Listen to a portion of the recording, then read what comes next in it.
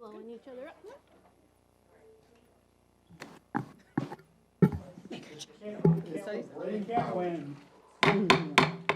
Whoa. I'd like to call to order the City Council meeting of October 7th, 2026. Before asking the clerk to call tonight's roll, is there a motion to excuse Councilmember Sweet? So moved. Second. It's been moved by Councilmember Falcone, second by Councilmember Black to excuse Councilmember Sweet. All those in favor, please say aye. Aye. Any opposed? Motion carries 7-0. City Clerk, 6-0. Thank you. Councilmember Tim Chizen, Here. Councilmember Black, Here. Councilmember Falcone, Here. Councilmember Pascal, Here. Deputy Mayor Arnold, Here. Mayor Curtis. Here. Our study session tonight is on 2 items. First, we'll receive an update on the Kraken Iceplex and the Community Center. Second, we'll receive an update on the speed limit setting policy. We expect to reconvene our regular meeting at 7:30. City Manager. Okay. Thank you, Madam Mayor, Deputy Mayor, members of the council. So, as I said, we have 2 topics tonight. We're going to hopefully have about 45 minutes of each topic, but we'll keep an eye on that. To make the presentation tonight, we're going to update you on what's happening with the Seattle Kraken partnership discussion. Our presenters are going to be our Deputy City Manager of External Affairs, Jim Lopez, and our City Attorney, Darcy Eilers. But as you saw in the packet, there's a list of all of the staff working on this. There's a dozen or more folks who have been working really hard, and this represents a lot of their work. So appreciate all the team, but these 2 are going to give you the presentation, and others are all standing by to help if needed. So with that, Mr. Lopez, take it away. Thank you, City Manager, Madam Mayor, Deputy Mayor, and Council. It's great to be here tonight presenting on the Kraken project. One of many presentations we've made. This is a continuum of that. And we're going to go through what we hope to be some of the high-level issues for your review as we move towards a very big negotiation session that we're going to have with them on October 14th, and we'll talk a little bit more about that. I'd also like, as the city manager noted, to call out Deputy City Manager Julie Underwood's here for questions about, particularly about the vault, surface water vault, and our Parks Director, Lynn Zwakstra, could talk in more detail about the negotiations we're having around the recreational center. Community Center. So, jumping into the agenda tonight, we have several items. Project context, we'll talk a little bit about the project context for folks that are coming into this new. It's a very forward-thinking public-private partnership. Our city attorney will talk about legal documents in progress. This is a big deal. There are several of them. It forms a lot of the substance of what we'll be talking about on October 14th, and it does form a lot of the substance of the issues that are outstanding that we need to come to a conclusion on. I'll talk a little bit about the partnership overview and the financial position. I know there's been several questions about that. We want to make sure everybody knows that we're working diligently to ensure both that the Kraken is a very solvent organization and that our agreement with them would be based on very solid financial grounds. We'll talk about the restaurant and the programming plan for the restaurant. That's a big deal for the community. I know the council. Of course, we'll talk about the negotiations around the community center. The community center, as you know, the Kraken is building that center at their cost, and it's a really interesting relationship we have with them because we are in the room designing it while they're in the room co-designing it and paying for it. So there's a lot to talk about there. And as part of that, item 6 is the costs and responsibilities associated with that. Just want to make sure we go through some of the details on that. I think that would be helpful. We'll talk about design adjustments, assurances, and risks. Of course, we talk about that stormwater vault and infrastructure, and then we'll have a timeline for you tonight. So let's jump right in. By way of high-level overview, the vision here is a high-quality community and recreation destination anchored by an iceplex and a dynamic community center. That is the true partnership. 2 rinks, a vibrant entity, the Seattle Kraken, very similar to what they do in Northgate with ice-related sports, adding on a community center for the city, if not the biggest, right up there in size as the biggest community center in the city. The structure of this deal is a public-private partnership. It's important, I think, every time we do these presentations to remind everyone that the Seattle Kraken is paying for this building. We bought the land upwards of $9 million. The city's clearly invested in this project. But part of the real essence of what we're talking about in this partnership is that the Kraken is footing the bill for the construction of the facility itself, including the community center, and we'll talk about what that means in more detail, because we're going to be buying the furnishings, but they're buying the actual they're building the actual structure of the building. And now we have financing associated with that. We'll talk about that. Our council gave us direction back in May to select the Kraken as both the developer and the operator here, and as an established framework for public benefits. We put all of that in a very public process. And all of the work that we're talking about aligns with the 2023 PROS plan, the Parks, Recreation, and Open Space Plan, which is very important. We took the learnings from our initiative around the pool in this area. We listened to the community about the need to reach out for public-private partnerships for recreational spaces, and much of the underlying reasons and justifications can be found in the very PROS plan that talks about the need for recreation. So that's the brief overview of the context of our project. Now I'm going to turn it over to City Attorney to talk about these critical documents and how they form kind of the infrastructure of the next steps of our negotiation. Good evening, everyone. We talked a lot about a lot of these at our last study session on this topic, so I'm not going to go into a ton of detail on each of them, but I wanted to put up a reminder, and we had in the packet a reminder about sort of the purpose of each of these documents. The agreement to lease, which you've seen a copy of, but has gone through a couple more rounds of back and forth. The ground lease, also you saw a copy of. We've gone back and forth on some terms.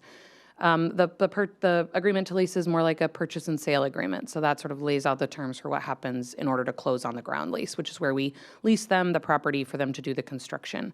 The agreement to lease also defines conditions for what that community center looks like, and some conditions about how we engage and they engage. And so then the ground lease is, we've confirmed with Kraken, they do want a 34-year term lease. We were sort of talking about whether they wanted fixed dates or what that term looked like. So a 34-year operating rights with some, building and some extension options, potentially with the city's sort of authorization. And then, so those two documents we've gone back and forth on, we believe we're pretty close on them. I'll talk a little bit more about this, but we do plan on bringing those to council, we think, at the first November meeting, so we'll give you some more timelines later. The development agreement we're still working on. We noted in the packet, I think, that we have an October 14th meeting of leadership and Kraken leadership and a council to negotiate and iron out some of the sort of what we believe are the final terms. So the development agreement we're hoping to finalize after that, because some of those issues related to signage and parking are going to be included in that. So the Kraken operating lease, that'll be if the city exercises its option to purchase. That's listed out as an option in the ground lease. And then, so the city would own not only the land, which we will maintain ownership of the entire time, but also then the building that Kraken constructed. And then we'll rent back to Kraken, and they'll guarantee that they'll rent it if we buy it through this operating lease. And we plan to line that, sort of structure that rent sort of in order to ensure that we can make those bond payments that we would have used to buy the building. And then also include the major maintenance reserve, which I noted in the memo, and you'll see in the documents when you see them again, we call CapEx. That's a sort of standard commercial lease term for capital expenditure accounts.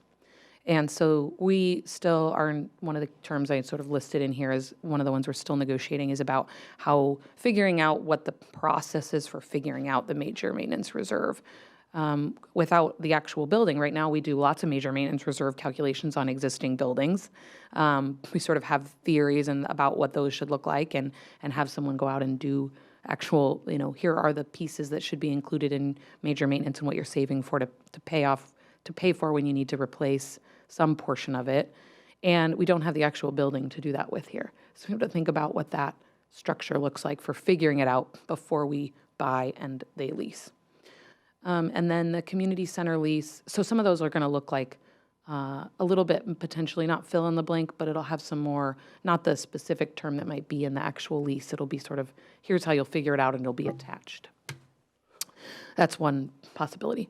And then the community center lease is if we didn't exercise our option to purchase and Kraken maintained ownership of the building while the city owns just the underlying property, then we would lease the community center. And we've noted before in several this has to be an option. This has to be sort of the first option under the statutory scheme that's statutory framework that's allowing us to build this through this partnership. if we proceed. And that community center lease is where the city would then lease a portion of the communities, the Iceplex structure, just that community center, but then with still sort of working out the terms for, and we have agreement on, but need to get the language in there about ensuring, full rights to access the primary open areas, the lobby of when you first go in on the first floor, and the bathrooms that are part of that community center lease. And then we are working on payment, what the rent looks like in that community center lease if the city were to pay rent.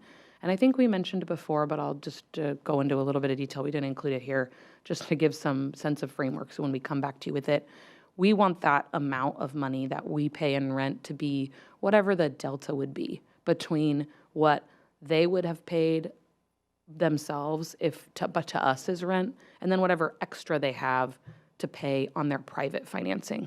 That our public financing isn't sort of, the lower interest rates on public financing aren't covering. So it's sort of not sorry, that was a little, I could see. It's like the difference between what, if we looked at both numbers, and we won't have specific details because we wouldn't have gone through the exercise at that point of trying to buy the building, but what the rough numbers would have been if we'd bought it and they'd been paying us rent, and then what they fully are paying on their own bonds that they had to get on their own financing.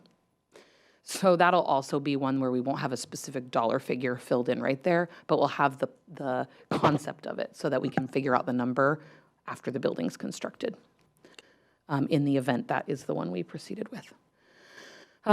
We noted in the memo a few items that we plan on discussing next Tuesday at our sort of charrette, our summit with Kraken.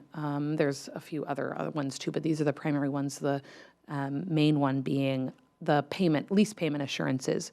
In the scenario where the city's bought the building, Kraken's leasing. We've talked before about the guarantee. At the time we came to you before, we didn't have yet a copy of the guarantee. We've received a proposed guarantee from them, pretty standard commercial guarantee.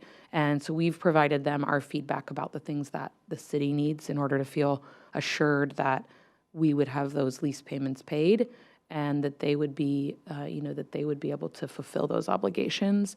And then we're also trying to figure out what the backup is in the event we had to actually exercise that guarantee. Because we've heard from all of you that it can't be that litigation on the guarantee is the solution if for some reason they were not making their lease payments, because we still have to be paying off the bonds in the meantime, and filling our major maintenance reserve.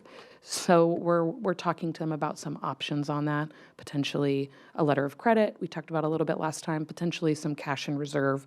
And so we're going to be negotiating with them about that on the 14th and trying to come up with some good solutions for covering those sort of two, the guarantee itself, and then covering the period if the guarantee ever actually had to be exercised and for some reason wasn't also being fulfilled. Sort of two failure points would have to happen for that to need to be used, but we're trying to provide sufficient assurance to the city that we'd be able to pay off our bonds.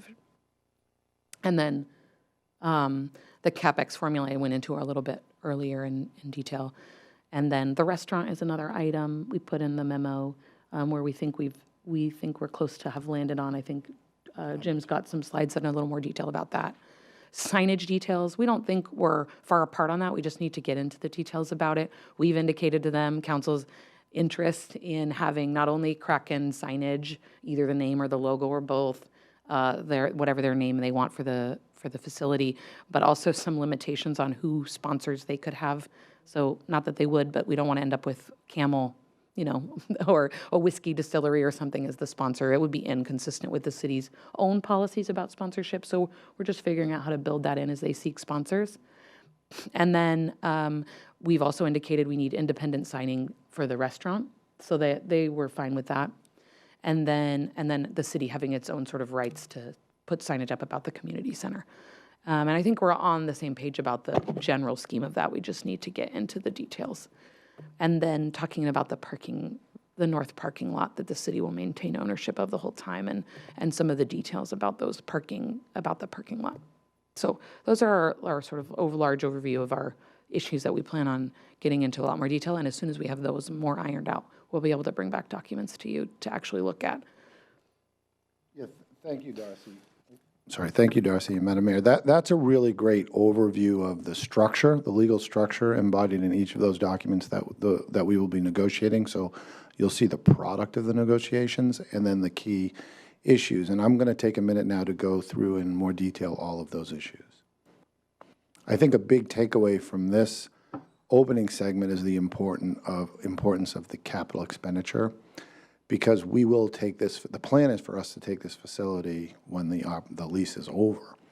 And that entire facility needs to be in good condition for the city, future generations for the city. It really is an asset that projects well decades out into the future for utility for the community.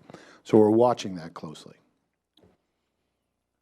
Okay, so let's start a little bit with the overview on the financial health and the financial position. It's important for us, I think, to start by saying we feel the Kraken organization is very stable and well capitalized, but we're taking nothing for granted. I put up a quote on Team Value, a public number of $1.6 billion. The Kraken is an NHL franchise. They're an expansion franchise. They're growing their brand. We feel very comfortable that they have more than enough equity to sufficiently cover the terms of the debt, but everything we are expecting to do would be verified by a third-party entity. It's the structure of what the city would be relying on with respect to their financial solvency would be, we would seek verification by a third party to do that. And we are going to talk with the Kraken about the mechanism by which we do that, an auditing firm, an accounting firm, to the like. So that's kind of like a fundamental interest-based agreed thing we have with the Kraken. Like somebody other than the Kraken needs to show us that they are solvent, more than solvent, to the point where we feel very comfortable about doing the issuing bonds for this deal. Now, a city attorney had mentioned this idea of a letter of credit or a reserve fund to cover several years of risk because litigation is expensive and there's risk associated with it. That is a point to be negotiated. We're coming to you very proactively about what the topics are going to be on the 14th. There's not an agreement on that issue. We think it's a way of being interest-based bargain negotiators to try to satisfy the city's interest in being secure. In that same space is the idea of negotiating around what happens should the ownership group actually sell the team. There are a couple of iterations of this. I don't think it's uncommon for local owners to sell to other local owners where the actual franchise and the brand stays in the local city. That we're kind of carving that out as one scenario by which, as long as the new ownership has the same financial bona fides that the Kraken have, it's a lot less risk for the city because the actual hockey team is here and all the infrastructure stays the same. We have recognized a very sensitive and different issue should ownership come in and take the team out of the state, out of the city of Seattle. And I'm told that the city of Seattle made that a huge priority when they made the deal with the Kraken in the first place. And the essence of that the security around that not happening goes deep into the relationship between the Kraken and Climate Pledge Arena. And that we have asked the Kraken for information that shows just how important and how structured it is to keep them here and the disincentives and the risks for them to leave. They've made it clear to us that it's really hard for them to even think about leaving Seattle. So our idea is to bring that information to you and make that a material part of our negotiations. So if, in fact, the team ever could overcome the enormous barriers that the city of Seattle has laid out, we, in our negotiation position, would insist that the general fund be paid off because we're not interested in having the franchise leave the state. So we're being very strict about that. But that's all part of the upcoming negotiation, and we feel like the Kraken has been pretty forthcoming about disclosing to us the extreme unlikelihood of that happening. We still, in our negotiation position, don't plan to take on any chances on that. I think I've put up here in this slide, should the new ownership decide to relocate, an entirely different protocol comes in and we'll seek to get all of our bonds paid off. So we've been interest-based around these very important guarantee issues should the city be floating the bonds to fund the project that the Kraken pays for out of the operating lease. So let me stop right there and see if there's any questions about this. This is probably the biggest issue that we have moving into October 14th, the structure of the guarantee. Councilmember Black. Yes. Thank you, Madam Mayor. Who's signing the letter of credit or the guarantee? Well, we've put forth that as an idea. I think the city's position is the very highest level of Kraken ownership should sign that. Right now, the Seattle Hockey Partners is the entity that is the Seattle Kraken. They are the entity that's in the legal documents, Seattle Hockey Partners. That we have negotiated and asked for a higher level than the ownership that owns Seattle Hockey Partners to be part of that guarantee, and we're negotiating on that. I think they're called Slapshot. Okay, so they're the Seattle, what'd you call it, the Seattle Hockey? Hockey Partners. Seattle Hockey Partners has an ownership group made up of multiple owners with different shares through an entity we believe is called Slapshot. Slapshot. I think it's a reference, yes. And so the idea, maybe this hasn't been fully ironed out. The idea is that Slapshot, with a certain number of limited partners, perhaps, would be the one responsible for fulfilling the guarantee. Well, I think in our world it would be both, but yes. All entities associated. Well, for sure. So, yeah, so the hockey company sits in first position. The ownership group sits in second position. That could be one iteration, Councilmember Black, yeah. Okay. I mean, we don't need to sort of rehash the importance, or maybe we do need to rehash the importance of this.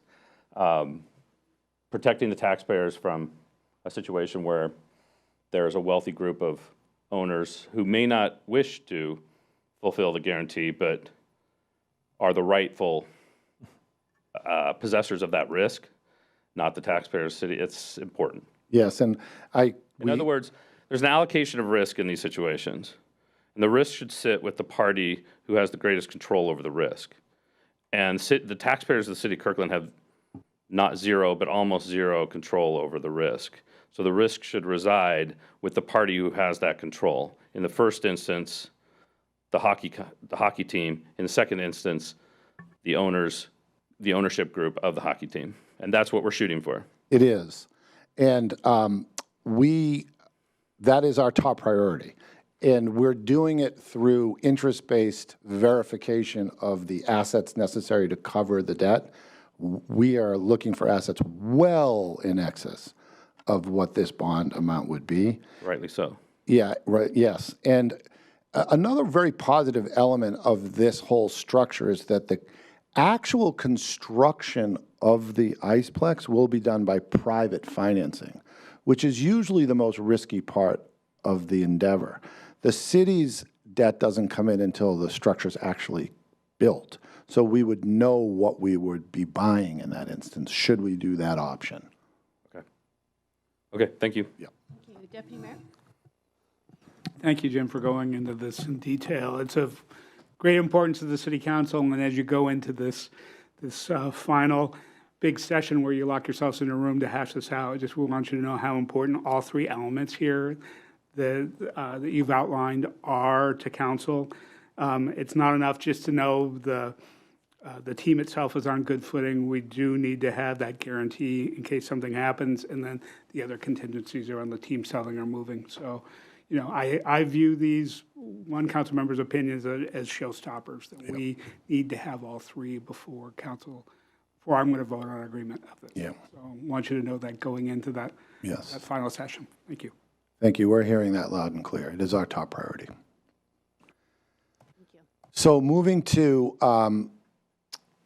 the restaurant and the programming plan for the restaurant. So let me start by saying we are in agreement, and this is a very important point, I think, that we are in agreement with the Kraken Group that the restaurant has to be a standalone draw to the community. It can't just be an appendage of the ice rink. It has to be a destination where folks want to go for a meal, and this is on their list of options. The atmosphere has to be sufficient for that. The food has to be the size. There's going to be a bar, and we have gotten that energy from the council.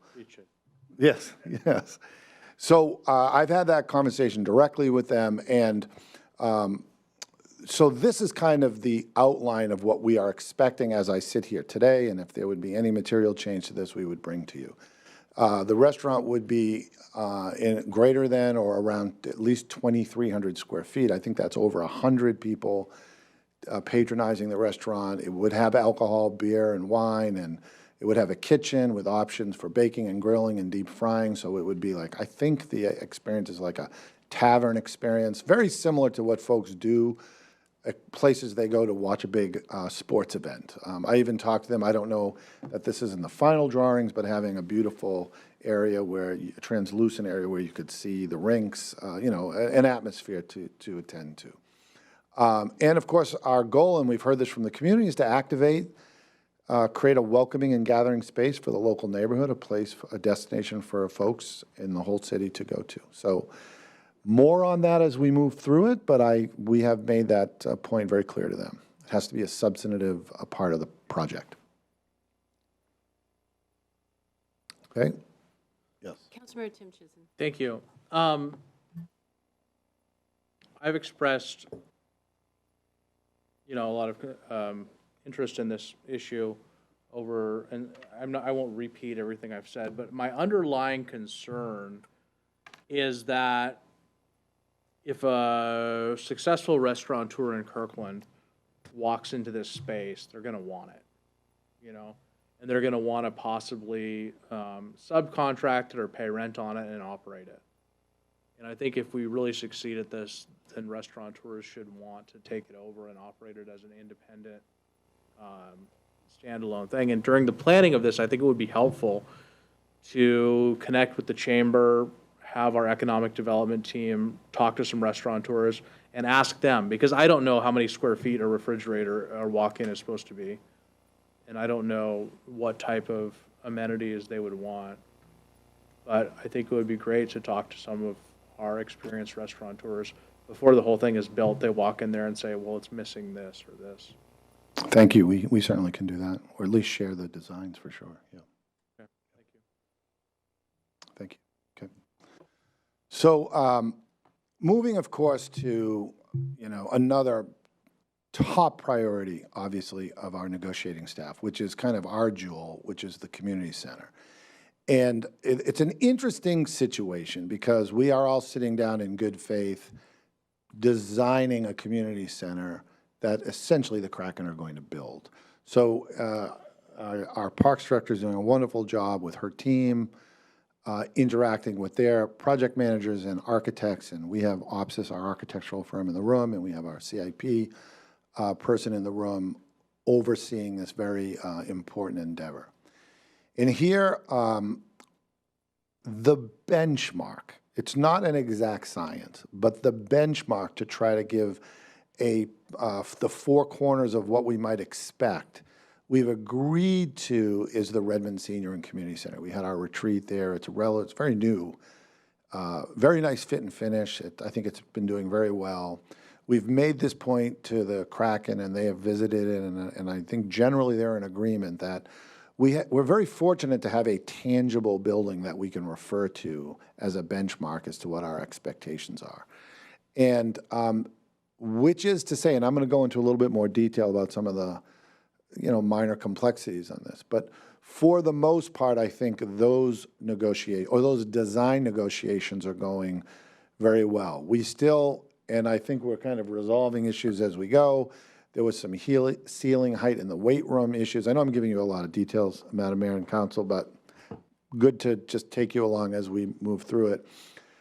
Some air handling unit placements. We really love this nano wall with glass systems so you can see through them, and dividing walls with acoustic quality. I think our design, as you know, is extremely utilitarian. We've heard a lot of feedback from the community that we want to get the most of every square foot, and it's going to be over hopefully over 12,000 square feet of use for multiple purposes. And our team is working closely now with the Kraken team to try to realize that vision. And I think if you think about that work, you kind of have to bifurcate it, because our team is working very proactively on these design and aesthetic issues, but there's also a parallel track around permitting. And we have to be careful not to conflate the two, because there's very specific permitting issues that our design team isn't working on, and I'm going to talk about those in a minute. But I think generally speaking, our professional group, including OPSIS and the Kraken's professional group, have made progress towards a vision of what this community center would look like. Yep. Any questions? I see none. I'm learning more about ceilings every day, and that's a good thing. So I think it's also important to take just a minute to let everybody know, and this might just be me taking too many minutes, but just to take a minute to let everybody know how this is working, the relationship is working, and what I would humbly suggest is such a favorable thing for the city. The Seattle Kraken is building the core, the shell, and the tenant improvements. For the most part, generally, they're building the things that are secure in the building, and that includes mechanical, electrical, and plumbing, up to a standard. Now, there are going to be conversations about should the city want to do something like build an extra big emergency generator or something that might be bigger than you normally would do for a city purpose that is greater than what might be expected. There may be an expense for that should we want to do that. And that's kind of like the visioning that's going on. Is there something that we want to embellish on now that we have a wonderful community center being built? Do we want to add on to it higher than what might be a standard? And those conversations are happening. There's not a lot there, but just in case there is, I just wanted the council to know that because it's such a big endeavor and there's such an opportunity for us to make investments in the future, it's kind of similar to the vault, the surface water vault. When we see that there's a project going on, can we leverage the fact that it's going on to do some additional public benefit? And in this case, I think there was some discussion around emergency management facilities and the like. But the foundational point is the Kraken is responsible for constructing the community center, including the tenant improvements. Now, we're responsible for furnishing and equipping the community center, the TVs, the desks, all of the furnishings that go, and that's not an insignificant cost, but it is not the building itself. I was told, I think colloquially, that we're kind of responsible if you turn the building upside down, the things that fall out. It's not an exact science. There may be some things that we pay for in the fixture, but that's basically what we're talking about. And I think it's important for the community to hear how we interact about that. And we're very excited about that, and we're doing our best to stay in a very reasonable standard, which we feel we are. And again, I think we put in the cap expenditures again. It defines major maintenance and cost sharing. I think Darcy very appropriately pointed out we're working very diligently to create a clear, transparent formula for ensuring that capital expenditure schedule for a building that doesn't exist yet. And just maybe helpful to the public that's listening, when we were talking earlier about the community center design and the restaurant and the packet, there was an attachment with some of the excerpts from the last schematic design that we have. So the public's welcome to go and look at the packet and see those materials, sort of easy to access if they wanted to see what some of those look like. Yeah, and none of this is an exact science. There may be exceptions here or there with respect to what is a fixture or the like, but generally speaking, that is the structure. So I've actually talked a little bit about this, the design adjustments. So just like there might be that extra public benefit around an infrastructure that we want to build, there could be an enhancement beyond the Redmond fit and finish that we might want to put in. So there is the potential that we might want to do something above and beyond the call of duty that the Kraken says is a little bit more than what they would be expected to pay for. I think the general mood around this is very good. There are issues that we're working through. around where things are placed, staircases and other things. But generally speaking, it's good for us to let you know that there's this idea of we're building to a Redmond Community Center standard, and to the extent that we feel there's opportunities to go beyond that, we would likely bring to you for consideration. Thank you. Councilmember Black? Thank you, Madam Mayor. So Jim, I'm curious about this one. I'm curious how we're going to get to a level of certainty on what's in scope and what's considered to be extra. And I realize for purposes of a public discussion, it's the fit and finish of the Redmond Center. But what do we, can you spend just a couple seconds talking about what is actually wording in this contract that says this is the fit and finish, so that we are not inviting a dispute over what's extra? Yeah, one of the attachments that will be included in the agreement to lease will be thus, and likely the ground lease actually is the specific sort of details about the community center and the minimum needs we have for the community center. So as we're sort of talking about these design, where, so where the threshold is for what the reasonable expectation they had for community center, and then any potential extras, we'd come to council and ask about those things. We'll sort of, we've got the attachment that will lay them out. They won't be in like design form, but it's a sort of detailed list of things that will be the minimum requirements for our standard. Okay. And it'll be the exhibit. So essentially then project manager can go and after they're signed and executed, as they move further into design, have that as the fallback to, these are the specific requirements that we have that you need to meet. Okay. I can imagine perfection's is unattainable in certainty, but staff is feeling pretty confident that 90, I'm not going to hold you to this, but 93% of the time, it's going to be pretty clear to both parties what is extra and what is part of the fit and finish. And I said 93. I hope it's 99.99, and if it is, great, tell me that. But I also know that in these situations, it's really hard to get to 100% certainty. Yeah, and we've built in some sort of dispute resolution versions of, if there's a dispute about design issues, what's the solution for that, and how do you get to a final answer? Okay, so sort of an agreement to negotiate in good faith. Yes.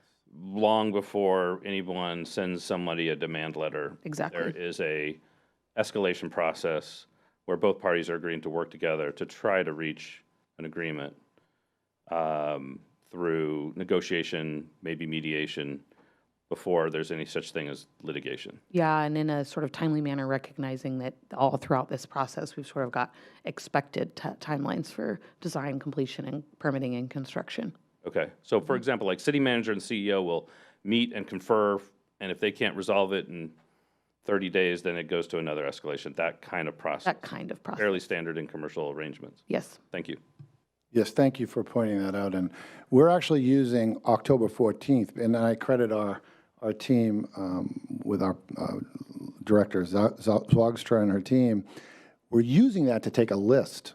We're not letting the paint dry, if you'll excuse the pun, on any of these issues. We want to get to them right now and use every opportunity we can to get our city manager and their executives in the room. Yep. So in this space, there are also permitting issues, different kettle of fish here. And we're working through some of these risks. One is fire access redesign and a possible retaining wall modification, some water system upgrades. There's some potential water line extensions for that area. It's under engineering review, and there's an issue potentially with a access road curb line with WashDOT. So different universe of issues, but we're being similarly proactive about them and trying to work through this. And I really credit we have a different team, a pre-permit application team working on this. I have a question, Jim. Yes. The WashDOT access road curb line adjustments, that is the middle road. And I understood that we own the property and the only thing that they own is the potential through access on the northwest corner. So can you tell me why they have purview on this access road? I believe that intersection is all part of WashDOT's limited access highway, including sort of the full intersection piece. So you need to coordinate with WashDOT before you're doing work in the limited access highway area.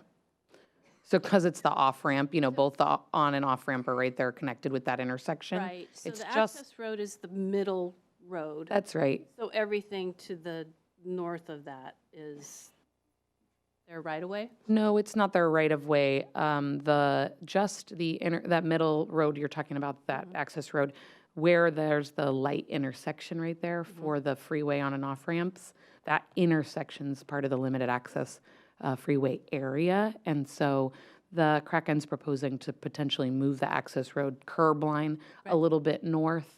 If in doing that, we have to coordinate with WashDOT because there would be working in that limited access highway area. And have we had any conversations with WashDOT yet? I don't I believe don't so. think so. We can stay close with you on that if needed. But it's not about their sort of easement, that ownership we negotiated when we purchased it about the easement. It's unrelated to that piece of it. Councilmember Black? Thank you, Madam Mayor. And would that conversation with WashDOT be a good time to start socializing the idea of extinguishing the easement? I know it's part of the 405 master plan, and so there's going to be reluctance, but. I would say that's not the group to have that conversation with, but that we'll have a lot bigger strategy discussion about the easement, I think, over time. Yeah. Okay, So. thanks. Thank you. Thank you. Good. Yep. Okay, so we also have this stormwater vault and infrastructure. Now, I'm going to turn over our Deputy City Manager of Operations. This slide is about our vault. The Kraken has to build one on their own as part of their project, but we see the potential to do kind of a more regional and inside the city, of course, benefit on surface water vault infrastructure, and we have a plan in place to move forward. Really excited to present the potential for having a good sizable amount of this vault paid for with other people's money. So, however, it is a federal a grant. So there, as you all very well know, lots of strings tied to that, Buy America, things like that. So that is just something to kind of keep in mind. But the project is estimated to cost about $6 million, and the grant could fund close to 4, so 3.7. It's called a forgivable loan, but it functions like a grant, very similar to other grants. We pay up front and we receive reimbursement. So that is how it would function.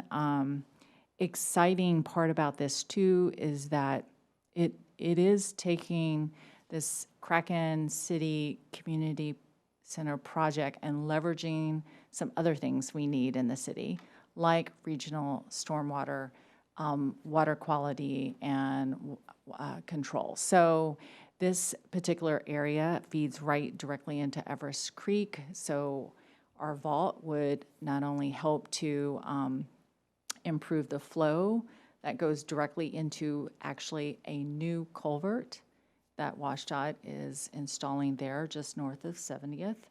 It would help with that and, of course, help with water quality. The grant is looking to fund projects that, do you remember 6PPD QNOME? Okay, yeah. This is what this grant is really meant to attack, is that, and to treat that. So again, a good thing. We are looking at also, I would say, kind of in some respects, oversizing this again, because we believe it's going to treat more regional runoff as well. So I think it's a positive thing. And let me also caveat this, that, we'll learn more as we get into design. if it's less or a little bit more, but I believe the budget is around 7 million, but right now we're estimating the project around 6. Good news. Thank you. City Manager, I want to do a time check. More slides. 1 minute? More slide, okay. Oh, you think? Okay. Maybe. Yes. There you My go. last slide is a summary, just to reiterate that we absolutely hear and prioritize the direction of the council. Verified third-party financial statements and letter of credit for city assurance, including, as Councilmember Black notes, the very highest level of authority associated with those things, for the protection for our long-term fiscal security and public access. We talked a lot about the community center fit and finish. We have a whole team designed to do that, and they've been working diligently on that. The restaurant continues to be a top priority for the city. We continue to have conversations about that, including independent branding and independent access to the restaurant.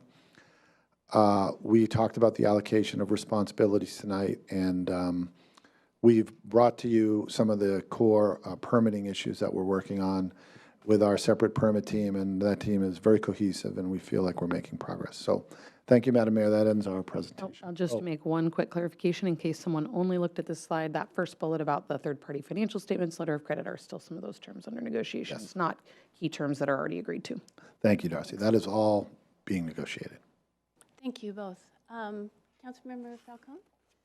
Thank you, Madam Mayor. Well, thank you, everyone, for this great presentation and update. I just have one question, another important item of negotiation for the community is what is going to be, in addition to the community center, what's going to be the community benefit for access to the ice for, you've heard me advocate many, many times, for those who live with a low income, but also for the average Kirkland resident whose tax dollars are, participating in helping make this happen. I know that we had a check-in a couple times ago on what that would be. Do we have any update on that? And is that part of the negotiations on Tuesday as well? It absolutely is a big part of the October 14th negotiation. There's 2 tracks on that, Councilmember Falcone.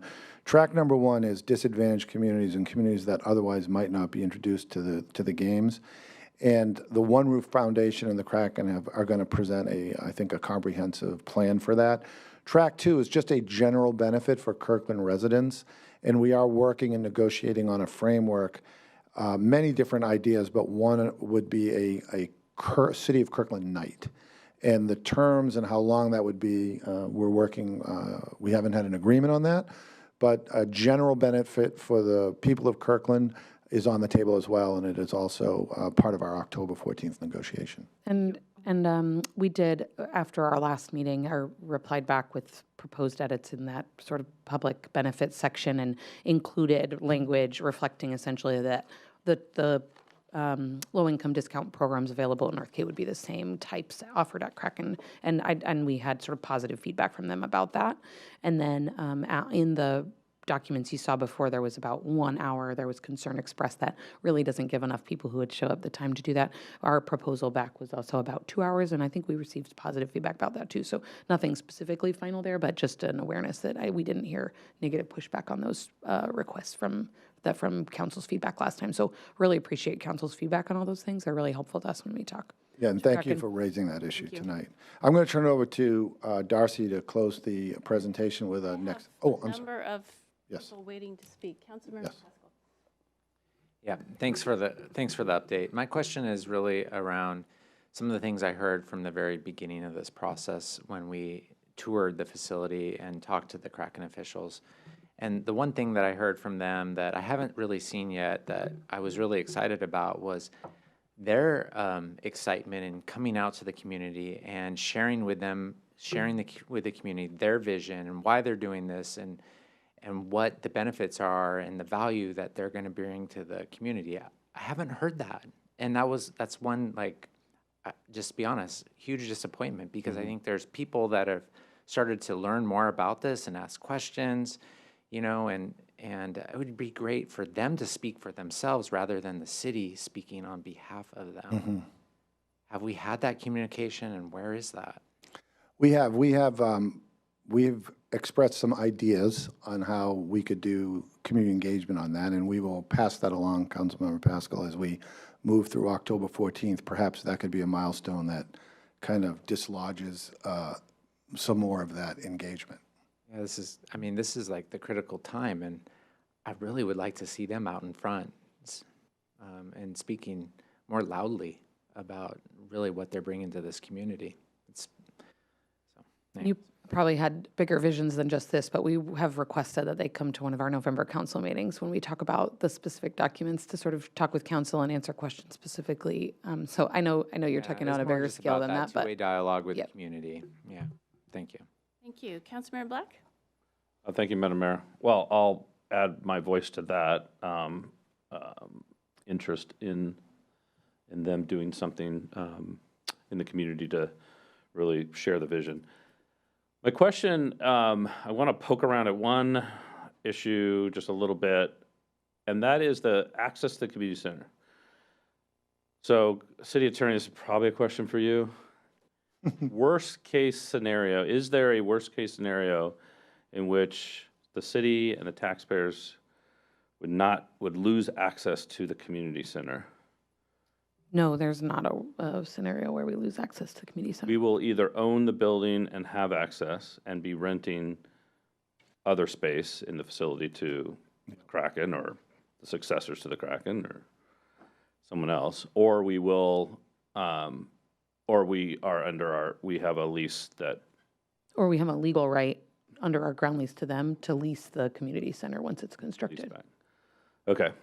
So even in even in an apocalyptic scenario, financially or related to sale and move of the company, there is a sale and move of the hockey club. There's no scenario where we will lose access to the community center that's been built by them. No. Perfect. Okay. All right. Thank you. They're going to even have a door that just our team can get in, so I don't think we get locked out even. Gotcha. All right. Thank you. We're worst case scenarioing. All right, I'm going to go to Deputy Mayor and then Councilmember Tim Chisholm. Great, thank you. First question on the storm, or comment on the stormwater vault. In reading the packet and talking about an ecology forgivable loan, my reading was state, and now you're talking that this is federal money. I should have recognized that the state is really the administrator of probably some federal grants here. I want to make sure that the vault is something that we would do regardless of that forgivable loan being available. This is a bonus and not something we're doing on the promise of this being a forgivable loan from the feds. Yes, that is correct. We would do this. In fact, I know it's been a while since the staff came and talked about the NPDS permit, but as part of that permit, we are required to mitigate 15 acres of existing development. So we would need to do this in some fashion or another. So it really does leverage our ability to meet the requirements of that permit, as of course, and as well as treating the water.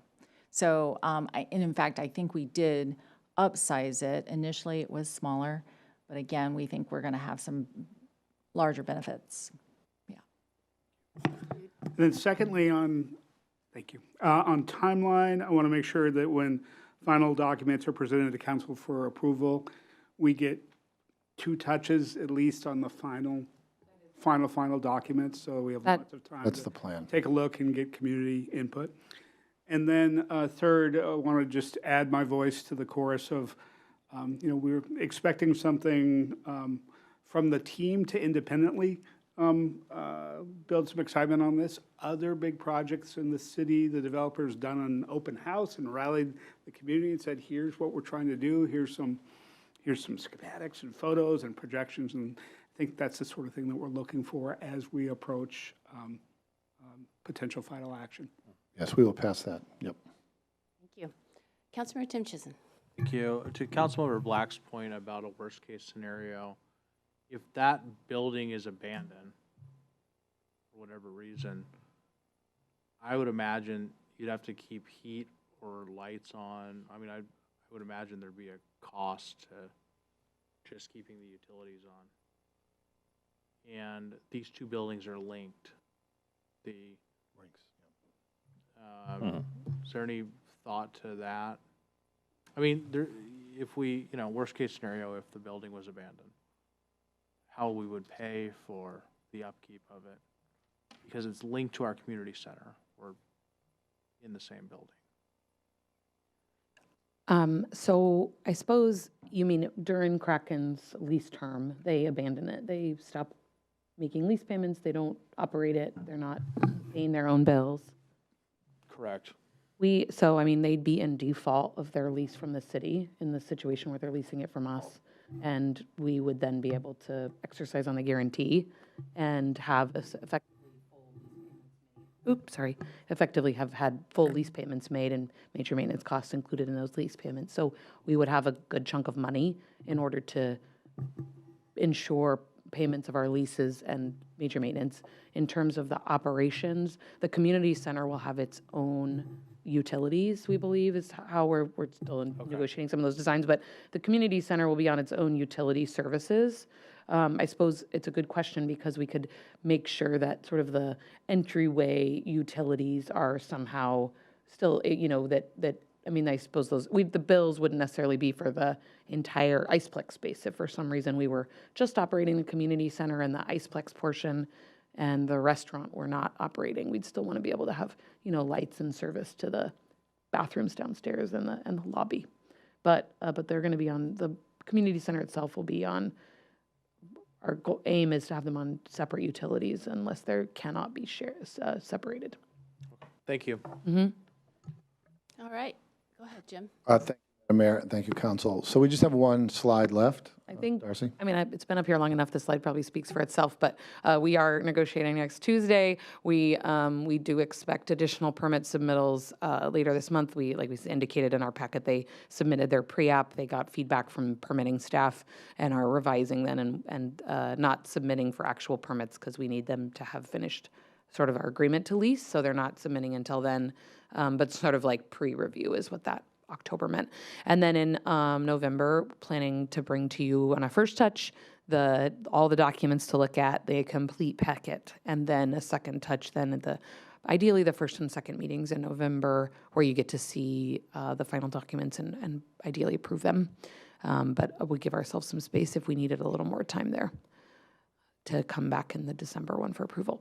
So and then separately from that, again, we sort of, stormwater vaults included all this because originally it was contemplated as part of Kraken's project. It's sort of separated and needs to be done on a similar timeline though, so we don't interfere with use once construction's completed. We're not digging around in that north parking lot. So they plan on working on that design more in 2026. I think Julie mentioned, of course, if we were going to go for any of that forgivable loan, that'd be debt issued by the city, we would be coming back to council. That's not something that's going to proceed without additional council action.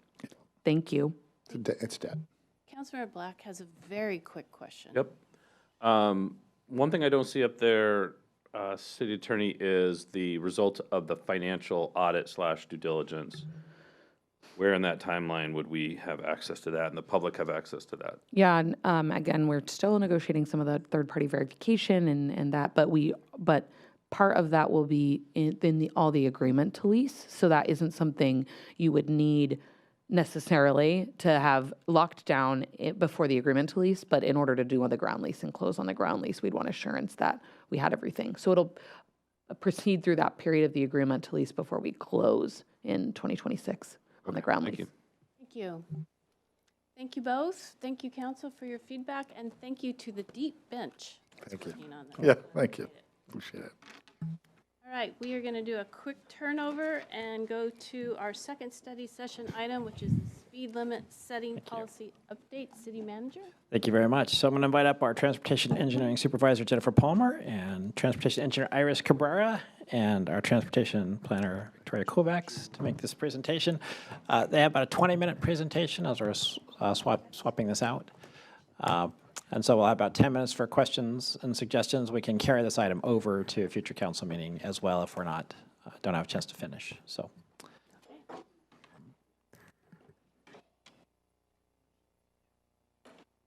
It's It's always tough when you're the second half of a study session.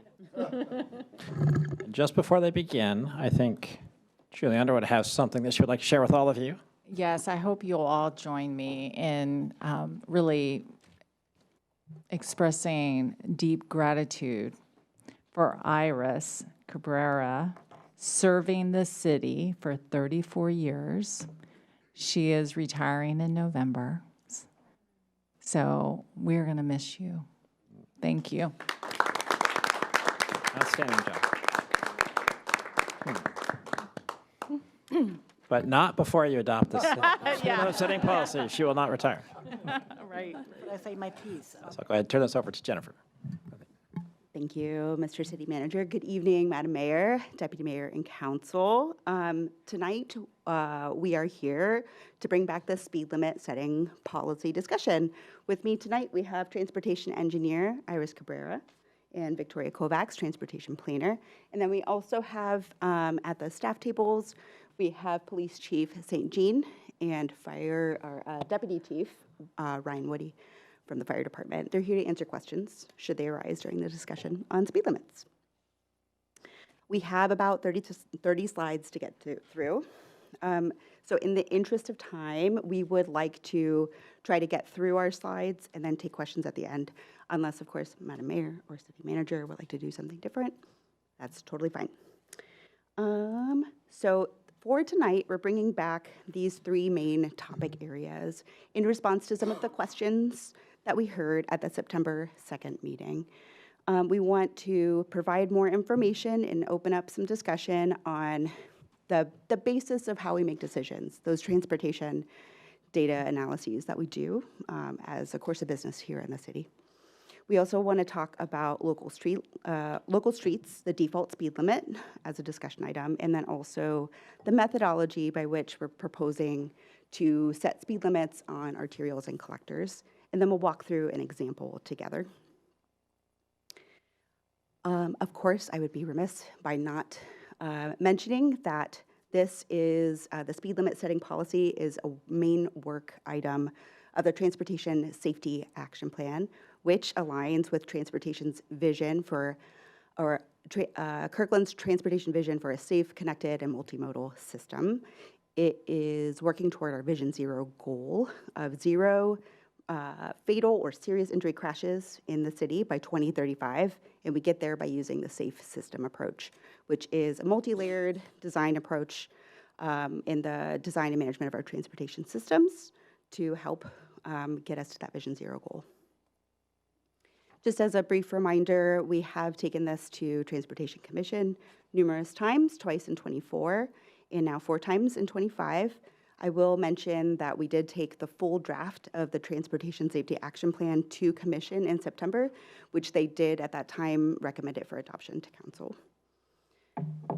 And then we do have, this is the 3rd meeting that we've brought this. We had a brief study session in July where we introduced the Transportation Safety Action Plan. This is in response to the business meeting that we had on September. We're here tonight for a study session. We plan on returning for the first meeting in November with the full KSAP document with an option to adopt. And if needed, we'll return on December 9. And I just wanted to mention here that the Safety Action Plan document itself must be adopted in 2025. And that's to comply with our grant funding. We've put a lot of work into the Safety Action Plan, which is larger than just the speed limit setting policy. We're very proud of our work there. And we need to get it adopted in '25. And now I'll ask Iris to speak more about our transportation data analysis and evaluation. So after being here for 34 years, I have a lot to say about traffic data. But I'm going to keep it short and simple for the sake of time. So the KSAP is a follow data-driven approach. So which means that the recommendations in the plans are based upon the result of solid analysis and evaluation of traffic data. So traffic data includes crashes, operating speeds, traffic volumes, near-miss analysis. So we looked into all of that. So we evaluated crash trends over a 10-year period. And the facts resulting from that exercise are very clear. The total number of crashes have gone down significantly during this period. There was a significant inflection point in 2020 because of the pandemics. In 2020, we experienced about 50% decrease in the volumes. So that pretty much impacted the amount of crashes that we had. Since 2021, we have seen a little bit of increase up to 2023. But by 2023, we had not reached the level of number of crashes that we had prior to the pandemics. The problem is that the number of fatal crashes have stayed the same.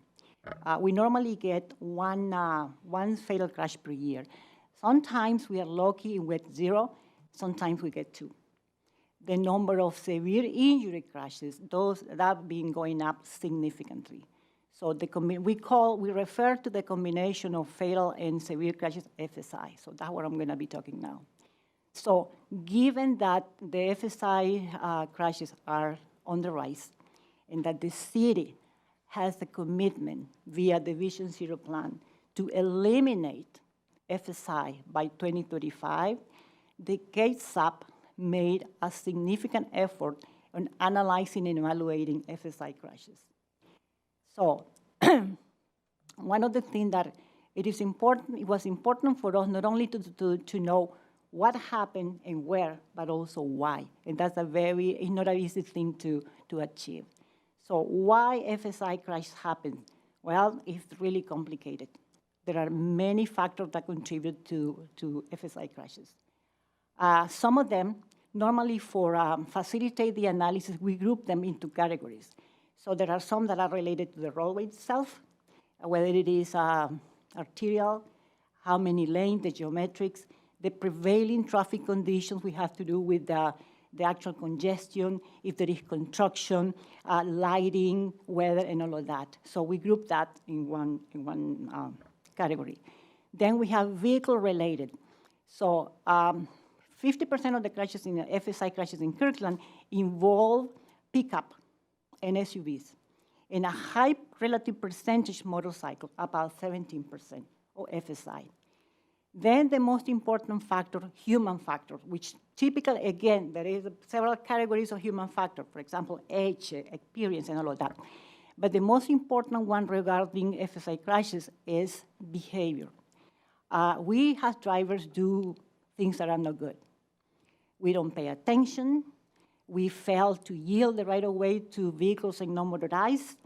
We drive while intoxicated, you name it, and we speed up. So, speeding. So speeding, which is what we are pretty much talking now. We all know that there is a correlation between speeding and severity. The higher the speed, the higher the impact, and you know it. So of all that, during the analysis period from 2019 to 2023, 23% of FSI involved speeding, pretty much, and 16% of all crashes, pretty much. Next one. Now, where those FSI crashes are happening? Well, primarily on arterials. 85% of the FSI happen on arterial, only 15% on local. Now, of those crashes, for example, 38% of the crashes that happens on arterials involve speeding. Now, you see that number there, 6 crashes on FSI crashes on local. And now, this is from 22 to 2024. This is the most recent data. So it looks like a big 15%, but it's only 2 crashes. I took a look at those particular records, and I know exactly what happened with those. Those happened on 136th Avenue between 132nd and 128th. There were motorcycle crashes that were going really fast on a segment of the road that had a warning speed of 15 miles per hour. The other one happened at a bend where the person didn't slow down as he should and hit a fence and got severely injured. So the point I'm trying to make here is that most FSI crashes happen on arterial roads. where we have 30 or 35 miles per hour. Next. Now, this is based upon speed data that was collected this year, at the beginning of 2025. And I mean, I have shown this to other engineers, and we have different ways of doing all this. Overall, Iris, stay close to the mic. okay, so of all there were 62 sites that we studied. So obviously it showed that overall, a significant percentage of on those crashes, a significant percentage of speeding is taking place. But if you look at it, pretty much on principal arterials, there is less speeding on arterials than there is on the rest of them, on minor arterials.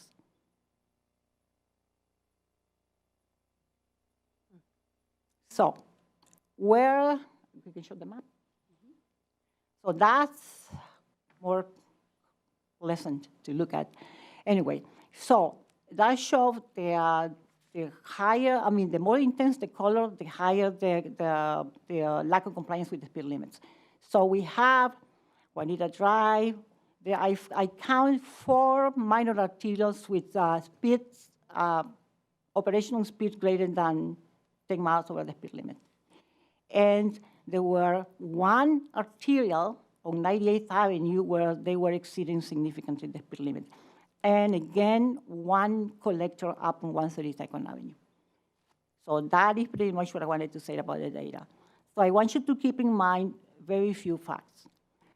Total number of crashes have gone down. Fatal, about stayed the same. Severity injuries goes up. Where do they happen? On arterial. And speeding is a factor, very much. And that's what I wanted to say. Thank you. All right. With that foundation in mind, we're going to move on to the issue of local streets and the default speed limits there. So when talking about the default speed limits for roadways, for local streets specifically, we already had a default speed limit for local streets, and therefore our speed limit setting policy update methodology really focuses on collectors and arterials. The standard operating procedure for how to do that study to justify what that speed limit is.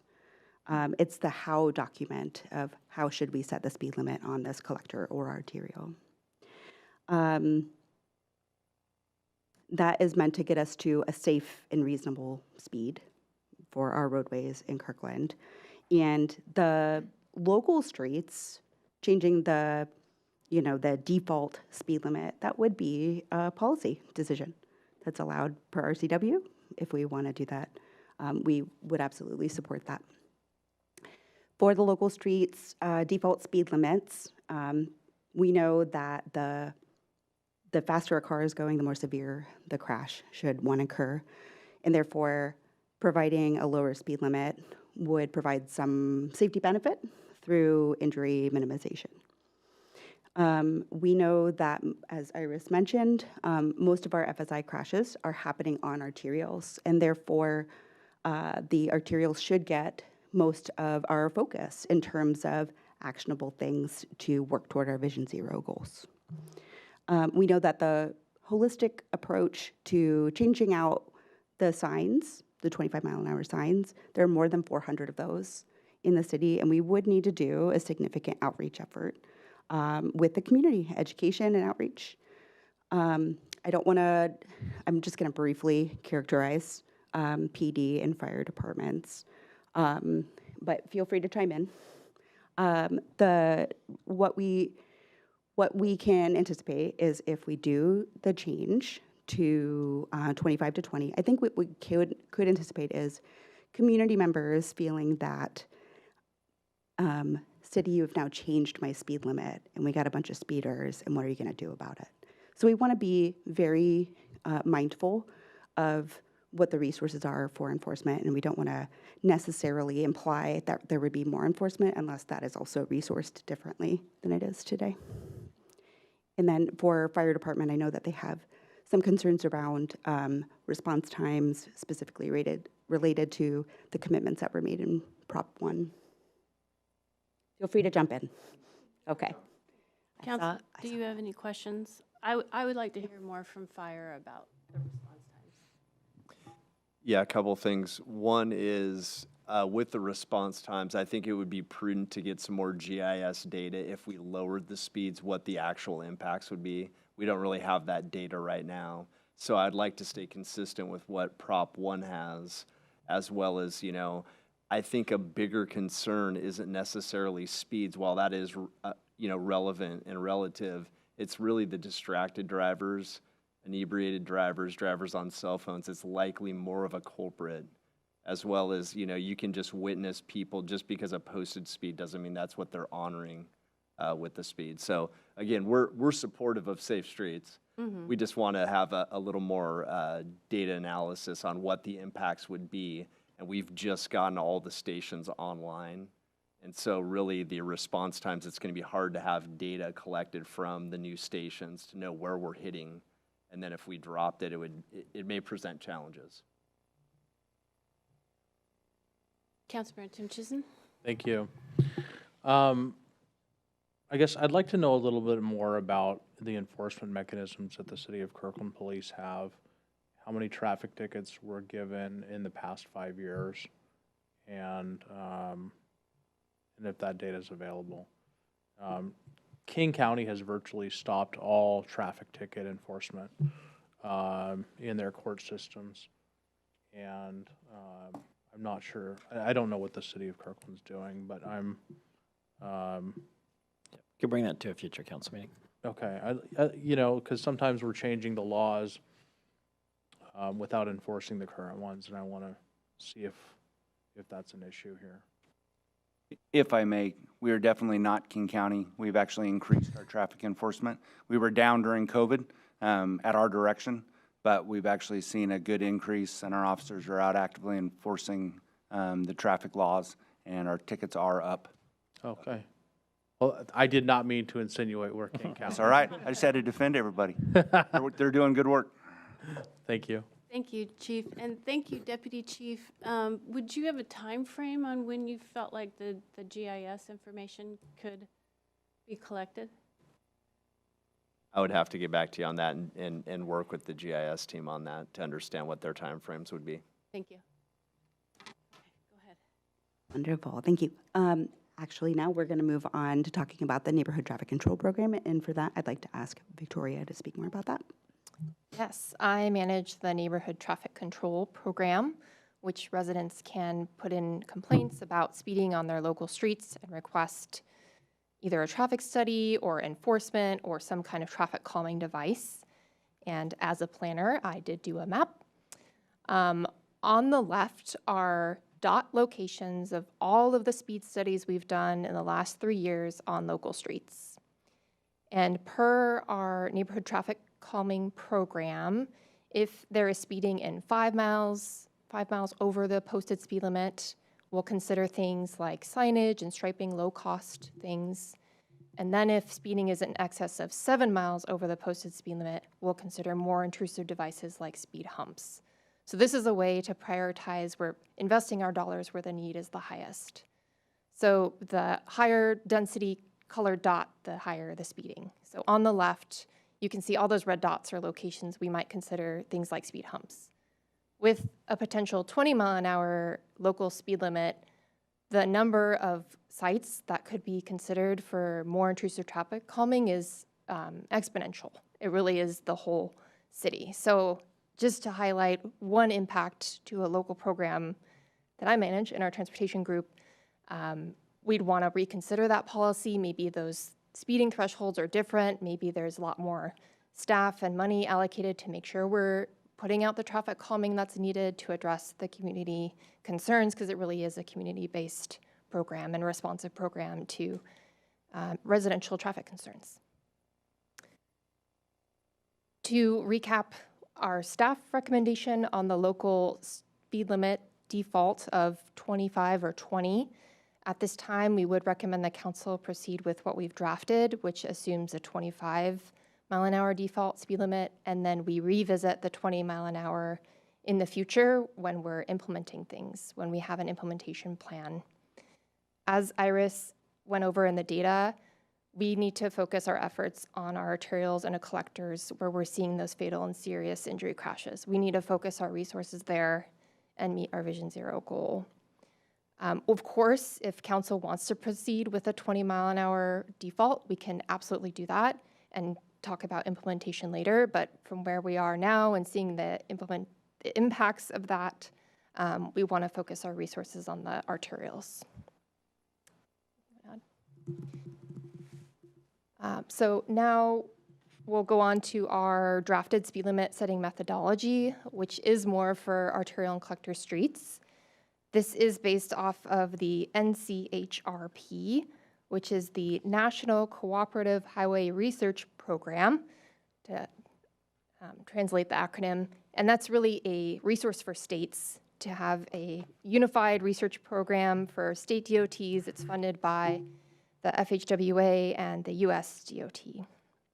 It is a safety-focused approach.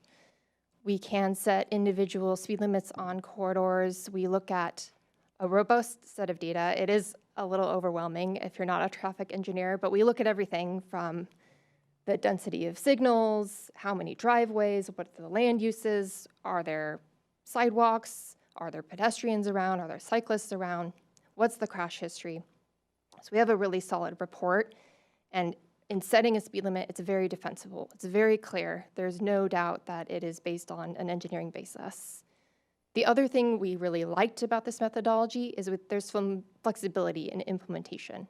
You could do one corridor, you could do multiple corridors, you could do a whole area. So not knowing where we were going with implementation, we went with this approach. Another approach that is out there is based on the NACTO, or the North American City Transportation Officials, which is another nonprofit consortium for research. And it's more of a default or blanket speed limit policy. So everywhere is one speed limit, or you might have an arterial and non-arterial speed limit. Like Seattle has 25 mile an hour, all their arterials, and then 20, all their local streets. That's it. The one drawback of that approach is you really need to implement it in a area-wide or city-wide basis all at once for user understanding. Make it understandable and clear for people to know what to expect when they're driving on a particular roadway. So because of that broad implementation requirement, and given the broad diversity of our streets, our arterial roadways have quite a bit of difference from, say, a dense urban environment in Totem Lake to maybe bridle trails. There's a lot of different land uses, densities, sidewalks and not sidewalks, bike lanes and not bike lanes, number of lanes, number of driveways, all those criteria just listed are very, very different. So for a reasonable approach, having the same default speed limit for both of those contexts didn't feel quite appropriate for us. And so that's why we moved away from this methodology. With that context setting, I'm going to hand it back to Jennifer to walk through an example. Just doing a quick time check. Yeah, we did need to wrap up at 7. I don't know if you want to go to the recommendations at the end, or I think this chart was in the memo. So. I have okay, so this was a request at the last council meeting, was to do the walkthrough of an example of how you set a speed limit on an example roadway. So I can skip or breeze through it, or just skip straight to the recommendation. What would you prefer? Council, do you want to see Deputy Mayor? I was the one that asked for a walkthrough, and I can follow up offline. Okay. No problem. I mean, there's a lot of animations here. Thank you. I might have shot myself in the foot a little bit. No, that's okay. It was really cool. Yeah. You're missing out a little bit, I will say. Can't wait to see it. I mean, I stopped just short of putting in like the zooming sound of the animation. I'm sorry. But you know, needs Be willing to must. do individual briefings if council members want. Exactly. I'll just make them like, phew. Okay, here we go. So our recommendation, okay, so just like pretend you saw a really cool example. Okay. And you just like loved it. Okay. Ooh, I was supposed to hide this bar thingy somehow. Did I do it? Okay. So our staff recommendation for the speed limit setting methodology is to adopt it as proposed in a future meeting. And then if council would like us to, we could bring back resolutions to lower the speed limits on 3 example corridors that we provided as part of the packet. The really cool example that you guys did not just see was Juanita Drive from the city limits down to essentially Juanita Beach Park. 132nd Street between 100th Ave and the I-405, and then Totem Lake Boulevard from 124th Street up to 132nd Street. Those are the three that we could bring a resolution for you to take action on in a future meeting. We'll return with a full case app and the speed limit setting policy document on November 5th. It'll have an option to adopt, or we can return on December 9 if needed. Just, again, a reminder that the Transportation Safety Action Plan as a whole does need to be adopted in '25. And then, if directed by council, we will also draft engineering studies and resolutions to lower the speed limits on Juanita Drive, 132nd, and Totem Lake Boulevard. And then, so we have these three questions for you. Does council support the speed limit setting methodology as proposed? Does council support staff recommendation to consider the 20-mile-an-hour default speed limit on local streets as a part of a subsequent speed management plan? And should staff return with resolutions to reduce the speed limits from 35 to 30 on Juanita Drive, Northeast 132nd Street, and Totem Lake Boulevard? And with that, I'll welcome questions and discussion. Thank you, all three of you, for the presentation, and I apologize. I'm sure you spent a ton of time on those slides. So, council, let her know if you want to see them. So, questions? Who wants to go first? Or comments? Councilmember Black? Thank you. Thank you, Madam Mayor. So thank you for the presentation. So I just keep going back to the original premise behind this, which is that the Active Transportation Safety Board, can't remember the exact name, Washington, y'all probably know it. It's in the memo. The Washington Transportation Safety Commission's Active Transportation Safety Council encourages local agencies across the state to lower their default speed limits from 25 to 20. Based on the memo and the presentation, which I appreciate, I do not feel like we have support in the city of Kirkland in the Transportation Department division for the idea of lowering default speed limits from 25 to 20 in accordance with the recommendation from the Washington Transportation Safety Commission. That was the original premise of this whole discussion. I've been beat almost into submission, but I'm not giving up. Where is our path forward? Where is City of Kirkland's path forward? Why are we so different than every other city in the state of Washington? Where is our path forward to lowering default speed limits from 25 to 20, given that experts all over the world, that's a little hyperbole, agree that at lower speeds, accidents have fewer serious injuries and deaths? Help me get there I'll go first. before I completely give up. Yeah, I mean, don't give up. So Councilmember Black, I want you to know that we are supportive of it, but it's a question of when, and it's a question of how for us. So it's not necessarily not ever, it's maybe just prioritizing it along with our other needs in the city. And then also, we can adopt this now, and then we can change the policy next year, or whenever we want to come back to it. I don't think that is outside of the realm of possibility. Thank you. That's actually going to be one of my questions. Is there anything that prevents you from first quarter of next year revisiting the 20 miles an hour change? Not one bit. Nope. So that might be the path, one of the paths forward. Well, to my colleagues, I've provided a policy framework for this to the Transportation Division and the Public Works Department. It's not going to be a surprise to my colleagues because it's similar to what I discussed at the last time we had this conversation, was that we would set a council policy of a intent to reduce speed limits from 25 to 20 in local streets and from 35 to 30. There would be a release valve whereby transportation engineering judgment through an agreed upon methodology could be used to say, in this particular case, because of system safety or public safety or first response, it's not justified. I I don't know what to do with that, honestly, at this point. I don't know what to do with the policy framework that I shared earlier today, because it doesn't seem to have any traction whatsoever. I don't think that's what we were hearing today. So my recommendation, since we're coming back again in November, we have 3 weeks before the next meeting, maybe a possibility to develop some options for how we might address that in a way that can get us to the plan adopted by the end of the year and still get council direction on when and how to approach the 25 to 20 mile an hour speed limit. Because I think we do want to give you a little bit more information, but I do think there's some policy mechanisms we could create to get us there, or at least bring to council discussion and decision. So Okay. between Well, now and we're short on time. I will share my framework with my colleagues, so you have it too. I shared it with staff earlier today. That's where I started at coming into this conversation. Is let's look at a default principle. Let's establish that as a council policy.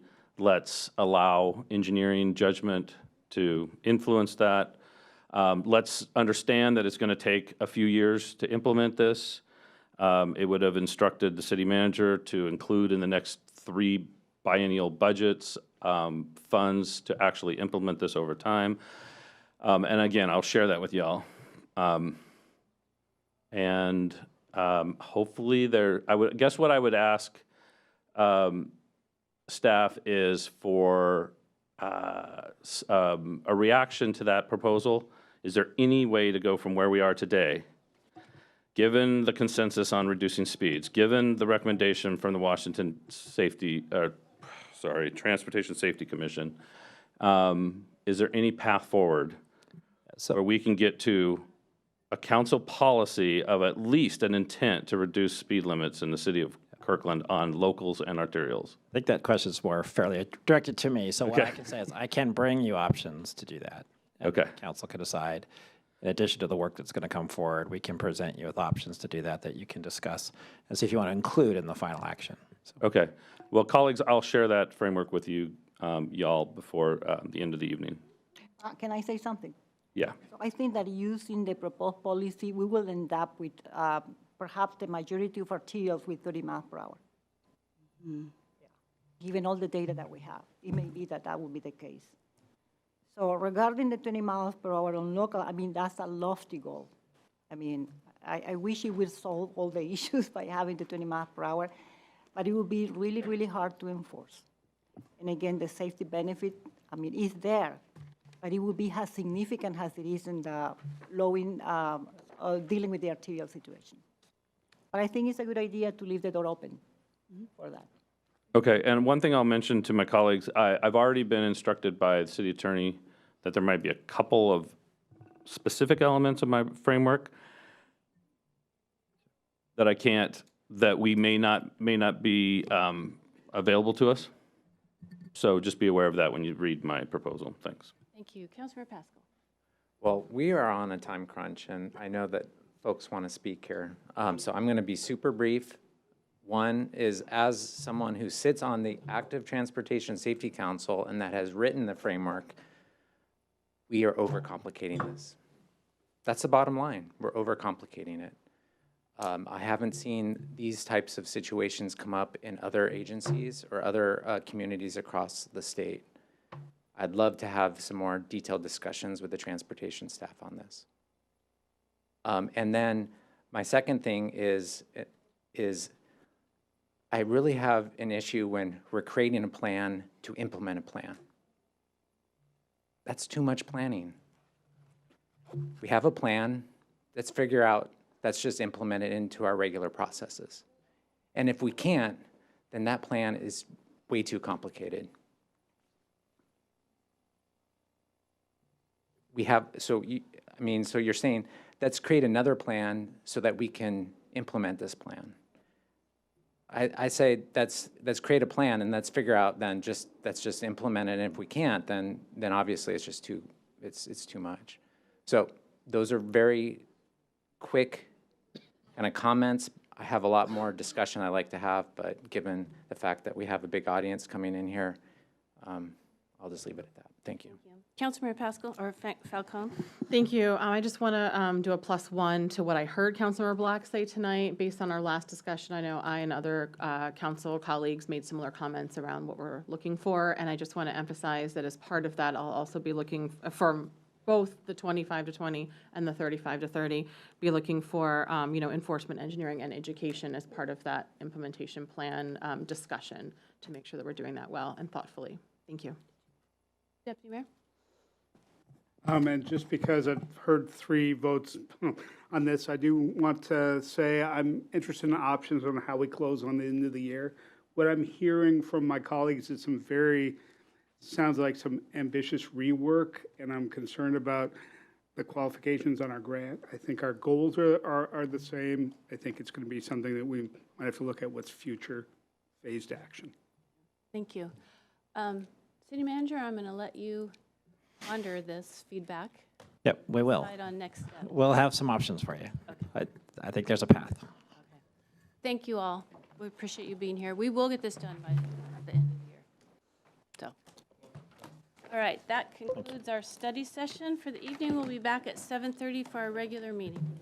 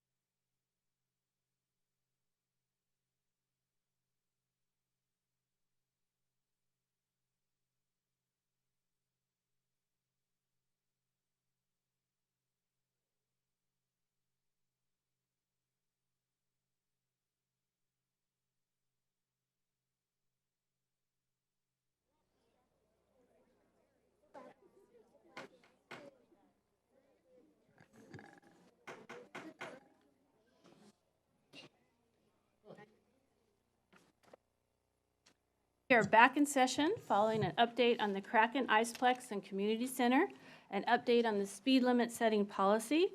Before we begin, I want to acknowledge that Councilmember Sweet is not in attendance tonight, and her absence was excused by council earlier tonight. We will start this evening with honors and proclamations. Deputy Mayor Jay Arnold will be reading the proclamation. City Manager. Okay, thank you, Madam Mayor. We'll be declaring Monday, October 13th as Indigenous Peoples' Day in Kirkland, Washington.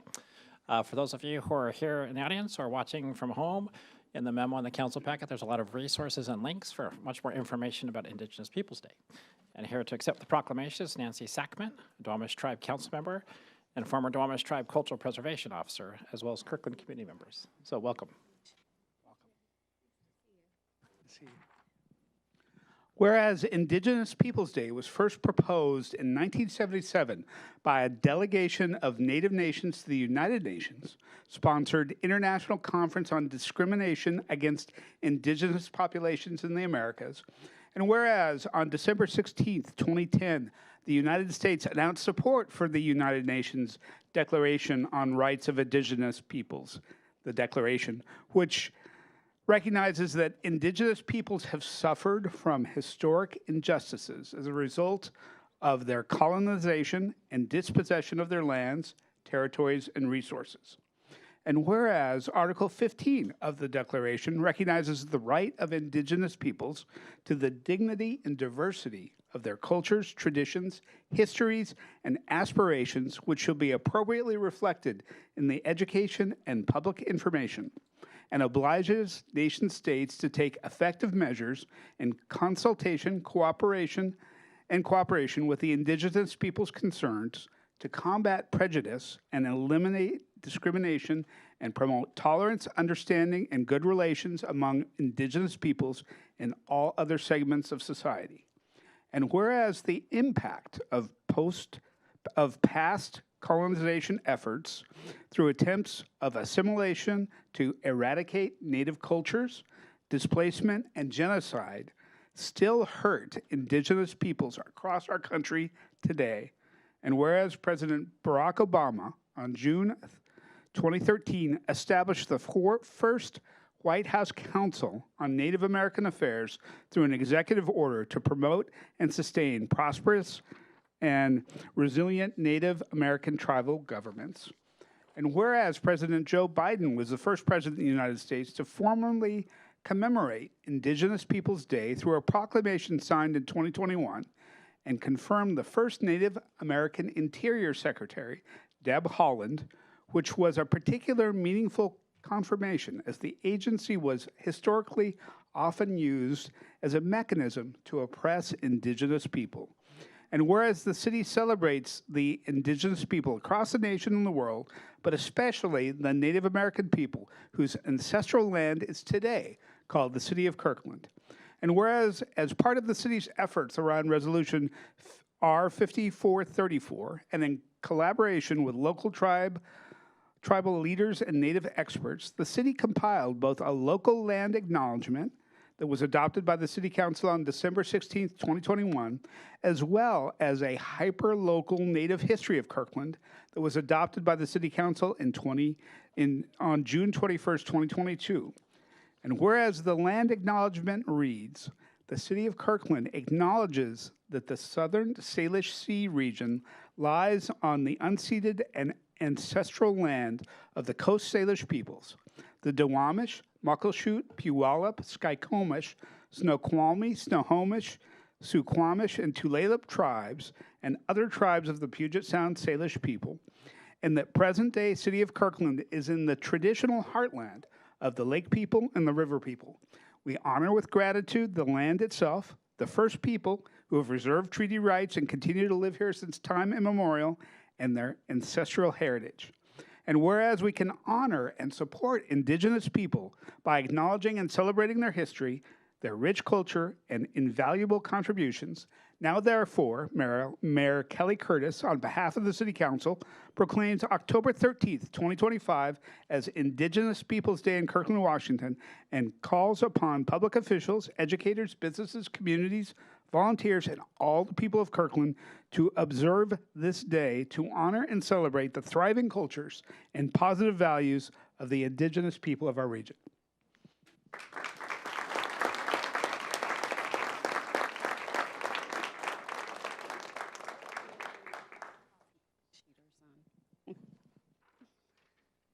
Gwidsiaya, Seedsta, Kakala H, Seedsta, Nancy Sackman, Duke Dewapsh, Tublu Tubhu. I just said my name is Nancy Sackman. My native name is Blackfish, Kakala H. I am from Juanita Village, which means red or ochre painted people. We are very near one of our other ancestral villages right here in downtown Kirkland, Statal, which means fathom or large longhouse. I am Nancy Sackman, councilwoman of the Duwamish tribe. I'm from the Sackman family. Next to me is Yvonne Griffin of the Tuttle family of the Duwamish tribe and also a councilwoman. I just wanted to say a few words to the city and citizens of Kirkland. We are honored to be here. We are honored that you acknowledge us. We thank you. We thank you, citizens of Kirkland, for acknowledging us and to take care of the city that you are in. You are now the stewards of our ancestral lands, and we raise our hands to you. Thank you very much.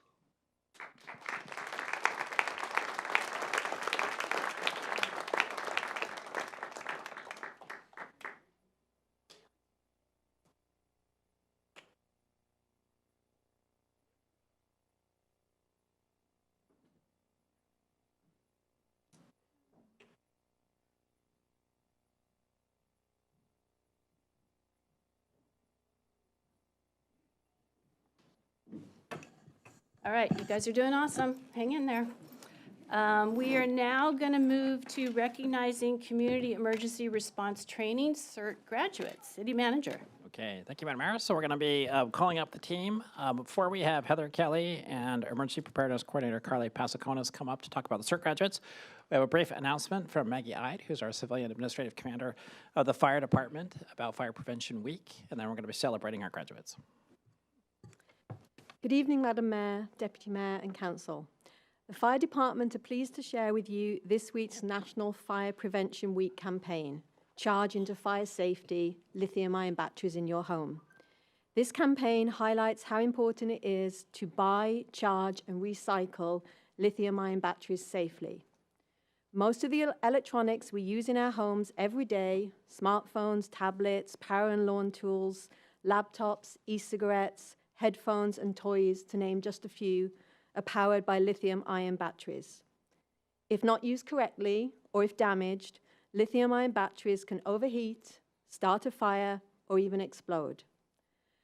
The Fire Prevention Week campaign helps people understand the importance of using these batteries correctly to prevent fires in the home, and to follow the buy, charge, and recycle safely approach.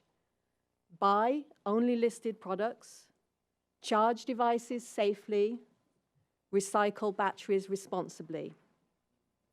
The Fire Department encourages all residents to be aware of their devices, follow the buy, charge, and recycle safely approach, and support this year's Fire Prevention Week theme, Charge into Fire Safety.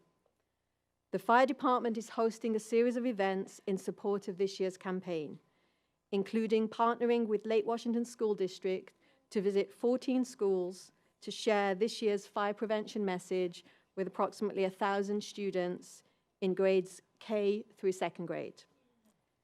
This week's visits will include information on the Fire Prevention Week theme, as well as education on exit drills in the home. Students will also receive educational take-home material on fire safety. Thank you for your time. And I have some flyers to hand out if anyone would like one.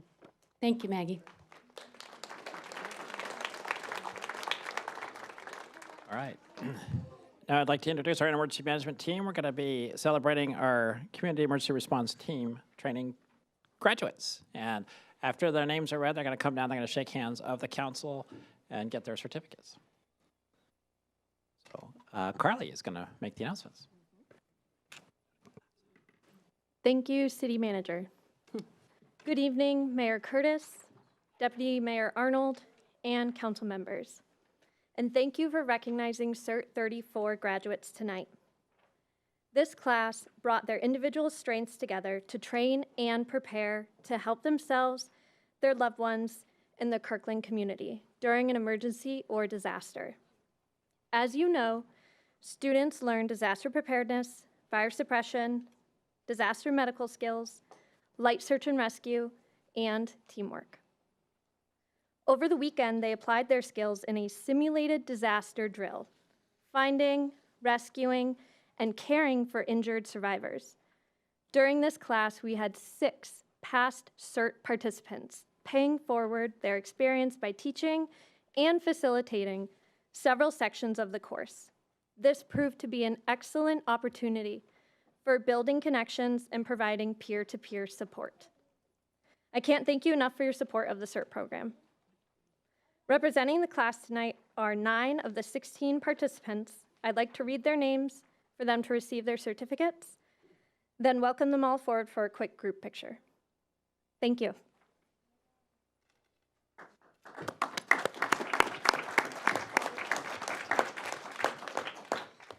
First, we have Roger Clark from Bridal Trails.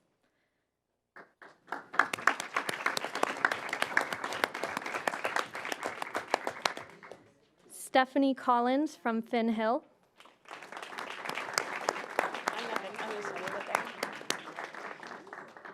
Kurt Dresner from Everest. Congratulations, thank you so much. Samin Fagri Nashiri from Norkirk.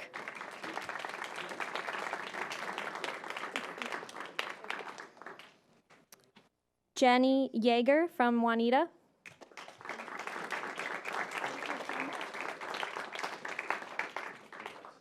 Teslin Mathis, a member of the OEM team.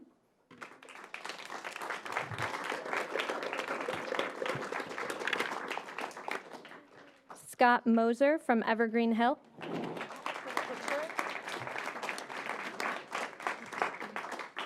And Tina Rush from Moss Bay. Thank you. And joining us is also Siddhat Gokalp.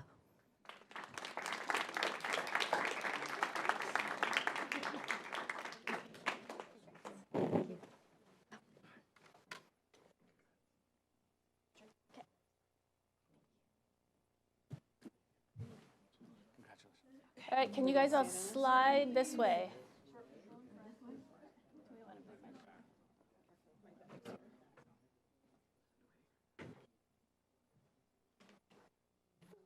Oh, I get to be in front? Sweet. Behind Kurt.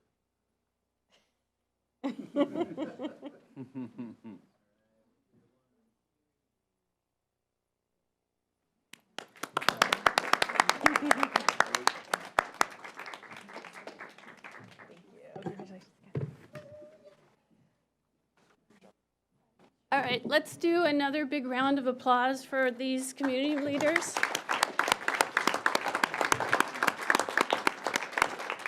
They have invested a lot of time in this program, and they may be who you turn to in a time of a disaster. So thank you all for your volunteerism and your community leadership. So you guys, again, are doing awesome. Now we're getting to the part where people get to speak. So I've got a long preamble to read. So pay close attention because this is your civics lesson. So this is a time in the meeting when we normally hear from public on matters that are not quasi-judicial or otherwise scheduled for a public hearing. We do have a quasi-judicial matter on this evening. It is item 9B related to an application by Northwest University for a master plan amendment relating to the Davis building. No additional testimony or public comment will be received on that matter as our quasi-judicial proceeding is a closed record hearing. On all other, we are now at items from the audience. On all other matters, please limit your remarks to 3 minutes. We provide up to a total of 45 minutes for our items from the audience, with no more than 6 speakers on a subject, regardless of their position. If you would like to address the council during this items for the audience period, please sign up using the online public comment instruction link or on the posted QR code in chambers. For those participating by phone, please dial *9 to be recognized to speak. Items from the audience is an important part of our business meeting, and we ask that everyone be treated with kindness and respect. We ask that you please do not clap or applaud or otherwise openly express your agreement or disagreement with the speaker. When that happens, even when being openly supportive of a speaker, it can be disruptive of the meeting and discourage others from sharing a different point of view. We discourage people from using obscenities and making personal attacks against others. And we ask that you direct your comments to council, not staff or other audience members. In addition, because they can be disruptive, signs and placards are not allowed in council chambers during our meetings, regardless of their content. As a reminder, state law does not allow items from the audience to be used for promoting, opposing, or discussing a candidate's campaign or ballot proposition. Kirkland prides itself on being a welcoming, respectful community. We want everyone to feel they belong in council chambers expressing their viewpoints. City Clerk, who do we have signed up to speak? Thank you, Mayor. Currently, there are 11 guests wishing to speak. We'll take the first 4 in this order. Paul Quinn coming in virtually, Chris Thomas, Alicia Quaco, and Tyler Litzenberger. Please approach the podium. All right, so we have Paul virtually first.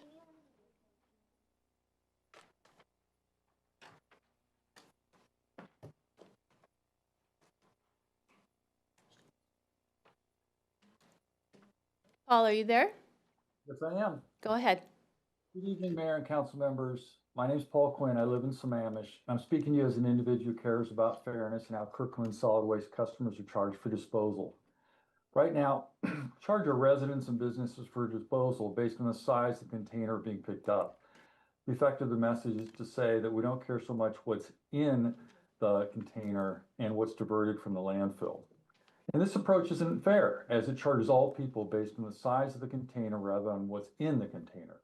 And we know this is wrong because our water, gas, and electricity charges are all based on what we actually use rather than on the size of the wires and pipes connecting to service. I've emailed you handouts. Handout number 1 shows a graphic of the trend of the monthly cost for garbage disposal for your single-family residences. And it goes higher and higher. And you recently know that King County is telling us that disposal charges to the landfill are likely to double in coming years. What's worse than the trend line is that it really doesn't allow residences or businesses to reduce their costs by sorting recyclables and composting food scraps because it's all the same based on the container size they have.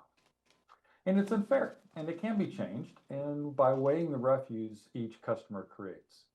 And to begin this change, I recommend a pilot program called Smart Disposal, which helps significantly improve cities' diversion rates. Smart Disposal is an innovation, not a company. Handout number 3 outlines how Smart Disposal works in some detail, and I'll now briefly describe it. So Smart Disposal weighs each container based on picked up by the hauler at the single-family home. The system uses postcards mailed to each resident, provides data specific to the resident, and includes landfill diversion rate per pickup, and how their use of the utility compares to others in their community.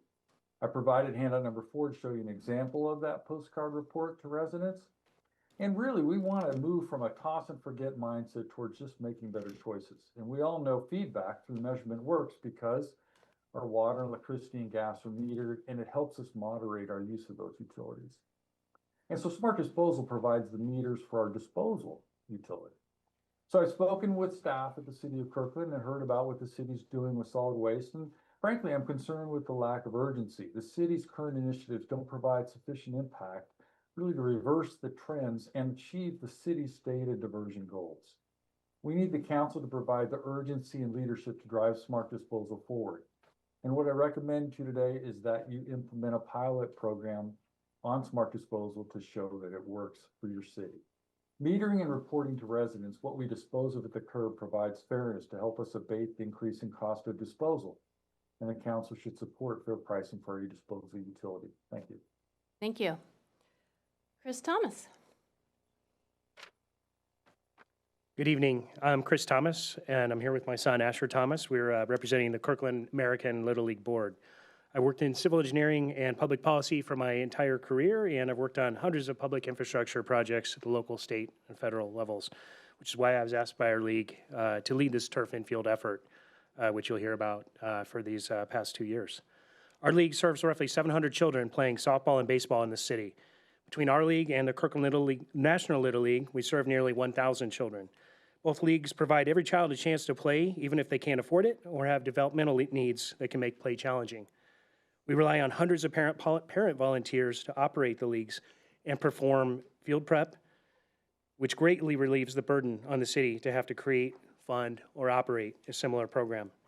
Unfortunately, unplayable field conditions prevent kids from using dirt infields during roughly 75% of our initial spring practices. Despite incredible prep by the parks maintenance team, we also postpone or cancel numerous practices and games in the spring and fall seasons, even on sunny days where we haven't experienced rain in over 24 hours. I've heard almost universal support from each of you on this issue, and you asked us to fill this room with passionate supporters because, candidly, in the past, I don't believe this concern was voiced as loudly by our board and by the two leagues as it could have been. That's why our leagues came out in full force to the Parks Board meeting a couple weeks ago and again here tonight. We're voicing how disruptive this can be for families, making them wonder each night, will my child play? Will a rescheduling happen over a weekend or a weeknight? Will that result in conflicts for the team and another canceled practice or game? Our league parents experienced this here in Kirkland long ago as children and are still immensely frustrated by it. I hope they can walk away tonight knowing that after a lengthy and thorough study process that we've gone through during the past year, that this will finally be addressed. I also want to voice a question I've heard once or twice before. Should we wait until we can afford multi-purpose turf fields and then benefit all sports that face this problem? I can tell you from my own experience with other youth sports that other sports in our city don't experience cancellations because we already have very well-maintained grass fields that enable sports to play through almost any weather condition. Unfortunately, it becomes a question of fairness for children playing softball and baseball. As you formally consider this, I invite you to ask, are the Kirkland girls and boys playing softball and baseball being provided the best opportunity to play at these city parks? Or are they disproportionately impacted? Unfortunately, we believe they are disproportionately impacted by our region's weather because here in Kirkland, these sports solely rely on dirt infield surfaces. These cancellations are a thing in the past in virtually every other community in this region because they've solved this problem with very common and inexpensive turf infields that I hope you consider tonight. After a long consultation with the city manager and park staff, Kirkland American chose to initiate a pilot project at Crestwoods 4. Speaking for Kirkland American, we're excited to see this pilot project funded so that Crestwoods can begin serving the softball and baseball needs of our children at each and every age level. We respectfully ask the city to advance funding for these two pilot projects so that these kids have resilient and playable fields that are on par with other nearby cities. Thank you very much. Thank you. No clapping, guys. You can clap outside. Alicia? Good evening, council members. Good evening, Mayor. My name's Alicia Quacco. I am the president for Kirkland National Little League. With me tonight, I have my son, Caden. He is 6 years old. He's been in the league for 2 years now. I am representing not only our Little League, but also all the moms in the room. Like most of the people in this room, I juggle work, school, sports for all of my kids, and right now, rainouts, muddy conditions, unsafe playing surfaces, they create so much uncertainty for those of us that are just trying to be good parents. By adding synthetic turf fields, we can give our kids more chances to play, more reasons to stay excited about baseball and softball, and more opportunities to grow in a safe and supportive environment. Turf fields mean fewer cancellations, less crying over canceled games, and more smiles on the faces of all of our players. At Kirkland National Little League, we're currently running fall ball, and every Sunday during fall, we run the risk of our games being canceled due to the rain, which also means lost revenue for the city because we are refunded if those games are canceled. As a reminder, it could be a super sunny Sunday here in Kirkland, but the games got canceled because it rained the night before, which means there's standing water on the field, so the field is unplayable. So even if it's sunny on a Sunday, we can't play that day if it rained the night before. I speak on behalf of the entire league when I ask for your support in creating fields that are not only consistent and reliable, but also safe and kid-friendly. Fields that encourage excitement, confidence, and pride in our community. Our youth deserve the best playing experience we can provide, and synthetic turf ensures that no child loses out on the joy of the game for bad weather or poor field conditions. When making the decision to support, please remember that we're investing in the future of our youth. I'm also the incoming president for the Kirkland Chamber of Commerce, and their board of directors have also voted to endorse the turf fields for both Kirkland National Little League and Kirkland American Little League. Kirkland is the only city in the surrounding area without a turf baseball field or softball field. So select teams are actually renting fields in Bellevue, Woodinville, or other surrounding cities, which means after those games, they're going out to eat in those surrounding cities. So this is an issue of economic vitality. They are leaving Kirkland, taking revenue away from small businesses because Kirkland does not have proper playing fields to accommodate the needs of the league.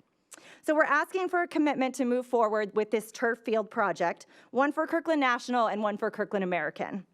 Every year we drag our feet on this project is another year that our children drop out of the league. We are asking that you be part of the solution, and we are asking that you support our children. Thank you. Thank you. All right, next we have Tyler. Good evening. My name is Tyler Litzenberger. This is my son, Kellen. He's 11 and be 12 next year for Kirkland National Little League. I'm talking from more like a coach's perspective and just getting some feedback from coaches that we've had in our league and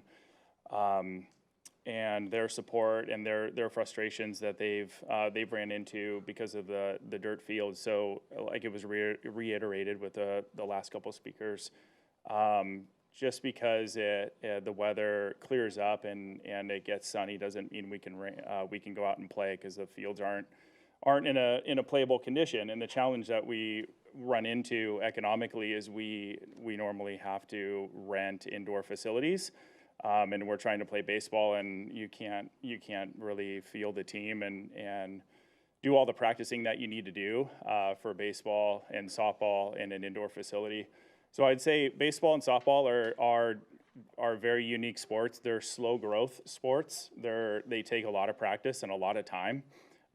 You have to do that outside. It's really hard to do that. We're already conflicted here with gets dark at 4 o'clock or 4:30 in the winters, and baseball and softball has extended into being almost a year-round sport. So we have seen that the multi-purpose fields have been utilized by lacrosse and soccer, and we see that there's millions of dollars that are being spent for lacrosse and soccer. Baseball and softball are lower cost sports, and Kirkland American and Kirkland National have a very low cost to entry and sometimes scholarship. So it's definitely a sport that we are limited to the fields that we can play on. We have to play outside, and we're just not able to keep up with the other cities and their little leagues and being able to play outside. So we're definitely supportive of City Council allocating some resources and dollars to turfing in these 2 fields. Appreciate it. Thank you. Thank you. All right, City Clerk. Thank you, Mayor. The next 4, Leighton Learman, Alexa Licata, Max Wolfstieg, and Junie Klaus. Leighton?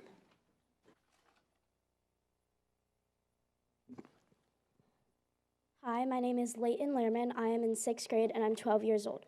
I myself do not play softball, but my brother does, and I've seen him have multiple rainout games.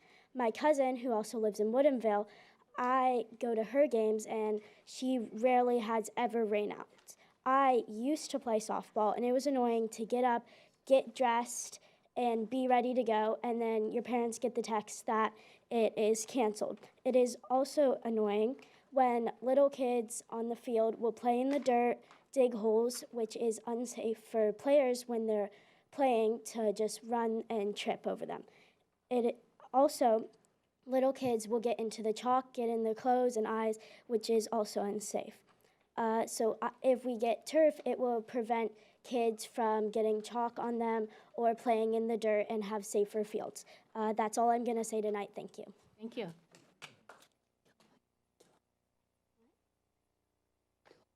I yield my time to Alexa. Nicely done. Thank you. Good evening, council members. My name is Alexa Licata. I'm a Kirkland resident and softball mom. My two daughters are sitting there, Elin and Serena. They are 12 and 9. I grew up playing Kirkland American Little League, so it's really fun to see them also play. Every season, our girls start full of energy and excitement, and every season, the rainouts and reschedules chip away at that momentum. We lose practices, we lose games, and we lose enthusiasm. Last spring, my older daughter's team couldn't practice for weeks because our allocated practice field had to be held for makeup games due to the rain. Imagine trying to build team chemistry or desire to play when you can't even get on the field together. It makes it pretty hard to show up confident and ready to play when we face teams in interleague play who have the opportunity to get coached at practices and not while taking the field to play their game. As a dual working household, the unpredictability of all of this is brutal. One last-minute cancellation due to rain means rearranging carpools, missing work meetings, and reorganizing an entire week filled with other activities. Not to mention disappointing the whole team of kids who are packed up and ready to play because these cancellations can come at the last minute.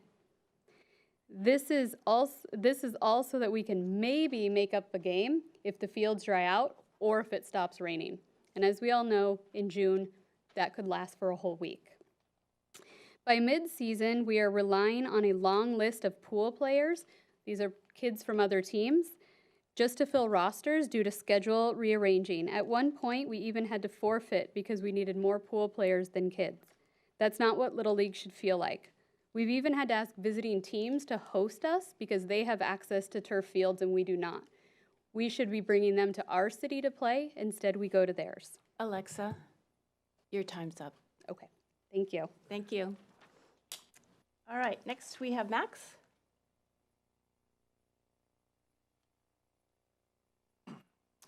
My name is Brian Wolfestig. Max is my son. Okay. He unfortunately had an academic conflict at the last minute and could not be here. I'm the current president of Kirkland American Little League. And as you've heard from many others that have spoken, this is a very important project, close to our heart. We brought out a lot of kids today. They speak for themselves, so I will yield my time to whoever's next. Thank you. Thank you. All right, who did we have next, City Clerk? Junie Klaus, followed by Alex Zimmerman and Phil Allen. Junie.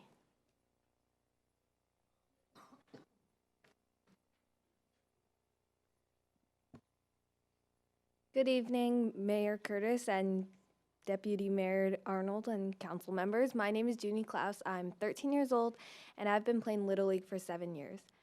This summer, I had the privilege to play in the Junior League World Series, and what I noticed when I played is that a lot of the different teams and players on other teams had access to turf fields or had constant warmer conditions so they could play year-round, and we don't really have that in Washington State because, as you know, it rains like 6 months out of the 12 months of the year.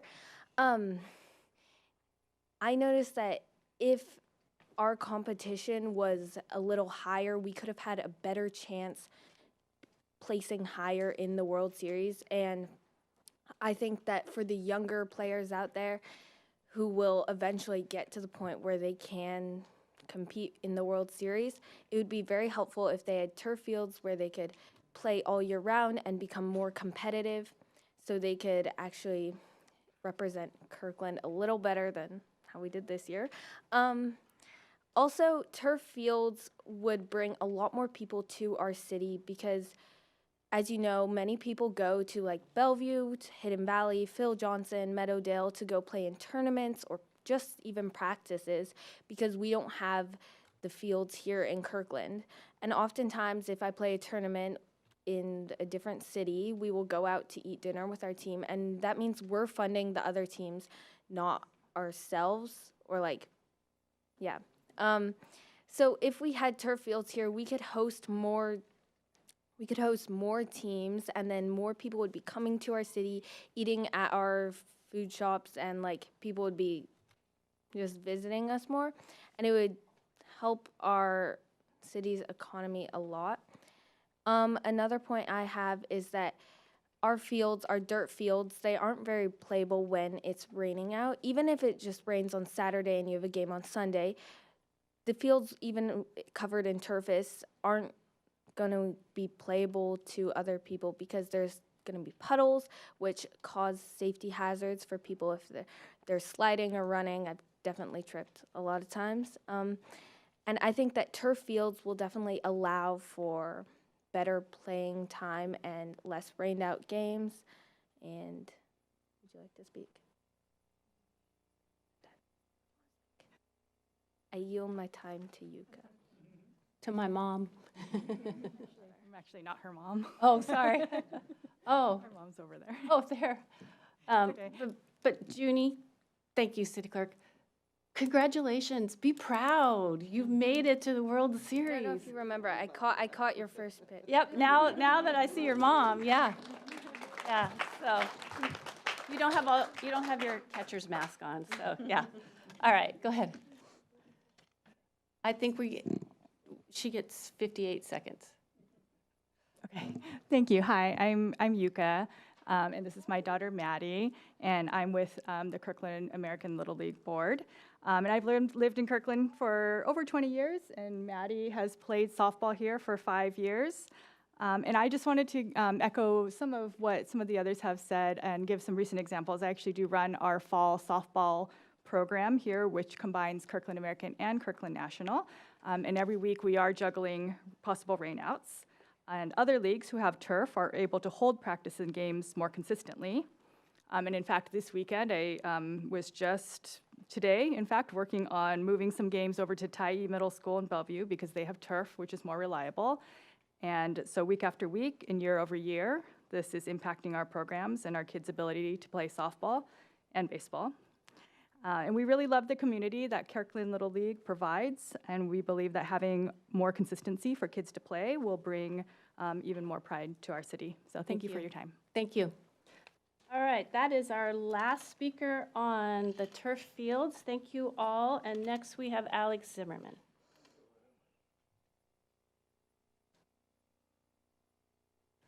Hi.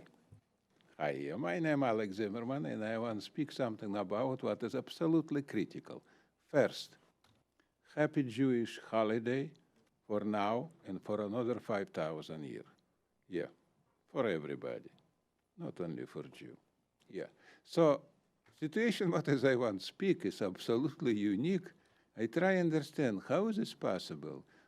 Your connection to Bellevue, Kirkland and Bellevue, you know what is mean, together in one basket, it's absolutely not possible. And I explain to you why. Because for me, Bellevue, what has terrorized me for 35 years, 5 times prosecute, and today is 7 October, you know what is mean? 2 years ago, Muslim terrorists kill approximately 2,000 Jews. You know what is mean? And today I want to speak about this too, because it's absolutely interesting, absolutely critical, yeah, for me. Kirkland, I like Kirkland, I'll be honest with you. You're only one who practically not interrupt me, don't give me one trespass. Everybody give me trespass, yeah. So, 2 years ago, when I start speaking about 7 of October, support my Jewish friend in Israel, you know what is mean? Mel Robinson, call police, and they arrest me because I support Israel. In situation what is we have right now, this is a classic anti-Semitism, what is open to everybody. You know what it means is because I'm a Jew, I cannot support my brother and sister, you know what it means in Israel? And she did this. It's very interesting, guys. But as I see around for 35 years in Bellevue, they prosecute me 5 times, have dozen trespasses, few dozen trespasses, you know what it means, and terrorize me, and I'm only one refugee, disabled, Jewish man who they doing this. How is this possible? How Kirkland can be together with this Nazi pig, huh? Nazi, German Nazi killed disabled people and Jew, and Bellevue doing exactly same, guys. You understand about you talking? And what did this happen in America?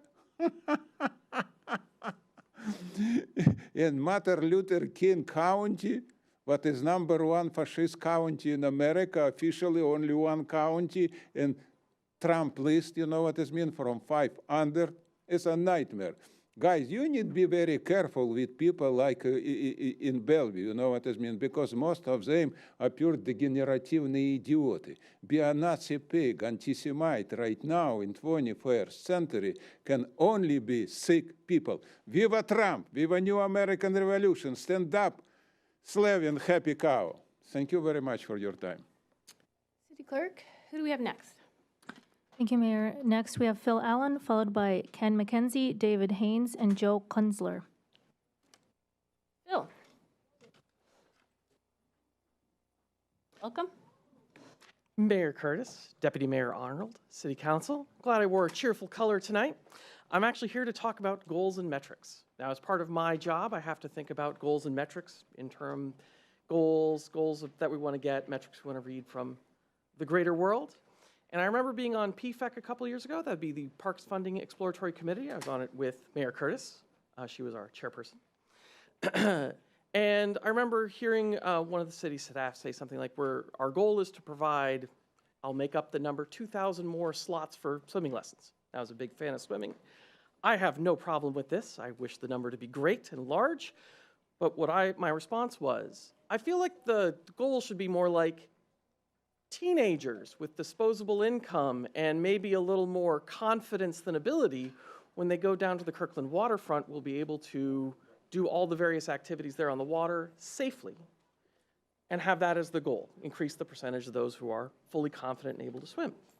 The response I got was, you shouldn't have a goal where you don't control the outcome. That struck me as a really odd statement. And it's not important who said it to me, but as I think through things, and I think of 2 years ago, Prop 1 as being the end result of PFEC. Certainly the then council passed an actual thing to put on the ballot. It's like, I think that those goals maybe didn't align with what was the goals for the residents, which maybe influenced the fact that it failed.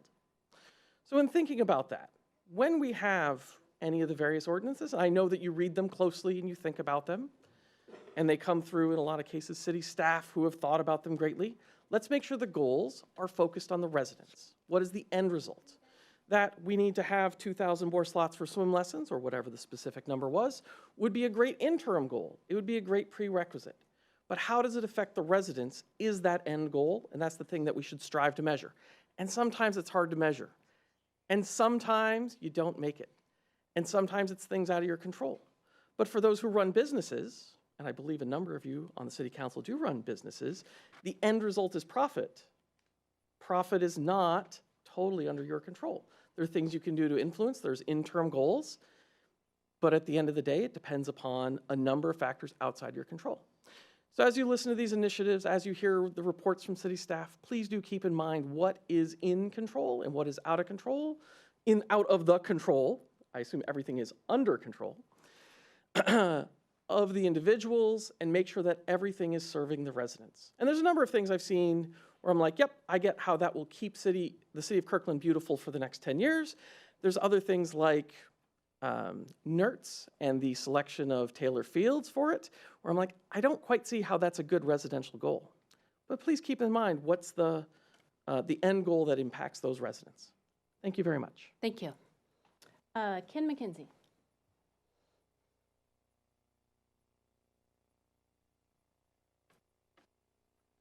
Good evening, Mayor Curtis, Deputy Mayor Arnold, and City Council.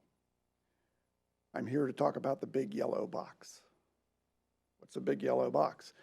Well, I went out onto our website to find the current comprehensive plan of Kirkland, and I found a big yellow box.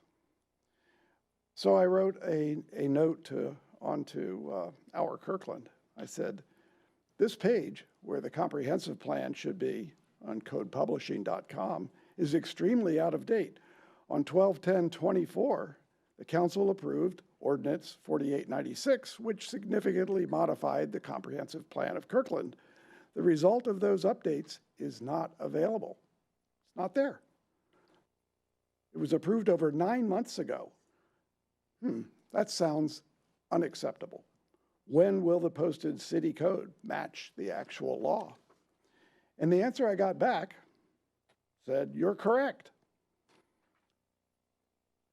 The ordinance significantly updated the comprehensive plan. These changes, along with others, and yes, there's a lot of little yellow boxes too,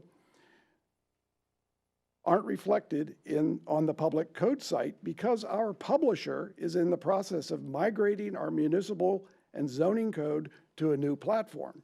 Until that transition is complete, they're unable to codify new ordinances. What?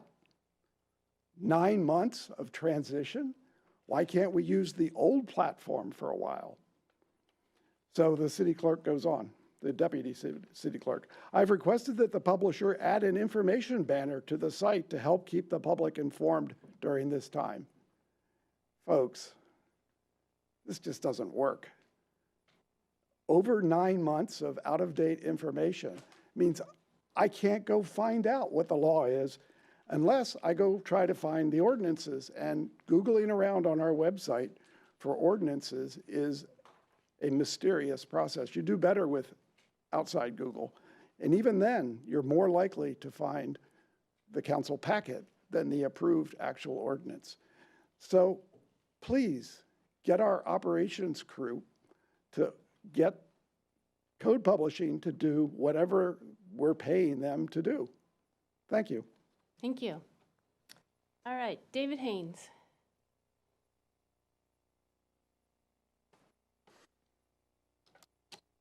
Hi, thank you. David Haynes. I live in Juanita Beach. We need a permanent farmers market location that doesn't require them to set up for one day, then tear down once a week in the parking lot. And then, you know, sometimes you miss out just because you're waiting in traffic for too long and they're already like closing up. Excuse me. The reason why is because the rest of the time that the farmers market is not open, Juanita Village doesn't have a banana and an apple if you're a diabetic. And so they have to go get these gummy bears at Walgreens, and that's not the healthiest choice. And there seems to be a lacking of robust floor space, and it's all this car-centric like infrastructure that drives through everywhere.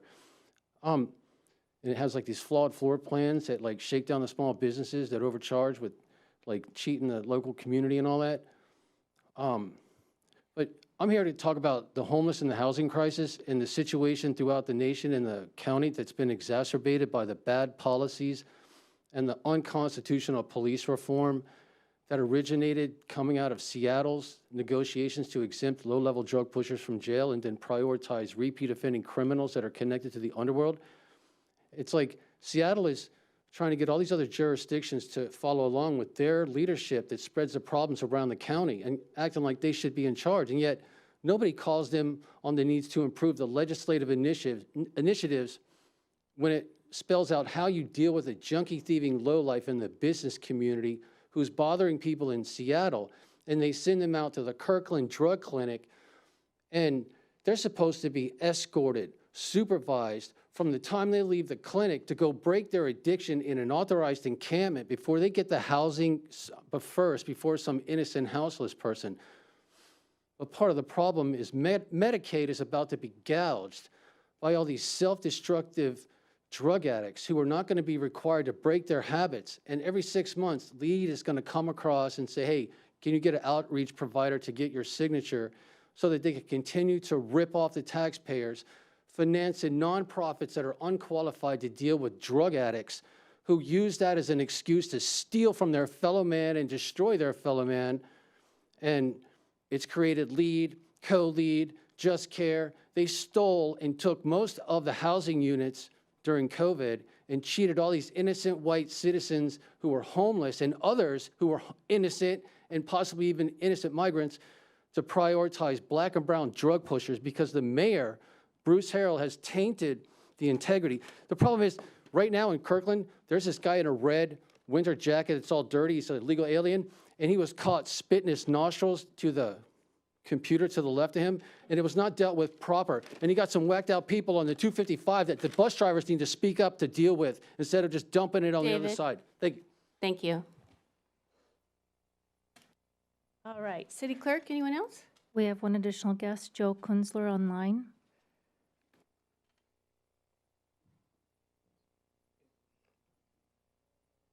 Joe, are you there? Yes, can you hear me? Yes, go ahead. Thank you, Mayor. Joe Kunzler here, and I appreciate the zoom in on the clock. It is much appreciated. Just like in baseball where there's now a pitch clock, thank goodness. I have a lot to talk about. I'm going to try to be quick and kind. I think you can be both. First, I want to, lend my voice to Kirkland getting turf fields. They definitely need fields to, have home games and. Mr. and- Kunzler, that is, we've already had 6 speakers on that, so please skip that part of your time. Thank you. Yeah, okay, thanks. Moving along, the main reason why I called in, besides trying to be thoughtful and kind, is I've asked this from you before, and I'm gonna ask this from you again. And that is, you need to develop some council rules here.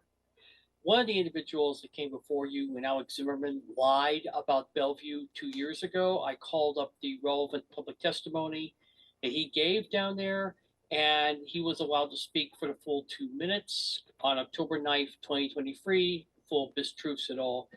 I don't want to waste your time or my time addressing each one of them. And then there was another speaker who just came before me who gave, frankly, racist judgments on the drug scene, and I just think that's a little too far. And I think it's beneath you to have to allow that kind of behavior to continue, and I think it's especially inappropriate for the small children. I really also have to say, since one of the previous speakers brought it up, I'm going to bring it up too. 2 years ago was October 7th in Israel. The events from that horrible day have impacted us around the world, with Jews around the world feeling in fear, including a friend of mine who serves as an elected official in another municipality, who does not want to be named because, doesn't want to come off as I'm her spokesman. So there you go. Moving on to 56 next to left to left.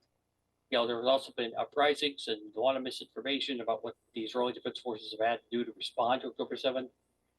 And I really find it offensive that this speaker who comes before you repeatedly, comes to you with references to Nazis. I consider it tantamount to a borderline death threat because of what the Nazis did in World War II. And I really think this council needs to clean up its decorum a bit. I really think there needs to be some painful conversations here because this kind of behavior just shouldn't be normalized. And the best way to remember October 7th is to make sure that we are better humans and build back better systems that are more inclusive, kind, and thoughtful. And I'd like to leave it at that at the end of my time. And thank you for your public service as always. Thank you. Thank you. City Clerk, anybody else? There are no other guests signed up to speak. Awesome. Thank you. All right. Thank you, everyone. And you guys, again, are doing really well. So we are now closing items from the audience. We're going to have a short presentation on e-bike safety, and then we're going to get to our business agenda. How many of you have friends with e-bikes? Okay, so you might find this interesting. City Manager? Okay, thank you, Madam Mayor. So we're going to have a little panel that's going to address this issue. It's going to be led by our new police chief, Mike St. Jean, is going to kick us off. We also have Lieutenant Clayton Slominski here, our communications program manager, David Walbrecht, and our transportation manager, Stephen Padua. And they're going to be providing an update and answering any questions council has about e-bikes and next steps of e-cycles in Kirkland. Big audience tonight. It's awesome. Seeing all the kids. Good evening, Mayor, Deputy Mayor, and members of council. Thank you for allowing us time tonight for a brief presentation. This presentation and the accompanying council memorandum outline Kirkland's efforts to raise public awareness about e-cycle safety, particularly regarding the distinction between e-bikes and the higher-powered electric motorcycles and dirt bikes that we're seeing within the city. As you are aware, the unsafe operation of these e-bikes and e-motorcycles on city streets is not limited to Kirkland and many other cities have also attempted to educate their residents on the dangers of these new modes of transportation. We have 4 slides tonight, so it'll be quick, and we're obviously open to questions from council afterwards. So with that, I'll hand it over to Lieutenant Clayton Slominski.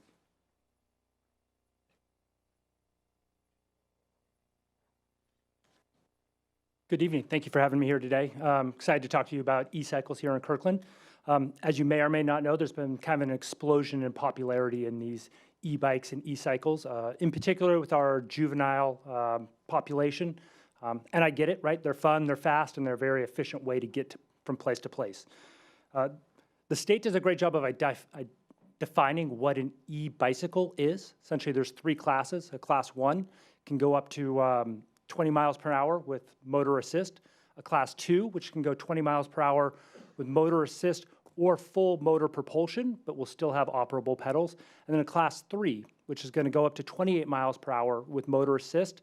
However, on that one, you have to be at least 16 years or older under RCW state law. What I do want to be clear about, we're not concerned about the e-bicycles. What we are concerned about are the electric motorcycles, the electric dirt bikes, and then there's this gray area of what may have been marketed as an e-bicycle, but with a simple software update or a flip of a switch, it's now more appropriately characterized as an e-motorcycle, typically capable of going 35 to even 50 miles per hour without any sort of pedaling going on. Go ahead and flip to the next slide. So for the Kirkland Police Department, really we've been focusing on 3 primary ways of helping make a distinction utilizing the RCW on what an e-bike is to determine whether it's a motorcycle or a moped. First, right off the bat, does it have pedals? All bicycles have to have pedals. If it doesn't have bicycles, it's not going to fall into the e-bike classification. However, having pedals doesn't make it a bicycle necessarily. The other option is if it's more than 750 watts on an electric motor, we're now getting into e-motorcycle territory, regardless of whether it has pedals. And likewise, if it can exceed 28 miles per hour with motor propulsion, whether it's an assist or fully motorized, it's going to fall into your motorized characterization. Big question is, why is this important? Well, both there's civil and criminal liability components and safety components that I want to talk about quickly. In terms of the civil and criminal liability, in order to ride a motorcycle in the state of Washington, you have to be at least 16 years of age, 16 years old, and have a driver's license, and potentially a motorcycle endorsement, depending on the size of it. In this case, we're getting a lot of e-bicycles that are now more appropriately classified as motorcycles.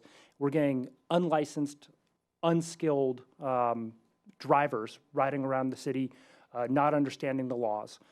There's criminal liability associated with that. It is actually a crime to drive a motorcycle without a license. Likewise, there's potentially criminal liability for parents. It is illegal to willfully allow an unlicensed driver to operate a motor vehicle in the state of Washington. And then likewise, there's a lot of civil liability, right? Having an unlicensed juvenile rider on a motorcycle who doesn't have any sort of insurance can be significant. If they're involved in a collision and seriously hurt themselves, somebody else, or cause significant property damage, somebody has to pay for that, and lives can be ruined over it. And oftentimes people don't even think that they might need insurance for it. I also want to talk a little bit about the safety component, right? And that's probably the bigger issue. Having these young, 12 to 15-year-olds out on very powerful motorized cycles causes a safety concern. They often don't have the training, they don't have the experience, and sometimes they just lack common sense judgment on how to safely operate in a roadway. We recently had a community member send in a video from their Tesla. It's one of those videos where it rewinds 30 seconds when you have a close miss. I'd like to share it with you, kind of highlight some of the safety concerns we're seeing out there.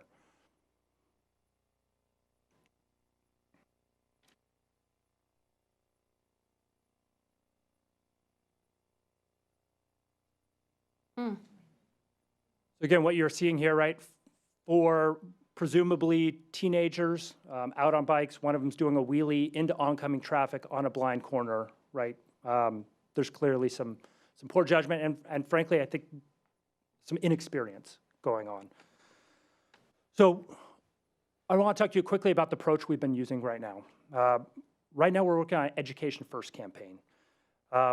We've launched a website that helps kind of define, is it a bike, is it a motorcycle, what are the rules of the road, and helping give people a better understanding of it. Angela's done a phenomenal job with social media posts, getting out there, posting, you can see like we have our e-cycle, what you need to know, engaging with the community, getting feedback from the community.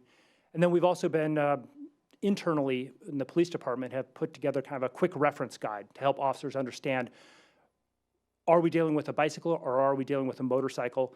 And then really outlining what their enforcement options are with an education and enforcement approach. And then lastly, we've also met with our community services unit Sergeant Eric Karp has met with Lake Washington Student Group. And we've also had one media event, and we're scheduling another media event in the near future with neighboring agencies. So why are we going education first? There's a number of reasons for that. A lot of the juveniles and their parents don't even realize what they're doing is against the law and don't always understand the safety issues about it. Education first makes a lot of sense because we want to educate the community before we take any sort of serious enforcement action.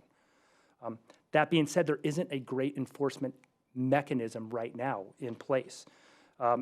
We utilize education. Our officers are empowered if need to. They can take one of these e-motorcycles for safekeeping.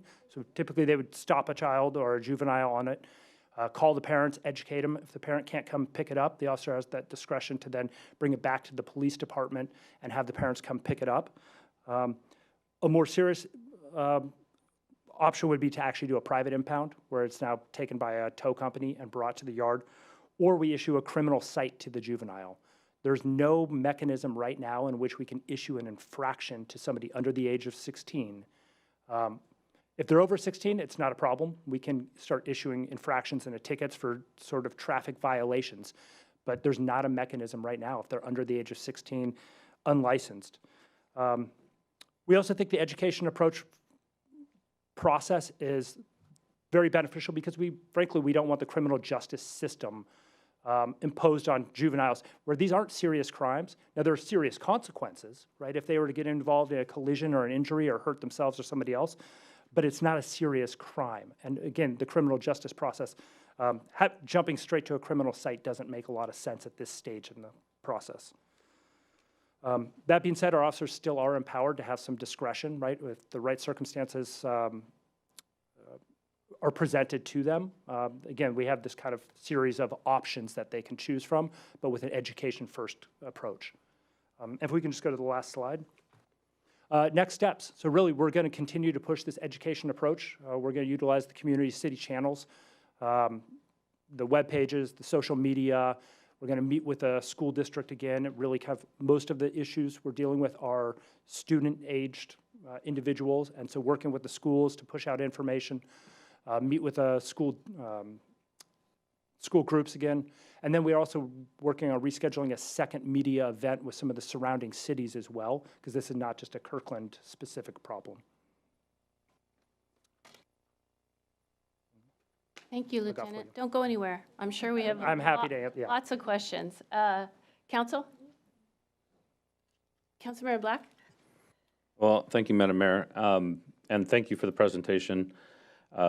You know as well as we do that this is a topic that is a topic of much discussion among people throughout our community and neighboring communities and communities all over the country. So I'm glad that we are taking a close look at this. I want to, I really appreciate the education first approach. I appreciate that safety is sort of the paramount concern here. Safety for obviously the youth riders or any riders of these vehicles, but also what it means if someone were driving like the Tesla driver we saw and seriously hurt a young person. That would be a hard thing for that person to get over. So, and it would affect two families. So. It's an important issue. I'm glad we're looking at it. I wanted to highlight for my colleagues on the council that the legislative work group in developing this year's legislative agenda, which for our audience is the city's priorities for advocacy in Olympia, for statewide laws. We are going to come to you with a proposal to include statewide action on e-bikes. What that exactly looks like is not going to be dictated in the legislative agenda. It's going to be, giving us the ability to work with Olympia on what kind of changes to the law we need in order to provide the type of measures that are needed. One of which is obvious, which is having an enforcement mechanism that is something short of criminal. In the meantime, I do want us to continue having a conversation.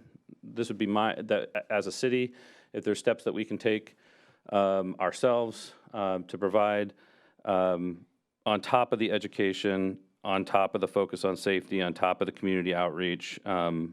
Also consider some kind of civil infraction enforcement mechanism to provide us with some way to discourage unsafe behavior and type of behavior that's someone's gonna lose their life or limb.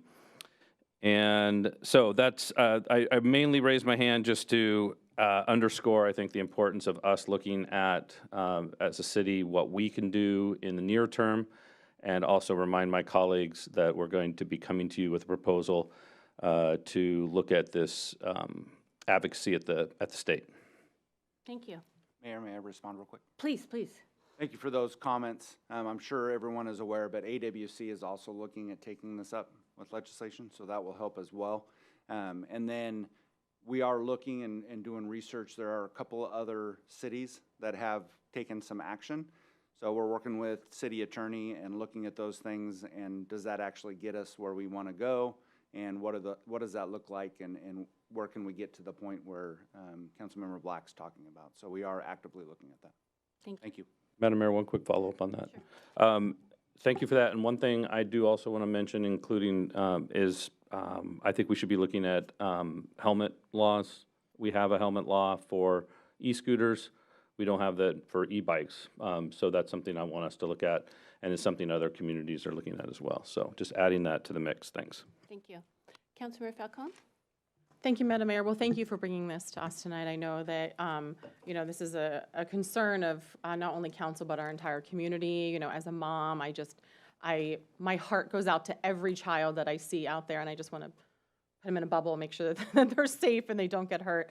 And I also want to make sure that they, like you said, these are like fun and a great way to get around, to get to school. So making sure that they can do that safely and appropriately and legally, obviously is really important. I appreciate Councilmember Black's comments as well. I just want to emphasize that I'm interested in us looking at safety and laws, not only around e-bikes, but of personal electronic vehicles in general. As we know, there are other devices other than bicycles that not only children but adults are using to get around town. I saw a grown man coming up Finn Hill tonight on my way down Finn Hill, going the wrong way in the lane on a scooter, an electric scooter coming up the hill. So that it's not just children, it also is adults. I think that we all could use some education around this. I think it's also regular traditional bicycles too. This is something I know we've talked about in the past, is making sure part of the education is that not just users of bicycles and other active transportation devices, but also vehicle drivers are really aware of the laws and around best safety practices in sharing the road. So I think that that's a really important part of the education, is educating drivers of motor vehicles as well, and making sure that everybody is sharing the road safely. And then adding on to Councilmember Black's comments about helmets, I also wanted to raise that, and also I would like, as part of this work, for us to look at potentially, depending on what we learn and depending on what direction we go, thinking about, as part of the education piece, how we can also enable folks to be safe. And that may require some funding, for example, in helping subsidize new helmets, right? We may learn that certain types of helmets are more appropriate for faster moving electronic vehicles, right? And that we may need more of a motorcycle helmet for those users than a bicycle helmet, for example.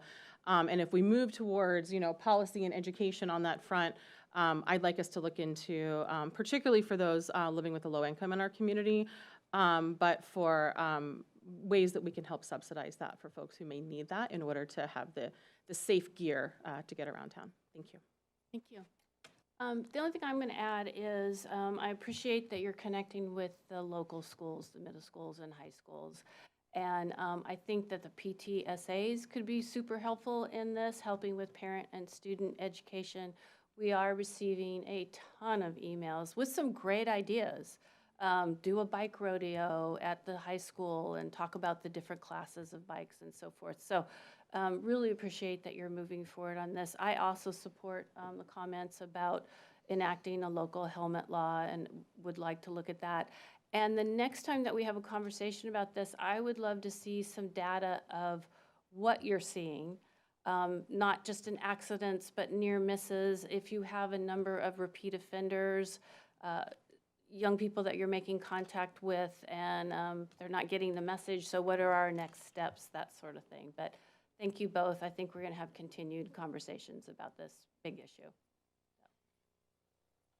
Thank you. Thank you. All right, we are going to move on to the consent calendar. I'd like to note that we have a revised packet was released that reflected corrected minutes for September 16th meeting. Before we have a motion, I'd like to ask Deputy Mayor Arnold to present the audit of accounts and to highlight proclamations we have on consent.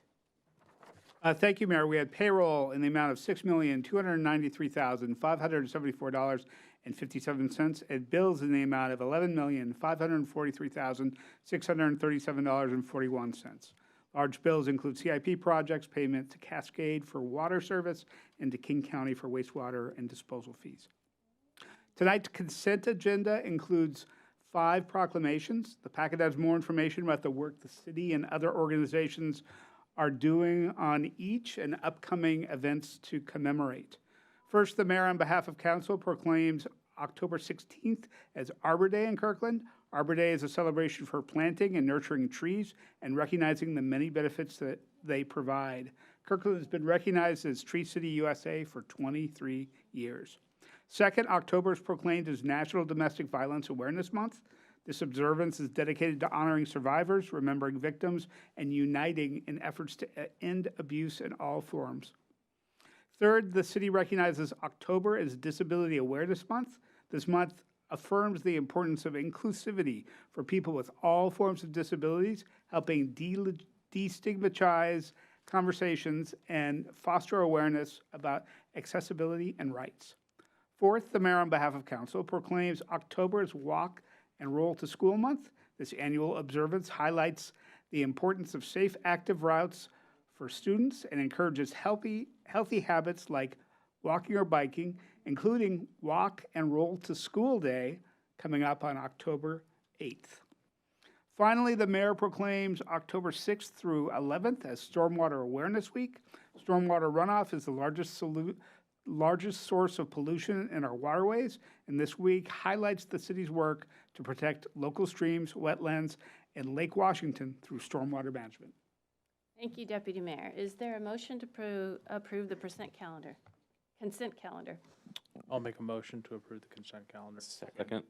It's been moved by Councilmember Tim Chisholm, second by Councilmember Cone to approve the consent calendar. All those in favor, please say aye. Aye. Any opposed? Motion carries 6-0. All right, we are now at the moment you all have been waiting for. Okay, everybody stand up and shake for a second. All right, everybody just stretch. Can we do it too? Yes. Council members too. Okay. Thank you. We are now at 9A. We are now moving to our regular business agenda. Our first item is consideration of a synthetic turf feasibility study for fields at 132nd Square Park and Crestwoods Park. City Manager. Okay, thank you, Madam Mayor. So we're going to be presenting you with the results of the study, the feasibility study that we did for those 2 parks, as well as in the end, we have a staff recommendation. If the council does concur with that recommendation, we'll be looking for a motion to authorize us to continue with design and to bring up funding options as part of the bid buy budget process. So hold that thought till the very end. I'm here to make the presentations our Park Superintendent Jason Filan and our Parks Planning and Development Manager Mariah Gill Murphy. Welcome. Welcome. Good evening, Madam Mayor, Deputy Mayor. First of all, Council, I just wanted to thank all the families for coming out. I've been a Parks guy for over 30 years, and I don't know if I've ever seen this kind of turnout, so it's awesome to see the families. it's a baseball night, right? The Mariners and Oh, that's for them to right. be here on a Mariner night, which doesn't happen in October for us, right? So I want to officially introduce Mariah. She came to work for us this summer. Summers in our department can be really extremely busy, and she just hit the ground running. And we've spent some significant time putting this together for you. And so I want to thank Mariah for all of her hard work and welcome her. So anyways. Thank you. Welcome, Mariah. Thank you, Jason. Good evening, Madam Mayor, Deputy Mayor, and council members. I'm honored to present to you tonight on the topic of synthetic turf, but I did want to start with a quick update on the Juanita North ball fields. If you haven't been down there today, the lower corner photo is actually the turf growing in today. So as you're aware, we have been renovating those fields thanks to your funding approval in 2024, new fencing, improved dugouts, new irrigation to keep those fields nice and green year-round, new assets across the site, and restoring all the turf. So we're really excited to present that in 2026 to our community. Oh, I guess I can turn this. Okay. All right. So tonight I'm here to talk about the synthetic turf pilot study that we have kicked off. Just a little bit of background, this is a community-driven project. So as you can see, there's a lot of energy behind this project, and this has been specifically asked for by our field users, our ball field users in particular, really driven by the two Little Leagues here in Kirkland, Kirkland American Little League and Kirkland National Little League. In June, we kicked off the feasibility study, looking at two fields that were selected with the help of our Little League partners. We chose 132nd Square Park, ball field number 1, in an effort to choose a field that was in the Kirkland National Little League territory. That field was also chosen, given that it's somewhat of a low-hanging fruit, that we knew that there was stormwater capacity there. And there really aren't municipally owned, city-owned ball fields in that territory to choose from other than the Juanita North ball fields, which I just spoke of. Crestwood's field number 4 was also chosen because it is in the Kirkland American Little League territory. And once again, that was also chosen because it's in the 2022 PROS plan to actually, a goal is to promote a sports complex at Crestwood's. Again, moving synthetic turf forward. That is currently unfunded in our CIP, so it made sense to choose a Crestwood field.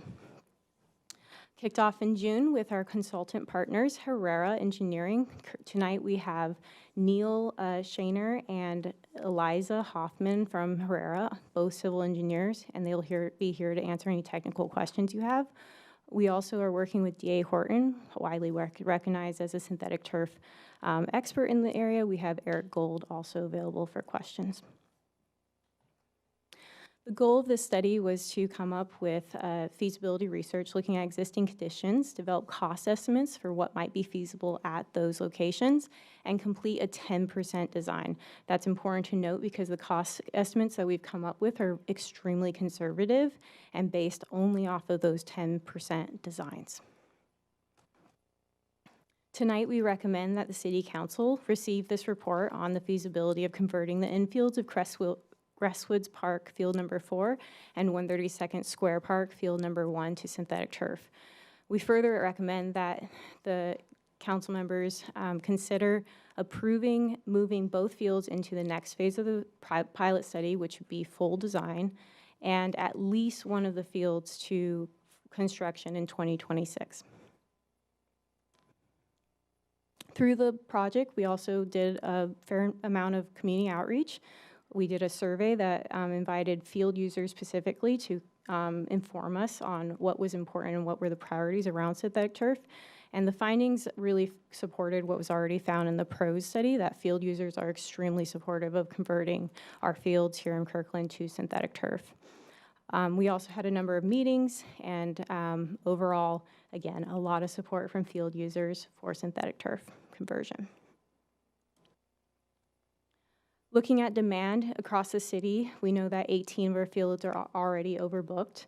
We also know that there's at least 10 leagues that currently use 132nd Square Park Field 1 and Crestwoods Field number 4. We also know that there are current Kirkland leagues that are going elsewhere to book field time in our, specifically in Bellevue and Redmond and Woodinville. Through the study, we were able to determine what was feasible in the 2 locations selected. At 132nd Square, we found that a full-depth traditional synthetic turf infield was feasible at the site. And I just want to speak briefly about what a traditional full section is. It includes 4-inch perforated pipe underlying with aggregate synthetic turf system. So that means a fully new drainage system under the turf field. And I'll speak more to the benefits of having properly under-drained fields a little later in the presentation. At Crestwoods, there are 2 options that could be feasible. There is currently under drains under the dirt infield and grass outfield. So one option would be to reuse those existing drains if they prove to be functioning at a level that was worth reusing them, and to essentially overlay a synthetic turf system that would still involve installing what's called chimney drains to ensure that surface water makes it into the existing draining system so that you're not just having water sitting there. So it's important to have those chimney drains. And then a full section, which I just spoke of. So part of the study, we also reached out to see what our neighbors are doing, and we did find that Kirkland is lagging a little bit behind our neighbors in the number of synthetic turf options that we provide to community members.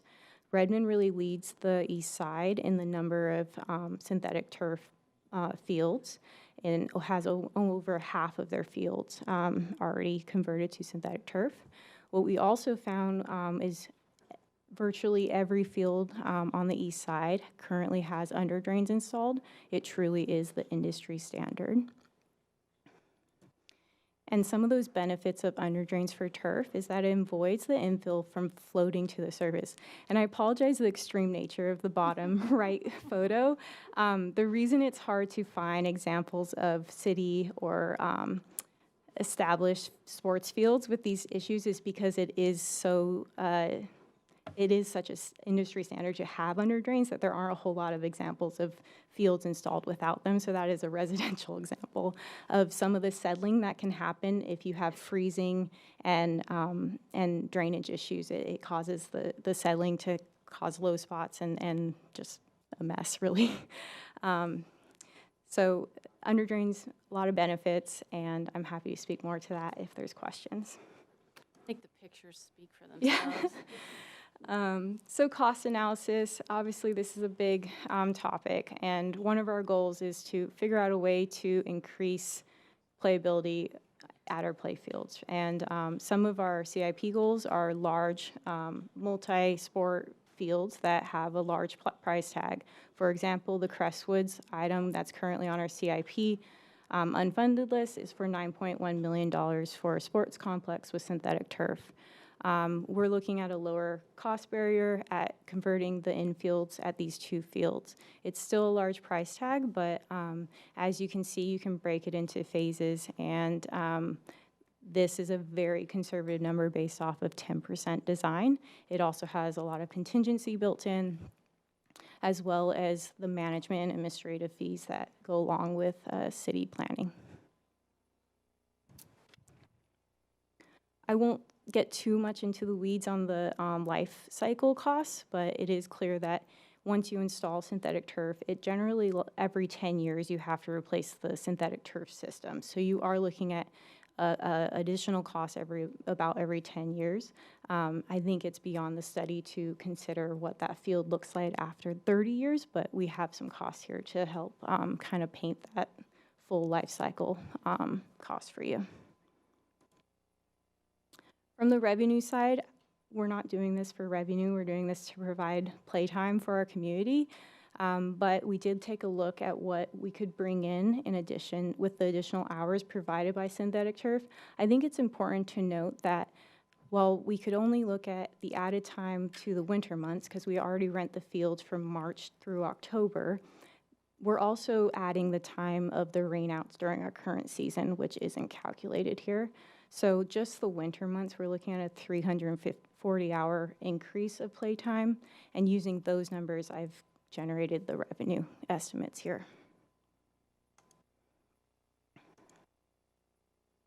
Currently, there isn't funding identified for the conversion of these two infields to synthetic turf, and we don't have capacity to reprioritize the current CIP budget. We do recommend moving both fields through the next stage of design. There are opportunities in this next phase of design to look at geotechnical testing to see if we can get exemptions on water quality facilities and, again, cut costs further. There's also opportunities to look at design and tighten up and see if we can, avoid some stormwater considerations. So that next phase of design is really important. And then we do further recommend that at least one field moves forward through the pilot through construction in 2026 so that staff and field users can gain the experience of operations and maintenance of a synthetic field as well as the benefits. And if you concur, staff will be seeking a motion from council approving the recommendations so that options may be incorporated into the budget process. Thank you so much. Thank you. All right, council, who wants to go first? Okay.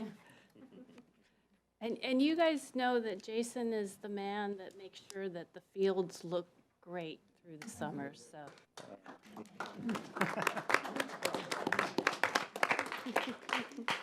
All right, City Council? Councilmember Tim Chisholm. This is a great presentation, and thank you for all the work that you put into this. I also want to thank Chris Thomas, Alicia Quacco, Kurt Lehrman, Corey Brewer, and others from Kirkland American and Kirkland National Little League that I know have put a tremendous amount of time and energy into this project. Kirkland American Little League, one of their main missions is preventing dropouts, and the dropouts in Little League don't happen, at higher ages. They happen at ages 7, 8, 9, and both leagues have invested tens of thousands of dollars into pitching machines that improve the experiences of our players at those age groups. And the one thing that these little leagues can't improve is Seattle's weather. And they also, through their fundraising efforts, have purchased all these pitching machines, but it's unrealistic for them to fundraise to this extent to build this type of infrastructure. I have had 3 kids in Kirkland American Little League, and building new parks costs tens of millions of dollars, but improving our existing parks still comes at a price tag, but it is a significantly lower price tag. Thank you for all the work you've done and your mission. And I will be supporting the staff recommendation to move forward with this. Thank you. Thank you. Councilmember Tim Pascal. Thank you. Well, thanks everyone for coming out. Thanks for the kids for staying here. Those that have stuck around, that's great to see. Like Councilmember Tim Chisholm, have my family grew up in the Little League. I played Little League. I coached Little League like many of us here. And so this has been something near and dear. I love to see that this was kind of a grassroots campaign, really seeing the support behind this and then having staff kind of really look and investigate, some options here. Very much support this, really want to see this implemented. I guess the thing that I'd like to stress is to continue to find ways to invest in our parks so that we can offer year-round amenities, to offer more to more people, because we're a growing community and there's not a lot more park space, right? So we need to find ways to offer more with what we have, and this is a great way to do that. So where we can offer these fields can be used through the seasons. The thing that I guess I would like to amplify is, one, to really strive to fast track the construction in 2026, get this funded, get going as soon as we can. And then second, I'd ask for options to actually fund both. I'd like to see what that looks like rather than just one. These fields, one's in the north, one's in the south. They're for two different little leagues. So I really think we got to find a way to do both. And that's what I like to see and see what that means. So thank you. Deputy Mayor. Thank you.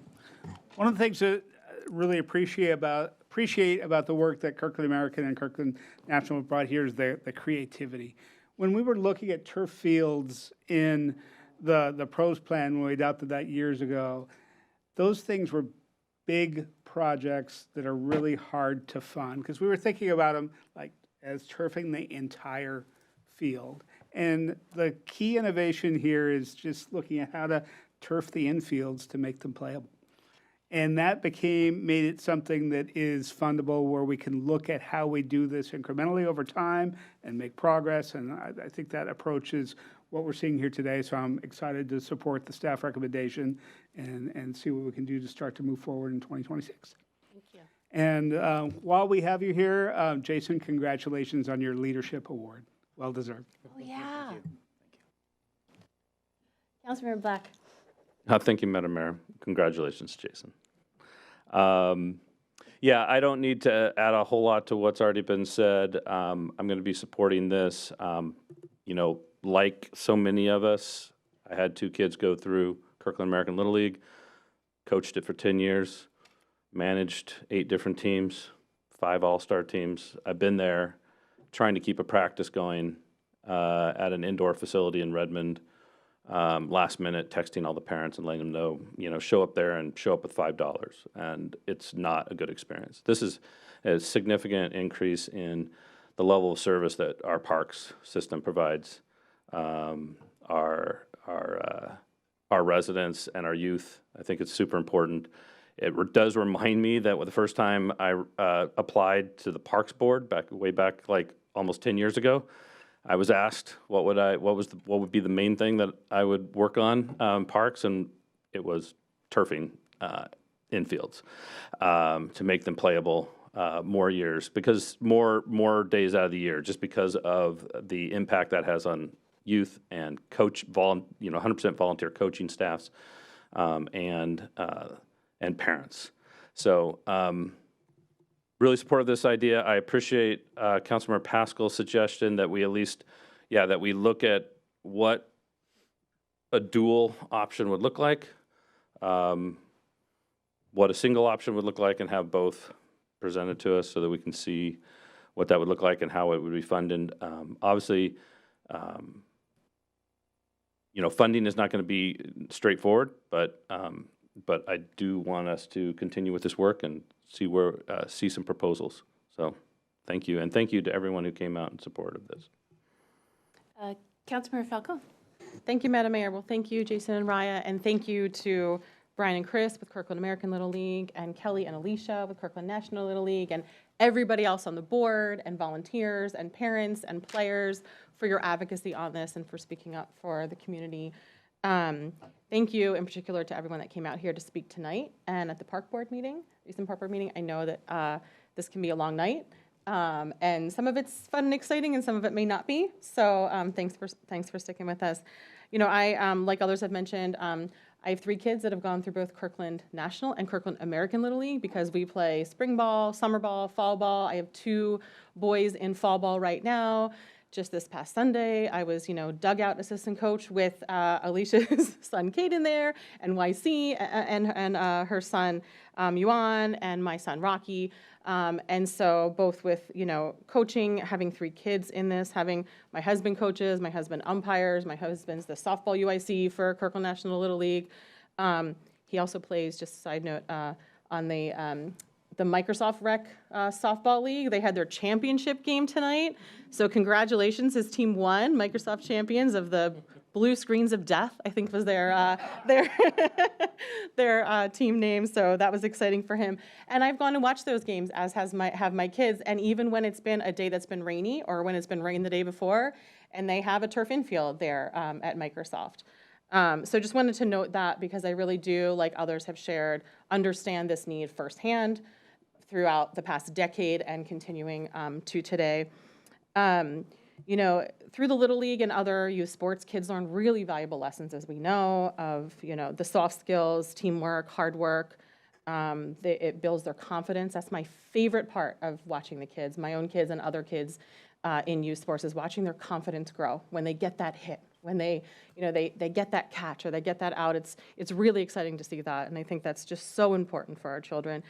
I also appreciate both Kirkland National Little League and Kirkland American Little League, what I've witnessed and also through conversations about turfing these fields with Chris and Alicia and others, the efforts that both leagues are making to be more inclusive, both economically and in ability. So thank you for that, and I think that this work will help with that as well, so just wanted to note that. You know, generally speaking, I support installing synthetic turf in our parks.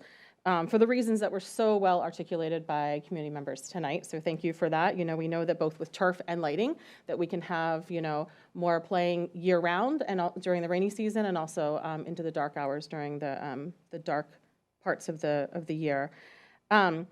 Generally speaking, looking at our pros plan and looking at the community engagement in that, we know that we prioritize rectangular fields in our city.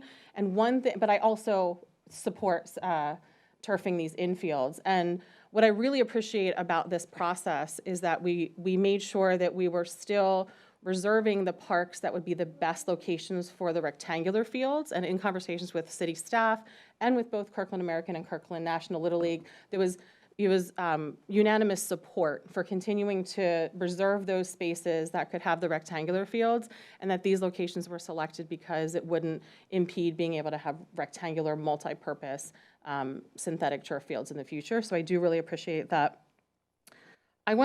This is a big investment as well. This is, I had sticker shock when I first saw the memo for the park board on this. It was a lot bigger price tag than I was anticipating. So I appreciate your comments tonight about trying to, you know, save money as much as we can as we move forward in the design. I want to make sure that we serve as many residents as possible. We have as much bang for our buck as possible with this investment. And so I do support moving forward with the design pilot that staff recommended. However, it's my understanding in speaking with both of the Little League organizations that the Crestwoods Field Park can serve younger kids all the way up through older kids, right, due to the size of the field, but that the 132nd Square Park field is limited to the younger levels of play.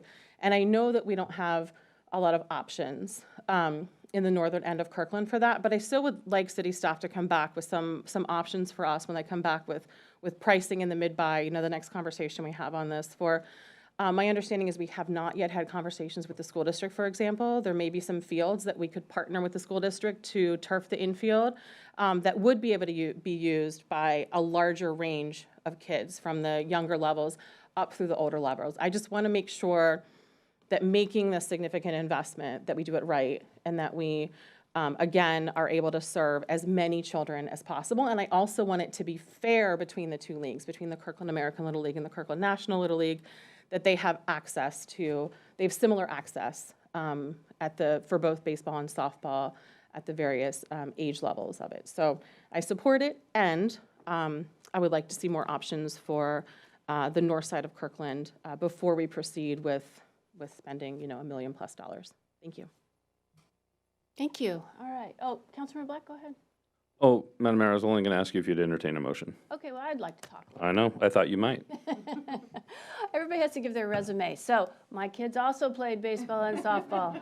My daughter was catcher when the equipment weighed more than she did, you know, where you had to help her stand up with it. So I do want to thank the community for sticking it out. I do want to thank the community for being creative and pushing this forward. I will also support the recommendations.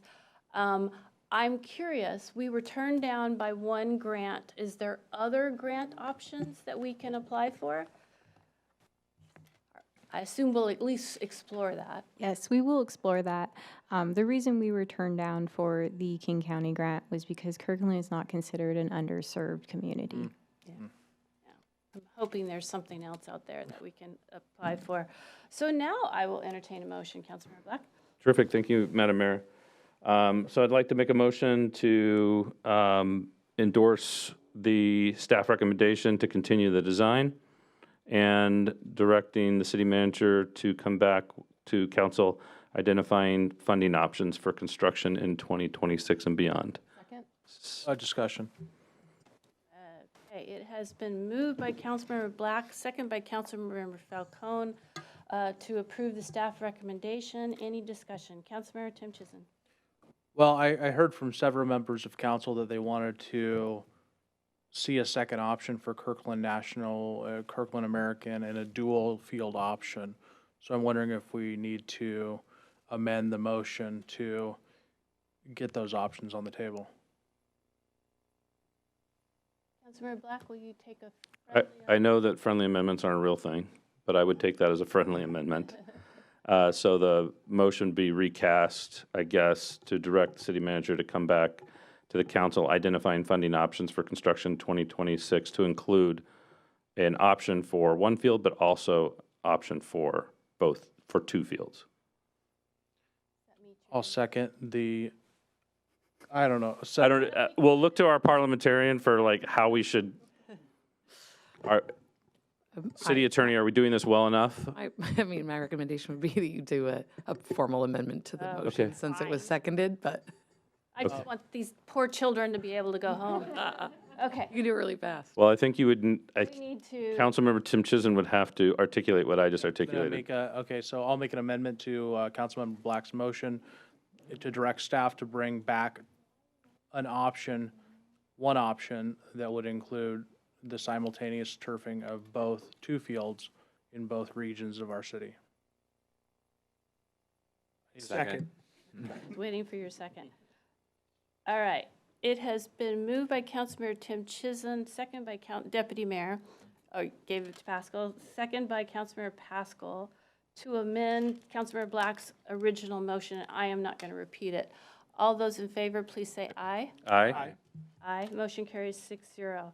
We are now making a vote on the amended motion. All those in favor, please say aye. Aye. Motion carries 6-0. Congratulations, everyone. We will see you again. Everybody go home and go to bed. So I think, Alicia, your son's the only one left. Well done, Kate. All right, council, we are going to take a 10-minute break. We will reconvene at 9:20. Perfect, man. Thank you. Nervous.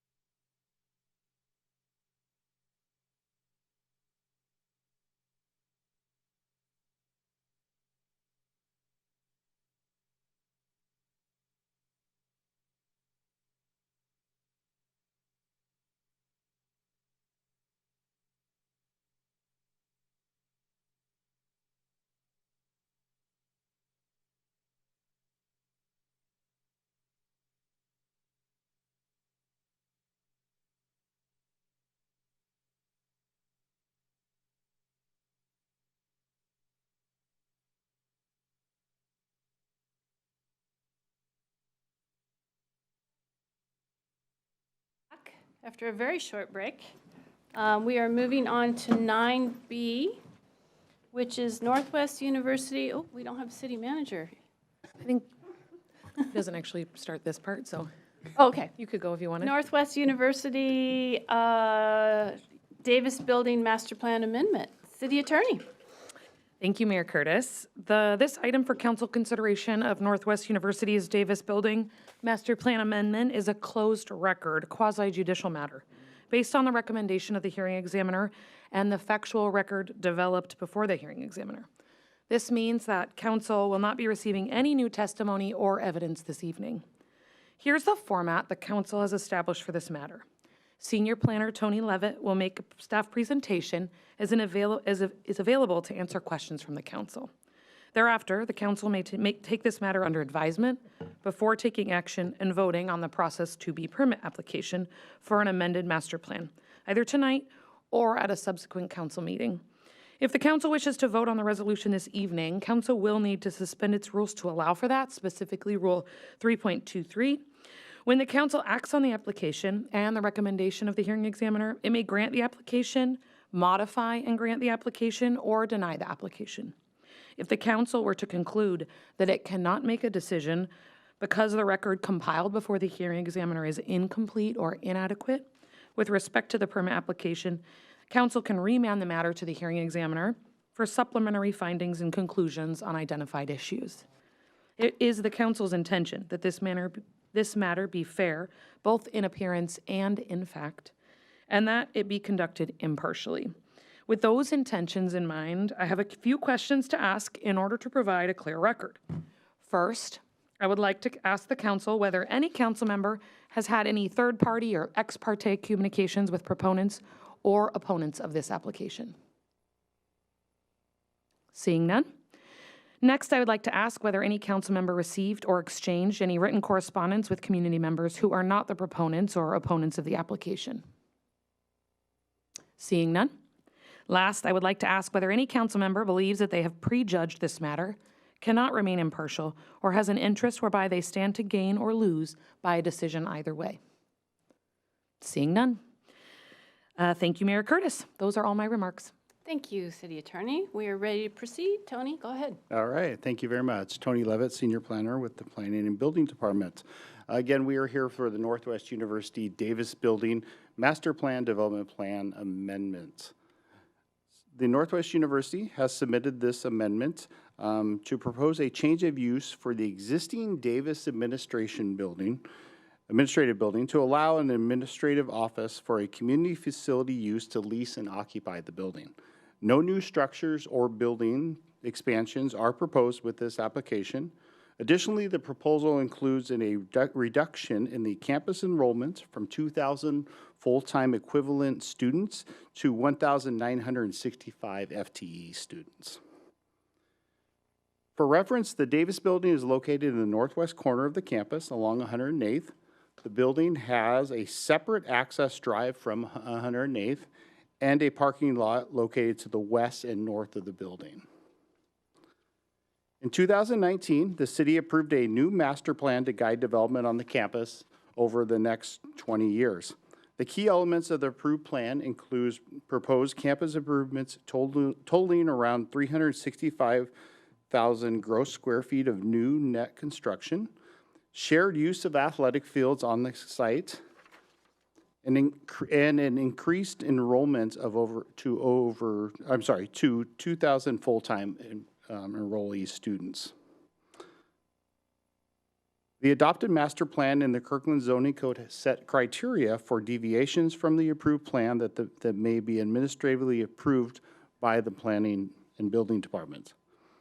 Staff reviewed the proposal for compliance with these criteria and determined that the proposal did not meet the requirements for administrative approval from the existing plan due to the change of use and the leasing of the Davis building to a long-term tenant. As a result, the proposed change to the master plan requires approval of this process to be amendment. In March of 2019, the city issued a SEPA determination for the 20-year campus master plan. The SEPA MDNS required mitigations to address traffic impacts associated with the master plan. The traffic impacts were based on a maximum enrollment of 2,000 students. As part of this proposal, the applicant submitted an updated traffic study that addressed the traffic impacts for the proposed Community Facility Administrative Office. Use of the building as a food bank, clothing bank, or mental health facility was not considered as part of this proposal.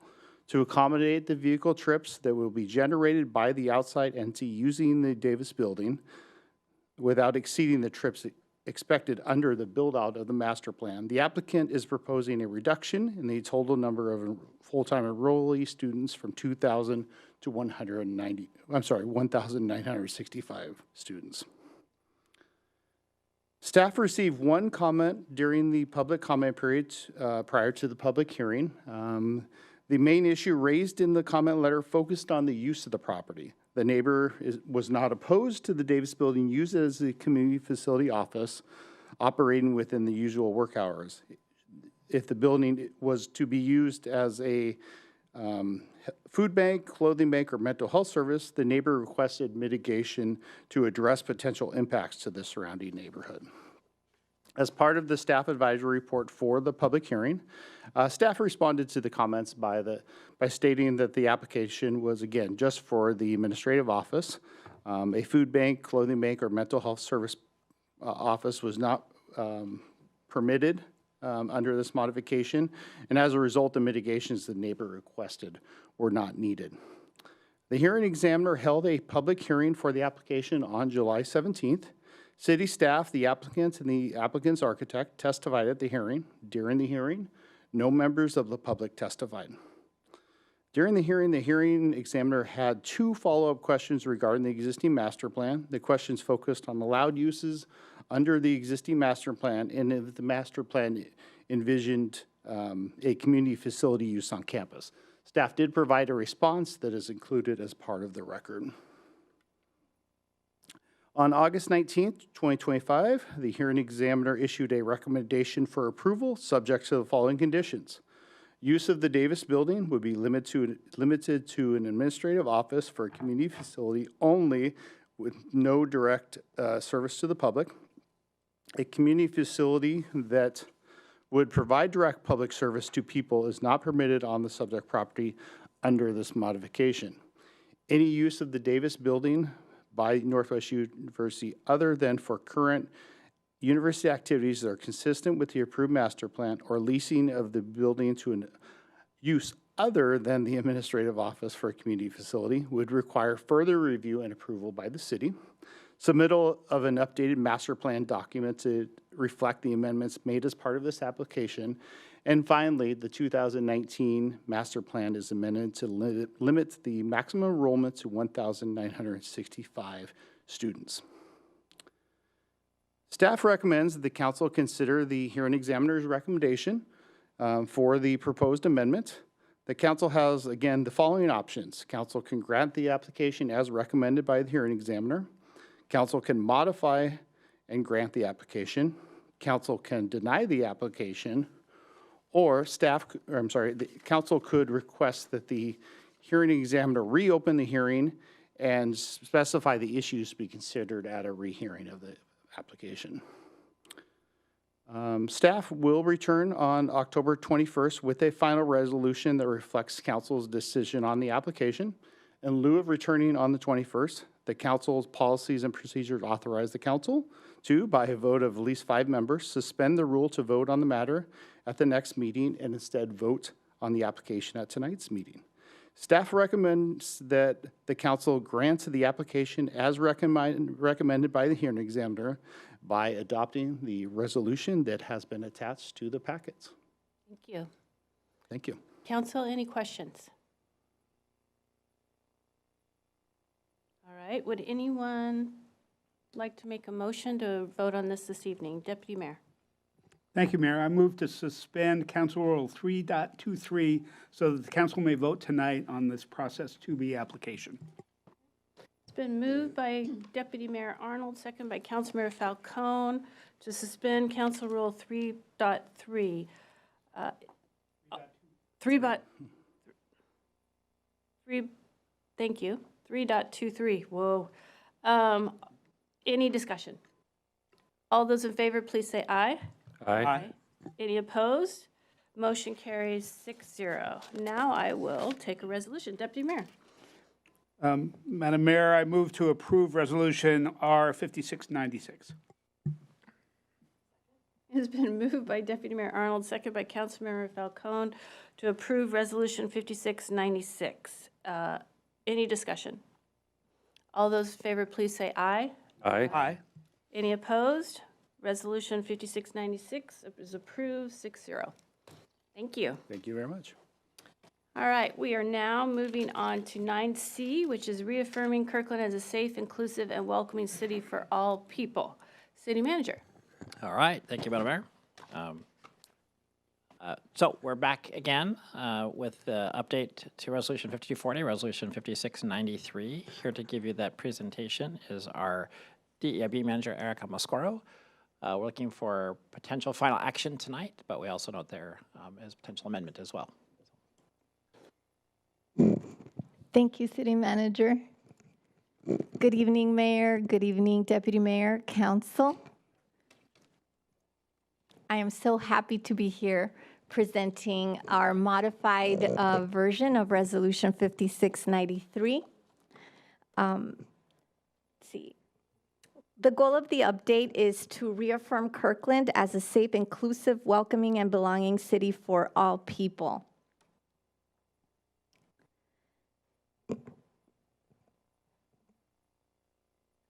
Staff respectfully asks Council to consider adopting the draft resolution by motion, or if Council needs additional information, staff can return to you with a response at a future Council meeting. Here on this slide, we have a summary of the background on the work that Council and staff has done as part of the process of writing the draft resolution. Earlier this year, in February, Council requested an LRM showing options on how to update Resolution R 5240.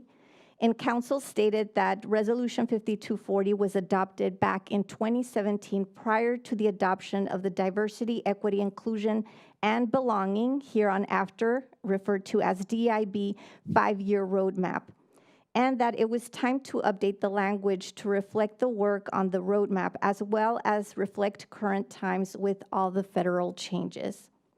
On March, staff delivered to Council an LRM response, and Council chose option 2, calling to update the whereas recital statements and the action sections of the resolution to reflect, at a minimum, and the city actions that have been taken over the past 8 years, consistent with the values reflected in the resolution. Additionally, staff would return to Council with suggested actions aligning with the city's ongoing commitment to be a welcoming and belonging city.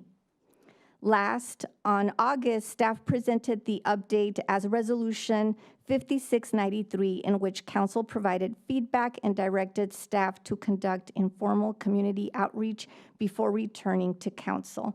And I will provide more detail on the Council's and community feedback later in the presentation. There were 6 updates recommended by Council. Following, I will discuss the Council's recommendations and staff's response. The first comment presented by Council was to strengthen the recitals by documenting local and statewide DIB-related lawsuits, noting federal actions that have weakened DIB efforts, and connecting the resolution to constitutional and other legal principles to address potential federal impacts. Modifications to the resolution address the national regression in DIB practices and its significant impact on equity and justice. And I'm so sorry, excuse me, it would help if I put my glasses on. Significant impact on equity and justice 3 new recitals were added referencing current lawsuits filed by the state of Washington and King County in collaboration with other government agencies to defend democracy, protect people's rights, and promote community well-being. Additional changes were made to align the resolution with the U.S. Constitution, the Washington State Constitution, and state laws, specifically citing relevant constitutional articles and provisions of the Revised Code of Washington, RCWs. An additional whereas clause was added to reference the state's Keep Washington Working Act and its connection to the Kirkland Police Department Policy 411, which prohibits officers from inquiring into a person's immigration or citizenship status except when it relates to a legitimate law enforcement purpose. The second comment directed to staff is conduct direct community outreach to ensure the resolution is in alignment with marginalized cultural groups and that they feel well represented in the document. Staff sought feedback on the resolution from several community members and from leaders and staff of organizations serving cultural diverse groups. The intent was to help ensure that the resolution is responsive to the perspectives and experiences of communities most impacted by issues of diversity, equity, inclusion, and belonging. Overall, the community gave positive feedback and praised the city on doing this really important and powerful work. I do have more detail on the outreach if council wishes to hear that. Please let me know. A little bit, please.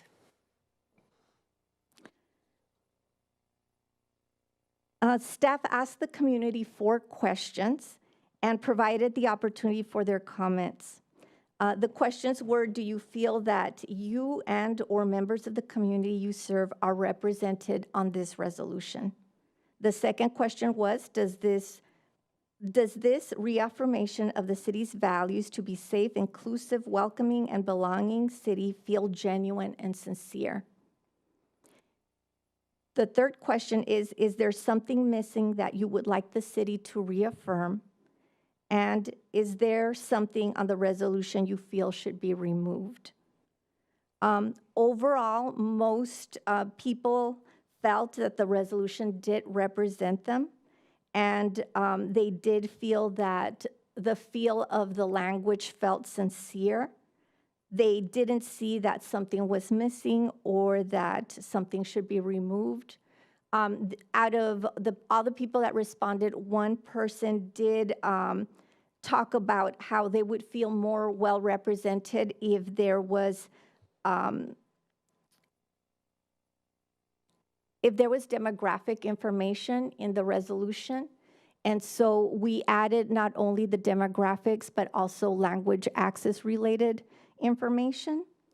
And then the other comment from the same person was to make the action items feel more powerful. And so we added a few words that brought up more of that action-oriented feeling in the action items. One person recommended that I covered the demographics. And again, I do have other comments, and I've received, in the memo, I stated that 5 people responded, but throughout the time that the memo was circulating, others responded as well. And so we had, I felt comfortable with the amount of representation that we had from the different cultural groups. We have minority-owned businesses, veterans, women-owned business, 2S LGBTQIA+, the Asian community, the Black community represented within those comments. Thank you, Erica. Thank you.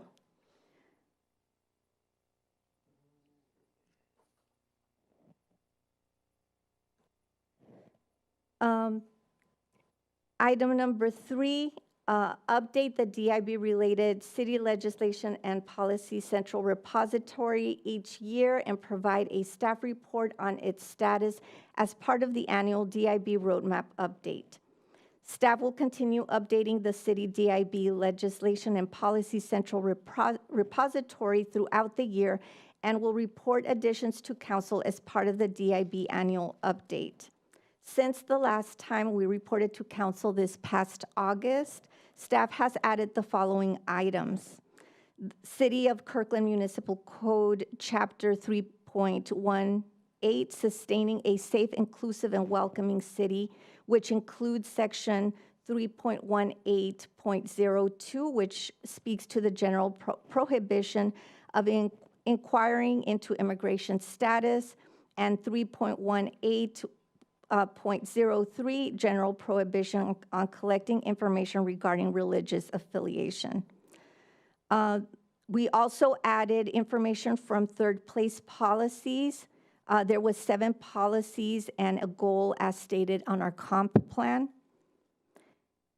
We added, as per one of our council members' comments, the housing plan and related ordinances, and also a new federal and state legislation tab containing sections of the U.S. and Washington state constitutions that align with Resolution 5693, civil rights protection aligned with Resolution 5693, including key language access, laws, regulations, and practices, Title VI of the Civil Rights Act of 1964, language access summary, and the Washington State Executive Order 2509, which was recently signed on September 25th, creating the governor's new immigration sub-cabinet to promote coordination between state agencies on immigration issues. Next slide is number 4, modify the title of Resolution 5693 to reaffirming Kirkland as a safe, inclusive, welcoming, and belonging city for all people, to differentiate it from Resolution 5240. This was great feedback from our mayor, not only because it differentiates 5693 from 5240, but also because the language aligns to the way that we speak about our city values in being a city where everyone is welcome and everybody feels like they belong. And this is our last bucket of comments and feedback from council. Adding the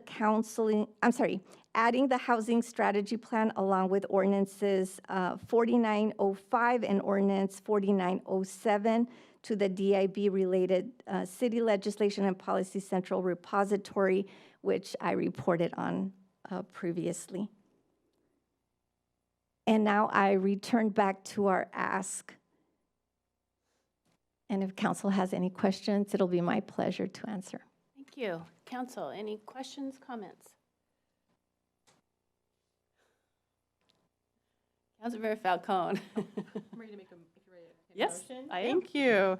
Madam Mayor, I move that we adopt Resolution R5693, a resolution of the City Council of the City of Kirkland, reaffirming the city's commitment to being a safe, inclusive, and welcoming community where all people belong. Second? It's been moved by Councilmember Falcone, second by Councilmember Black to move forward Resolution 5693. Any discussion? Councilmember Falcone. Thank you, Madam Mayor. I have a proposed amendment to this resolution. Does staff have that available for the screen? Oh, perfect. Thank you. So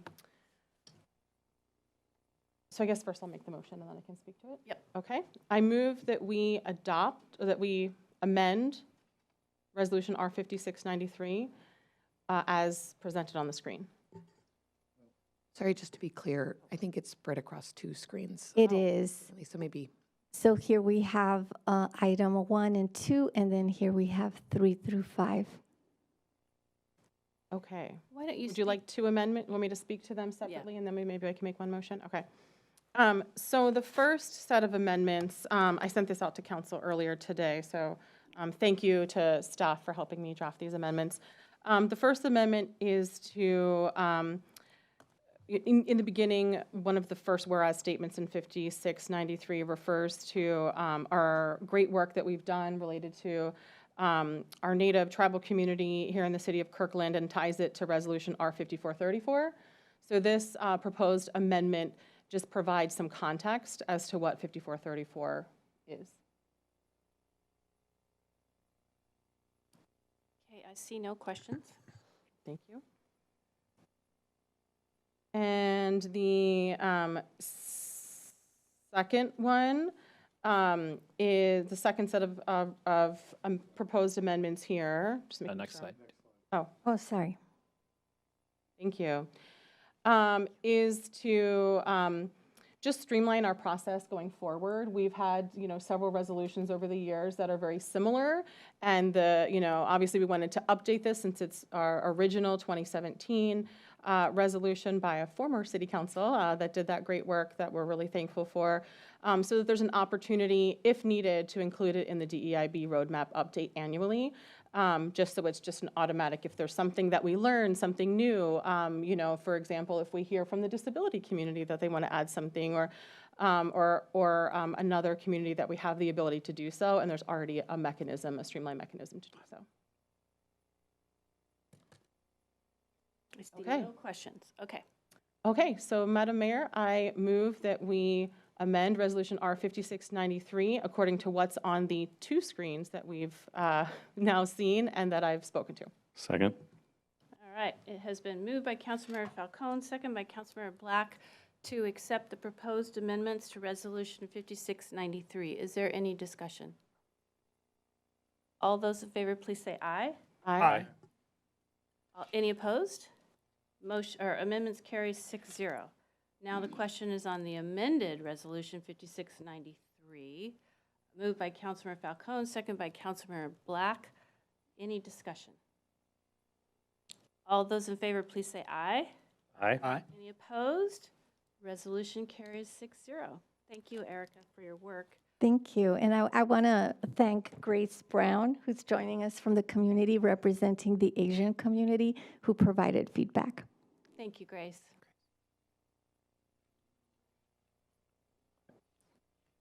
All right. It's too easy. Okay, we are now at our final business item, which is item 9D, consideration of the Kirkland Cultural Arts Commission's recommendation for culture grant fund use. City Manager. Thank you, members. We're going to have our DAV Manager, Erica Moscoro, is going to stay up and cover this topic as well. This is a recommendation from our Cultural Arts Commission about some additional grant funding we received for culture. That money came as a result of the King County Council adopting the 1% for art sales tax that they did recently. And the staff is looking to see if council concurs with the recommendation or maybe has some potential slight modifications to the recommendation. So that I will turn it back to Erica as soon as it's up. Thank you, City Manager.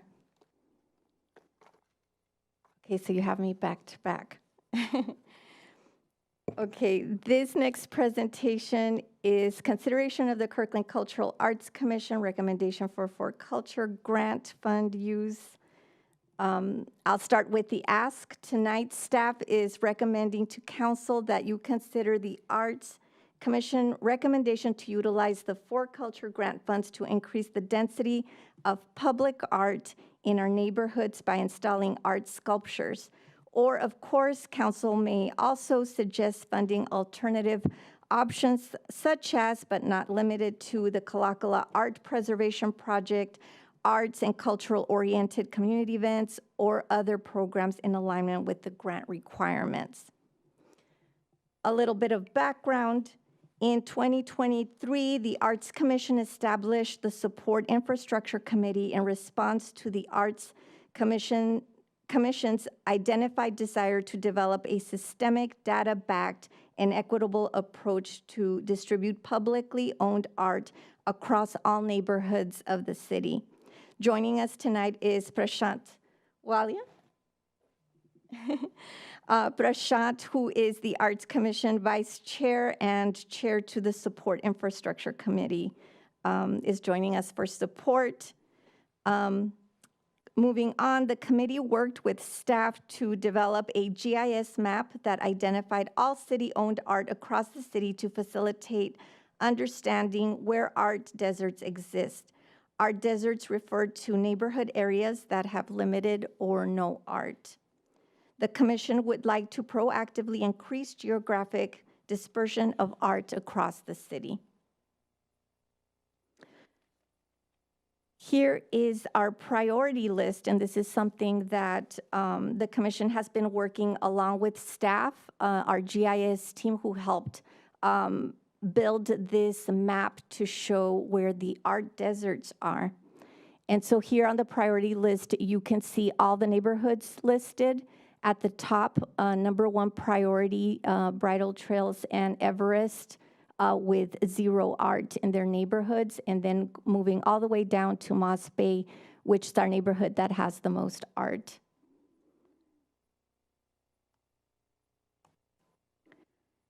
The city applied for and received art-sustained support from For Culture to support programs that can include but are not limited to the listed items on the slide.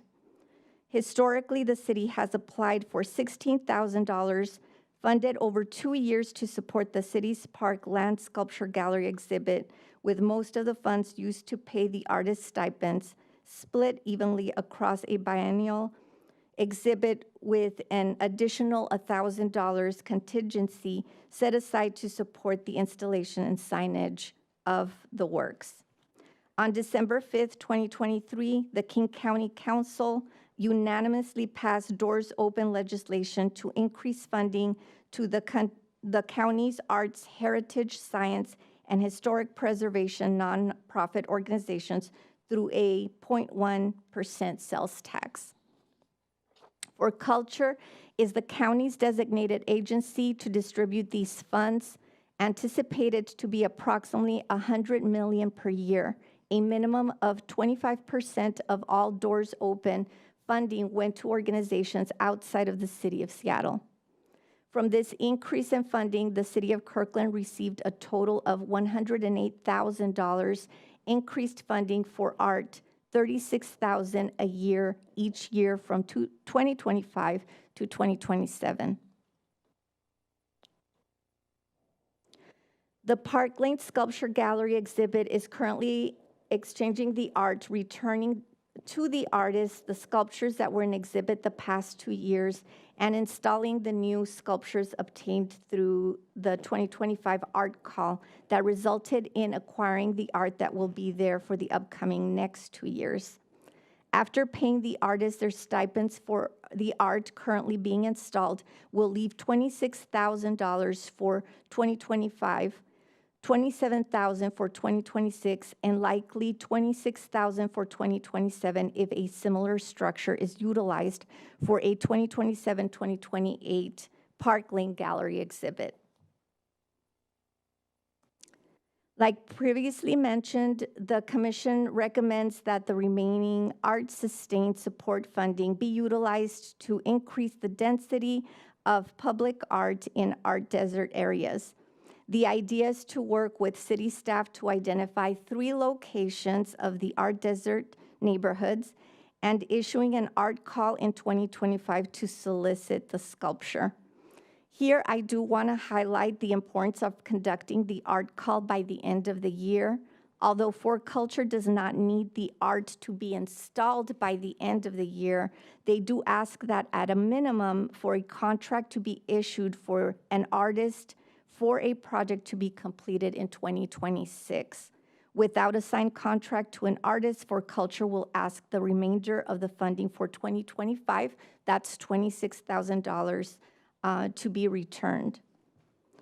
I do want to pause here as well to praise our Arts Commissioner Chair, Alyssa Sargason, who has been working the Park Lane Sculpture Gallery exhibition mostly on her own.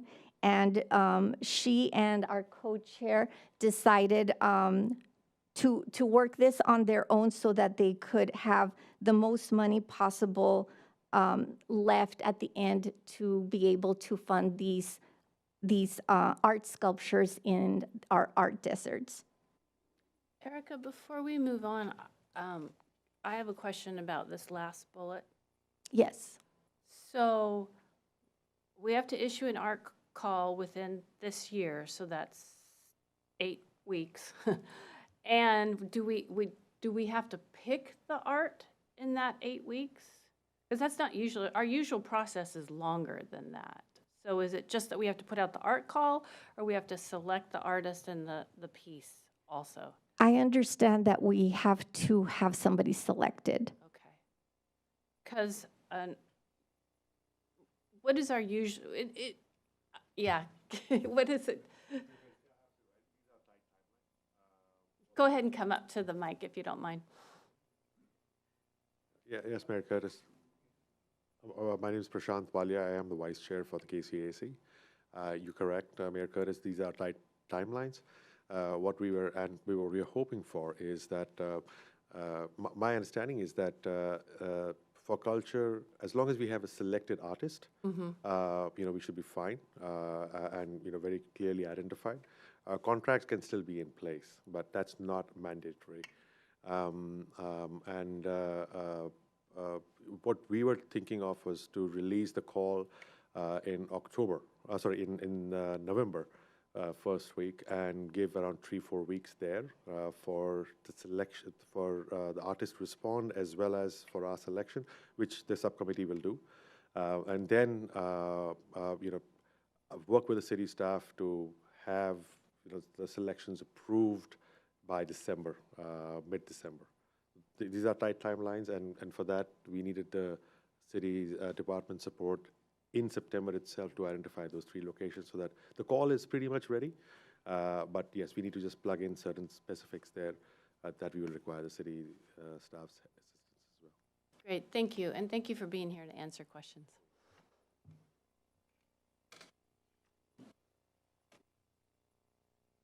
Thank you, Mayor. And now I've circled back to the ask. Does council have any further questions? Councilmember Falcone? Thank you, Madam Mayor. Well, thank you, Erica. Thank you, Vice Chair Walia and Commissioner Brown for being here. And thank you for all the work of the Cultural Arts Commission on this work. It's no secret that I love public art. I see canvases everywhere throughout our city. It's so important for us to have art, to have diverse art. It just creates such a welcoming environment for our city, and it's something that I know that has been kind of in the blood of our city for generations, is really this love of art and public art in particular. So thank you for that. And I also really appreciate and support this lens of wanting to increase art in art deserts throughout our city. That is completely in line with what we were just discussing with our DEIB work, and making sure that folks who have the least access to public art, that we are focusing our resources there. So I really, really appreciate that. And in that same vein, I also think of the impact and relative cost of different types of art, right? I know that, I think it was last year, my family was a couple of many folks that came out to Totem Lake Park to paint a mural on the restrooms there. And we collaborated with Urban Artworks. My understanding was that mural only cost around $7,000 for everything, including the Community Art Day in collaboration with Urban Artworks. I know we've collaborated with Urban Artworks on other murals throughout the city. And I look at how can we stretch these grant dollars to fill that gap in these art deserts as much as possible? How can we get the most bang for our buck? And so I really would love to see more flexibility in this, and not just solely focused on sculptures, but really opening it up to things. I know staff mentioned utility box wraps. I think that could have a slightly larger impact. I think, like I said, things like murals. We've talked as a council, a few years ago about wanting to see more pavement art, right, on our streets and intersections and things as well. I would love to see things that have a bigger splash, that will have a bigger visual impact for these communities who are currently living in an art desert. And also, that type of public art is a great way to, one, support artists who design whatever it is, the mural or the street art, but also to bring community together, to get to, we have experts that we have trusted, partnerships with, like Urban Artworks, that could help us in having more community building type of art installations as well. So I would love to see it expanded to be more than just sculptures, to include murals and other things such as utility box wraps. But I love your vision. I love the lens of focusing on these art deserts. Come on up. Thank you, Councilmember Falcone. Murals actually are part of this. So when you say permanent art, it could be sculpture, it could be murals, it could be anything else. So when we did a survey across all the neighborhoods, murals were also one in our in the GIS mapping, was also one of the criteria for location selections. And we entered that into the guidelines as well. Wonderful, thank you. So I hope the call for art would then include murals and utility box wraps, not just sculptures. And utility boxes as well. Yes. But it all depends on which 3 locations are picked in those 3 high priority neighborhoods, the art deserts. We're starting with that, and obviously the idea is to increase the density as we go along to the other neighborhoods as well. Great, thank you. Thank you. Anyone else? You may as well stay up here. Thank you for that clarification, because I had similar thoughts to Councilmember Falcone. I was questioning why we were just picking sculptures, because there's installation costs and maintenance costs and finding locations. And like Councilmember Falcone, I think of art, when you do landscaping, you're designing for, are people going to walk through the space, or are they going to drive by it at 60 miles an hour? So it really is location dependent on what we do for the art installation. Another nice thing about murals is they prevent tagging, that people are less likely to graffiti blank walls if there's already art on it. So I'm a big fan of murals as well. So I'm happy that you're opening up for other. No, absolutely. Okay. Okay, so do we need to make a motion on this, or do you just need city manager, or do we just need head nods to move forward? Excuse me. I think a motion accepting the recommendation, but maybe elaborating that it include murals and utility boxes in the art call would be helpful. Thank you. So moved, what he just said? Second. Okay, it's been moved by Councilmember Falcone, second by Councilmember Black, to accept the Cultural Arts Commission recommendation to use their For Culture money to expand the call to art for all types of arts, including sculptures, utility wraps, and murals. Any further discussion? Councilmember Falcone. I just wanted to mention, I didn't mention this in my earlier comments, that, like I said, I see blank canvases everywhere, and the mayor talked about like preventing tagging. I feel like that big concrete wall at 132nd Square Park, for example, is a great, potential location, and similar types of locations that I feel like are an invitation for tagging, that we could instead have something really beautiful with this work. So thank you. Anyone else? All those in favor, please say aye. Aye. Aye. Any opposed? Motion carries 6-0. Thank you, Council. And I failed to mention earlier, Grace Brown is also an arts commissioner. So I'm happy she's here with us. Thank you. Thank you both. And I know it's late, so I do appreciate you being here. All right, we are closing our business agenda, and we are now moving on to council reports, and I'm going to start with Deputy Mayor. Thank you, Madam Mayor. Couple of things and then something upcoming. On Friday, September 19th, I attended the Audit Exit Conference with the State Auditor, and I'm happy to report a clean audit and clean performance audit with no findings. An update from the State Building Code Council, because I had talked about some of our work on SBCC in relation to the city's high-performing building standards. While some of the updates in those standards I had talked about being adopted by the end of this year, while the council ended up releasing a number of policies for public comment, staff was unable to complete some work required under the Administrative Procedures Act to get that done through the end of the year, and we'll slide the new codes into 2026. Because of a requirement that codes sit through a legislative session, the effective date would be after the legislative session in 2027. So keep that in mind as we're looking at our own high-performance building standards.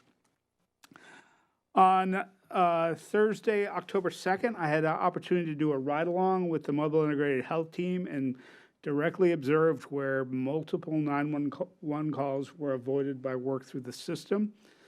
I did also see continued ping-ponging and gaps in the system, so there's more work to do here.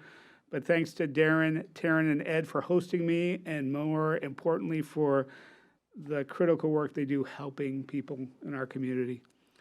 That night, I got to speak at the Evans School to a bunch of budding public servants to talk about local government and what our expectations as council members are of staff as we make policy.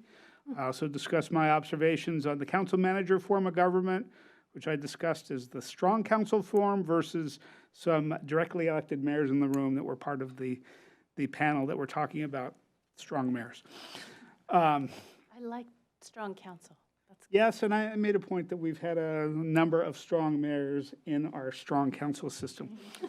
And then finally, last week was the week without driving, and I promised last month to come back with a report. For me, it involved a lot of walking and transit. There is a huge difference between when we have 15-minute service and 30-minute service, which is generally the difference between daytime and evening service, just on transfer wait times.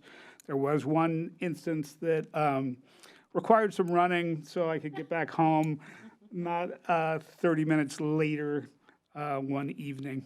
Other than that, it was fine. On the upcoming schedule, the King County Executive has called a work session of the King County Cities Climate Collaboration on October 14th. These meetings are generally not public, but all elected officials are invited, so I wanted to check in to see on interest on the council if we have to make a decision on 3 of us that might be attending. I'm certainly interested. Thank you, Deputy Mayor. I checked with Jasmine, and I think only you and I have expressed interest so far. Anyone else? Okay, we're up.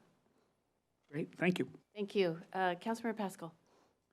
I have nothing to report. Thank you. Councilmember Falcone. Well, I have a few things to report, just to highlight. First, Rocky and I enjoyed the annual Harvest Festival this past weekend that the City of Kirkland Parks and Community Services put on at Juanita Beach Park. It was, again, every year I feel like it's even better than the year before. So kudos to all the staff who worked really, really hard on making that event happen. It was packed and people were having fun. There were all kinds of different, vendors there, and there was, having Rocky with me. We spent a lot of time in like the kids corner, and we had a lot of fun. I think the highlight for him was getting a glitter tattoo on his arm. That was a lot of fun, and he went home with a new hula hoop as well. So it was a lot of fun for everybody. So thank you to city staff for putting on that amazing event. Also attended multiple events at the first annual Kirkland Umbrella Fringe Festival this past weekend that was organized by the Kirkland Arts Center, is supported through a grant from the Tourism Development Committee. And it was just our deputy city manager was on stage at Kirkland Performance Center to kick it off, along with David Links from the Kirkland Arts Center. Councilmember Sweet and I were there, and it was a great night and it was a great weekend. I know some of us got to attend various of the performances throughout the weekend, but a lot of fun. A great job with collaboration between a lot of different organizations within the city of Kirkland. So it was a really fun community event, and it was just beautiful. So thank you everyone for that. And then just a brief update at our last Board of Health meeting. We voted to approve a measure that will impact food establishments throughout Seattle and King County, where we're all probably familiar with like the food safety grade systems that you see in restaurants that have like the different smiley faces on it for the public to know about that. We also, so in addition to that, you may see at some restaurants, hopefully not in the city of Kirkland, but you may see if there are verified labor violations, that there will also be a sign next to the food safety grading that the Department of Health will place up there. And the theory in this is that where there's smoke, there's fire. And so sadly, oftentimes when there are labor violations, there are food safety violations. They almost always go hand in hand. And this is something that there's precedent for in jurisdictions in the state of California that have even more, the state of California allows for even more penalties for that, but this is just to educate the public. We know, we've had some instances, I can think of one in the Juanita neighborhood in the city of Kirkland where there was pretty severe labor and food safety violations that were recurring that we know ended in, is, I think, working its way through the courts at this time. And so anyway, this is something that has hit home here in the city of Kirkland, and this is something that I'm proud of the Board of Health for wanting to educate the public and also make sure, again, in an effort to make sure that everybody is safe, that the food is safe. If you think about it logically, if there's labor violations where folks can't take time off when they're sick and they're coming in and cooking and serving your food and spreading those germs, that's not a good thing. And also it goes, as I said, to show the type of practices that a restaurant may have if they're meeting the standards. So just wanted to highlight that because you may see there was some news coverage of that, and I was proud to vote in favor of that and hope that that helps keep our community safe. Thank you. Thank you. Councilmember Tim Chisholm. Did you want me to do an update or give my LRM? Do an update. Okay. Do you have a new LRM? No, but I had an amendment, no. Okay. I attended the Kirkland Initiative. Talked to the new students there. They'll be graduating in 10 weeks or whatever it is. I attended the BECU grand opening here in downtown Kirkland. That's BECU's second location. It was heavily attended, probably the biggest ribbon cutting I've seen of a business here. There's maybe 100 people there and about 50 BECU employees and BECU leadership from all around the region. I attended the Norkirk neighborhood meeting. And I also visited some Highlands residents and tested their garden hoses, sprinklers, water fillers, and other equipment. Real quick plug for the November 8th Kirkland Chamber of Commerce Gala. I'm considering organizing a table or doing something else. And if you have an interest in that, the Chamber Gala annual Chamber Gala is November 8th, which is a Saturday night at 5:30 at the Bellevue Hyatt. Thank you. Thank you. Councilmember Black. Okay, gosh, there's a lot. Real quick, so as quick as I can. So went on a mobile integrated health ride along, really enjoyed that. Saw some of the same things that Deputy Mayor Arnold was talking about. Really important work that the mobile integrated health team is doing. I appreciated it before, but I've never appreciated it more than having done the ride along. I was able to attend the senior resource fair. Again, just an opportunity to thank staff for doing a great job with the senior resource fair as well, attended by Kirkland seniors with lots of, information about resources for our senior community. It seemed it was well attended and I think appreciated, and I want to thank staff for doing a great job. We got a WashDOT tour of the station, the bus rapid transit station at 405 and 85th. And I just want to thank staff for doing a great job there too, with a really informative tour of the work going on there. Had the meeting of the Joint Regional Transportation Boards, which is, our participation is Eastside Transportation Partnership, but either once or twice a year, we do a joint meeting with the other regional transportation boards. This one focused on transportation planning for the World Cup. We've talked a little bit about transportation planning for the World Cup in the past because one of the things I mentioned to colleagues is that 3 members, voting members of the Regional Transit Committee, which I'm one, are putting together a letter just encouraging the local organization committee, Metro and Sound Transit to be coordinating closely with Eastside cities when it comes to planning for the World Cup. And that's both so that we can provide great service to our existing residents, so that we can provide great service to our visitors, and also so that we can take advantage of the economic benefits of the World Cup in a meaningful way. So that letter is finalized now, and I'll be signing it on behalf as a member of the Regional Transit Committee. I've been working that through with staff and the mayor. Also had the Regional Transit Committee meeting, and there were 2 items on that agenda. It included their language equity work, but probably more of greater relevance to Kirkland was a presentation on all of their flex services. So van pool, van share, and including Metroflex. So just know that we are monitoring very carefully what's going on with respect to the Metroflex service area in Northeast Kirkland. There was nothing new to report, no decisions being made about moving that from a pilot to a full-time service or deprecating it.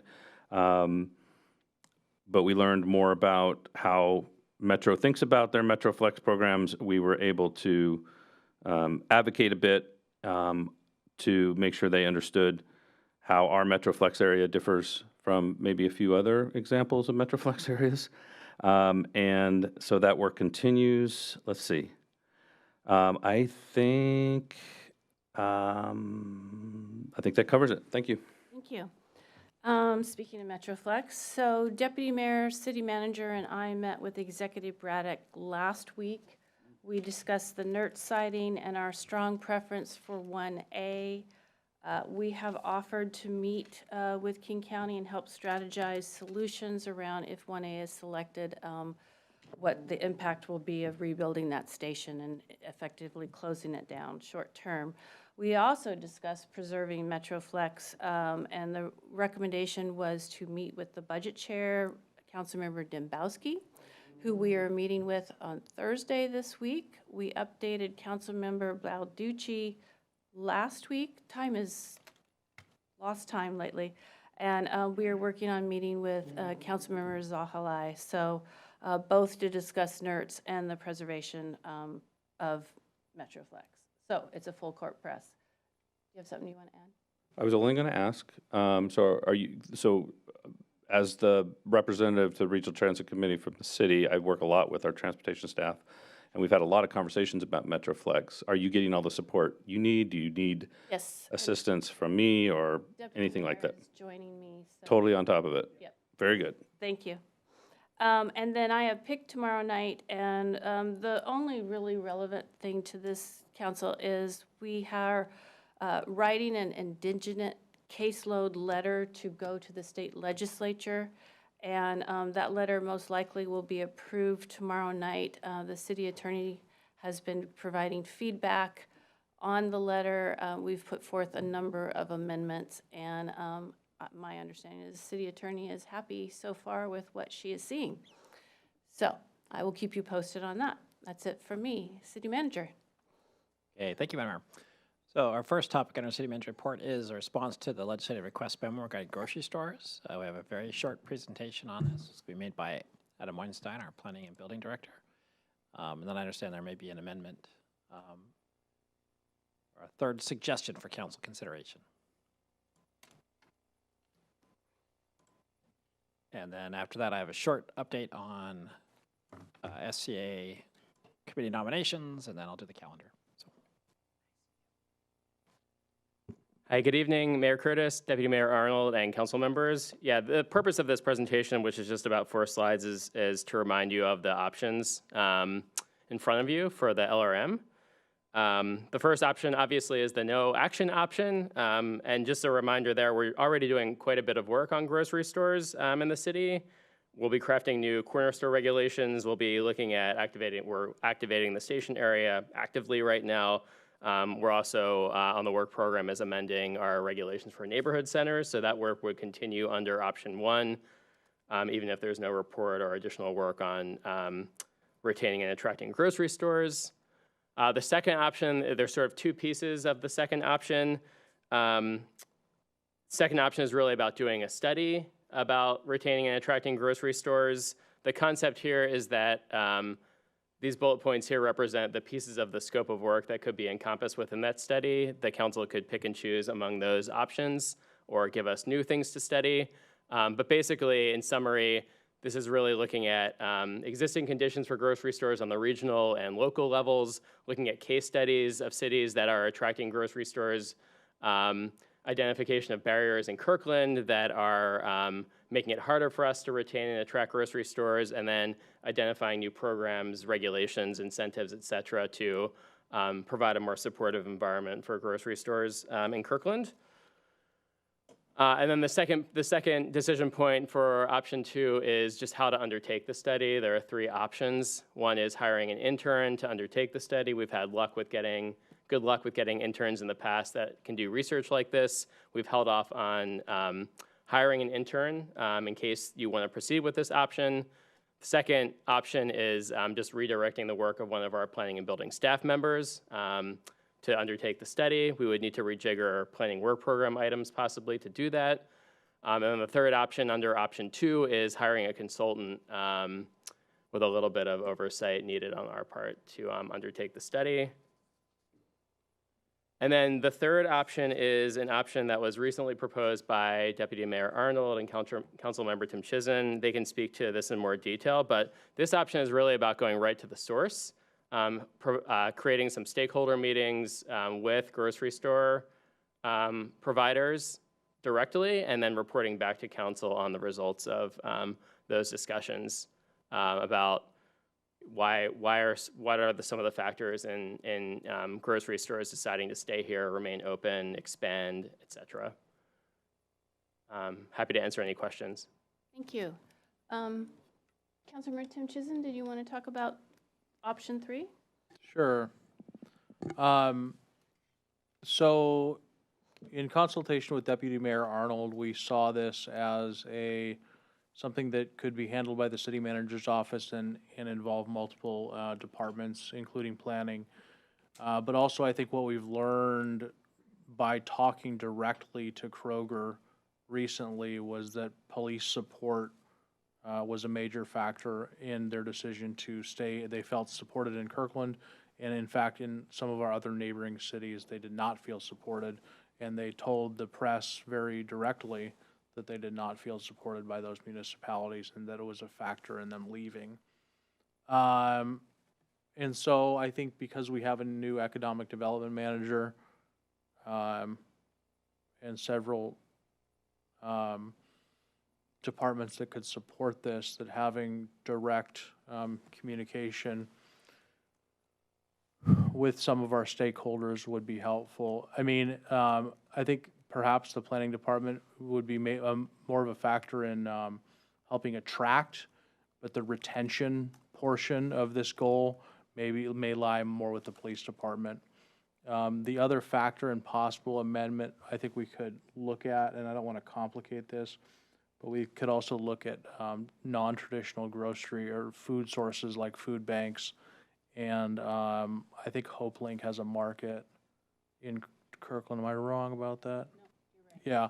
HopeLink has a market, which is a non-traditional grocery store that's free, I guess, but a source of food.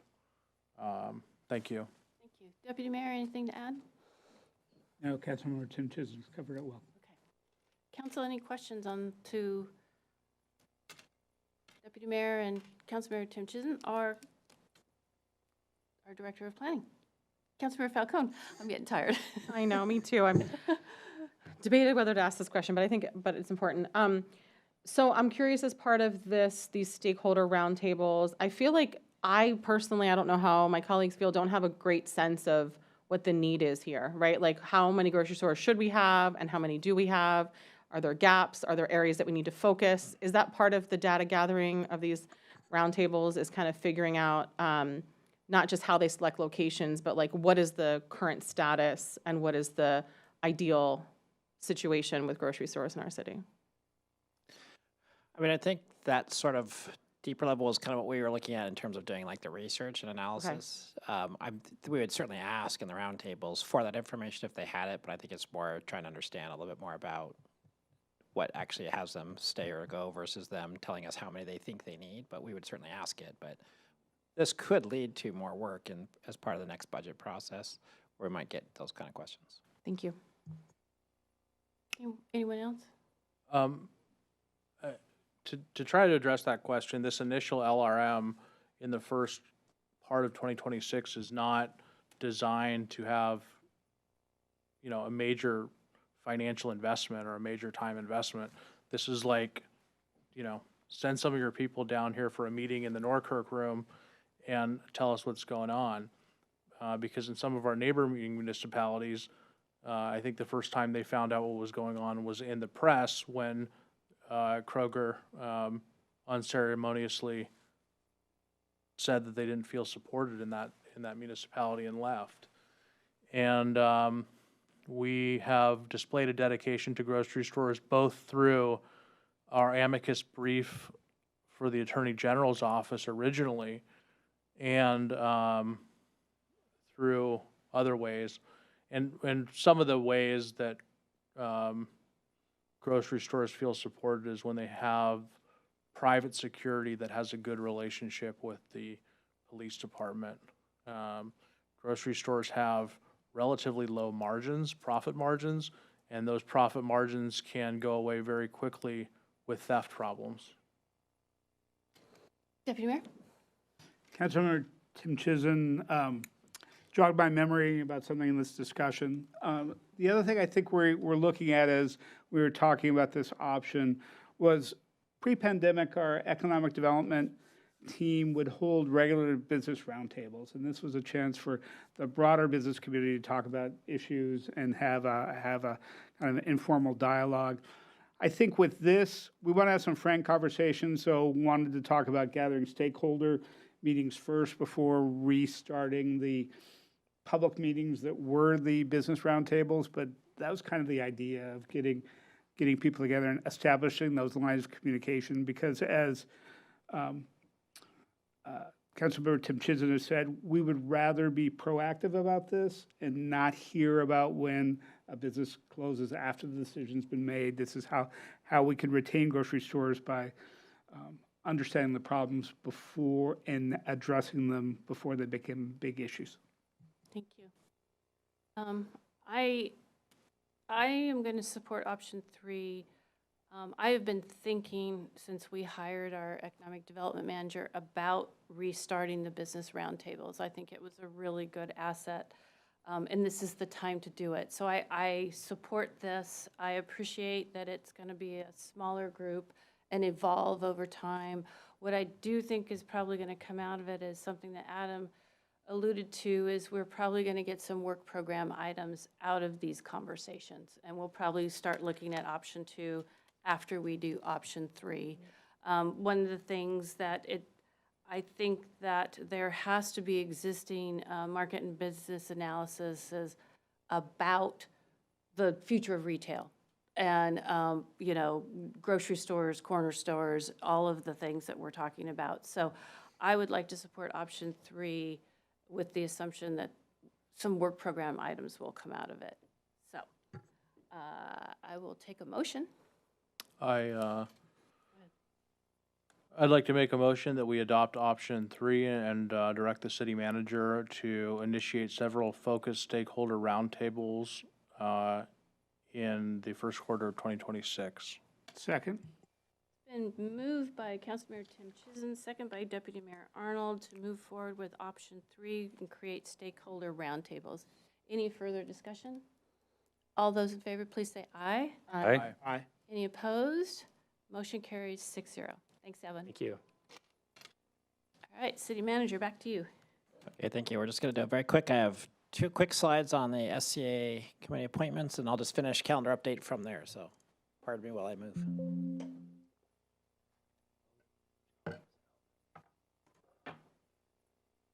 I'll speak to this. Just as you all remember, there was a transition. Our government affairs manager, Diana Hart, is we don't have an update that I'm aware of expecting a baby, and Honorana Campbell is the interim government affairs director, put the slideshow together for me, but she wasn't able to be here for tonight. So I'm covering. So briefly, just a reminder that the SCA board and committees are back up for application, and everyone has to reapply if you're already on one, so it's not automatic. There's 23 regional boards and committees with expiring seats. 13 of those have Kirkland representation. 11 are held by current council members, and only one council member can apply. So if 2 apply, then the SCA doesn't take the nomination. So the goal of this conversation is to make sure no one duplicates their applications.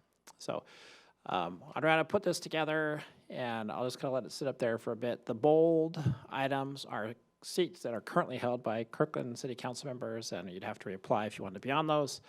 The strike-throughs are ones where we know we already have a seat because we're the city of Kirkland because of our size, so we don't actually have to apply. And then the underline are ones that we've had people express interest, and that has been in your council packet who has expressed interest.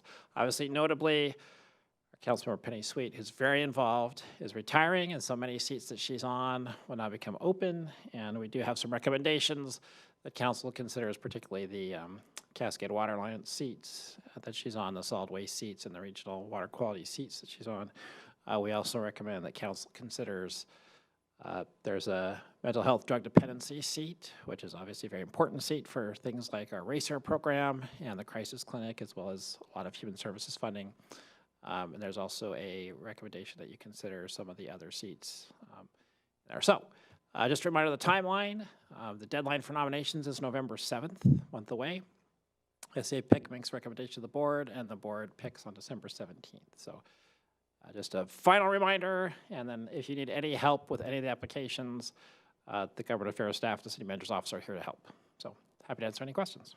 Thank you. City Manager, will you go back to the previous slide? Yes. There we go. Sorry. And I wanted to bring this forward just so that we were clear who was applying for which committee. I know that Councilmember Falcone is interested in Mental Illness and Drug Dependency Advisory Committee, and I don't think that there's anyone else that's interested in that. We have 2 council members interested in Domestic Violence Initiative Regional Task Force. Yeah, so just as a reminder, oh, sorry, am I recognized? Just a reminder, so I'm an alternate to the DVI Regional Task Force. It's not a decision-making body, it's an information-sharing body, so it doesn't vote. So actually, an alternate on DVI is very much like being a member of the DVI, and we've actually taken a pretty active role, Kirkland has, and sponsored and hosted DVI quarterly meetings at the Kirkland Justice Center. So, but I know that Councilmember Tim Chizen has some interest in it. We talked a little bit about it offline, and I'm perfectly comfortable with Councilmember Tim Chizen applying for it if that's still his desire. So I'll leave him to. If Councilmember Black is stepping aside and stepping down, I will certainly apply. Great. Thank you. Thank you both. Okay. Councilmember Falcone? Thank you, Madam Mayor. I just want to clarify that, yes, I plan on applying for number 15 here, the mid, and also reapplying to continue my work on the Board of Health. However, numbers 2 and 11, I currently am appointed to seats on those, and I do not plan to reapply. So if there's anybody interested in those, the Affordable Housing Committee in particular is going to be working on the work plan next year for what that 5-year check-in looks like on the affordable housing components of comprehensive plans, and what that, because they are tasked with checking in to see how much cities have actually seen more affordable housing being built, how much they've moved the needle, and so that is important work that's going to be continuing on the Affordable Housing Committee. And given that Kirkland's leadership on this issue, I would encourage anyone who may be interested to apply for the Affordable Housing Committee. There are at least a handful of seats opening on that. Thank you. Thank you. I would be interested in learning more about that. I do also want to highlight, Andrea sent an email to all of you with the suggested, seats that might be interested in. Greater Seattle Partners has a vacancy for the first time, and I know that's been of interest to the council in the past, so if anyone is interested in applying for that, that's another opportunity as well. I think Councilmember Tim Chizen has also expressed an interest in that one. So I would love if Councilmember Tim Chizen and Councilmember Falcone had a conversation about Affordable Housing Committee. That would be super helpful. 2 other ones I want to highlight. With Councilmember Sweet's retirement, I'm just going to count them here. 1, 2, 3, 4, 5, 6, 7, 8, 9, 10 committees that she currently serves on. The 2 SEA ones that would be wonderful if we had, one is the King County Regional Water Quality, which is a very important committee to sit on. And so it would be very helpful if anyone in this body was interested in serving on that committee. And Healthier Here, which is a governing board that she also sits on, and it is bold because, no? It is. Is it one that we think is important that we have a seat on? I wouldn't say I'd necessarily prioritize it. It's Okay. only if it's of someone's interest. Yeah. But RWQC is one. Yeah, so. And then the other 9 of her committees, we will have a conversation December and January about filling those seats. So something to think about. She has big shoes to She fill. does. Yeah. I would note that all 7 are allowed to be on the Synthetic Turf Advisory Committee, which will be coming back to you. All right, any questions, comments on regional committees? Deputy Mayor? Just one other thing that was in the memo that wasn't part of this discussion. PSRC is looking at changing its makeup on the Growth Management Policy Board and the PSRC Transportation Policy Board. Their current proposal for shuffling those has seats going automatically to cities above 80,000. So Kirkland would get an automatic seat on the Growth Management Policy Board and the Transportation Policy Board under that current proposal, which we will hear more at the end of the year. I currently serve on the Transportation Policy Board. Mayor Curtis and I have both previously served on the Growth Management Policy Board, but that may be something else we have to fill. To fill in January, yes, thank you. And it was raised to me today that as these cities over 80,000 get these automatic seats, it limits the amount of SCA seats, which shuts out smaller cities. So that will be a conversation tomorrow at PIC, and I'd like to bring forward how SCA can advocate for more than one seat on those committees so that other cities have opportunity. So keep you posted on that. Staff will send out one last reminder between now and the 7th. And again, if you would like any assistance from staff on any applications, please let us know. We're happy to help. All right. Thank you, City Manager. Okay, my last item is the calendar. And I just want to note, because of the high interest in the Highlands water pressure, our next study session on the 21st, we're devoting the whole 90 minutes to that topic. And so we're moving the community court check-in in discussion with the mayor and the deputy, where we're going to just take the whole series of the criminal justice review and just move it out each time. So basically it'll go one more month into 2026. So all the same topics, just move back 1 month. So Thank you. any other calendar updates or questions? I have a question. I know that we're watching closely on what's happening with the interceptor repair. Any updates on that? I heard some pumps running today. So. I actually forgot to get an update on that. I don't know if our interim public works director has anything to add. No, but we can come next time. My apologies. No, that would be great, or just send us an email and let us know what's happening. Oh, absolutely. Okay, thank you. Thank you. All right, that's all I have, Madam Mayor.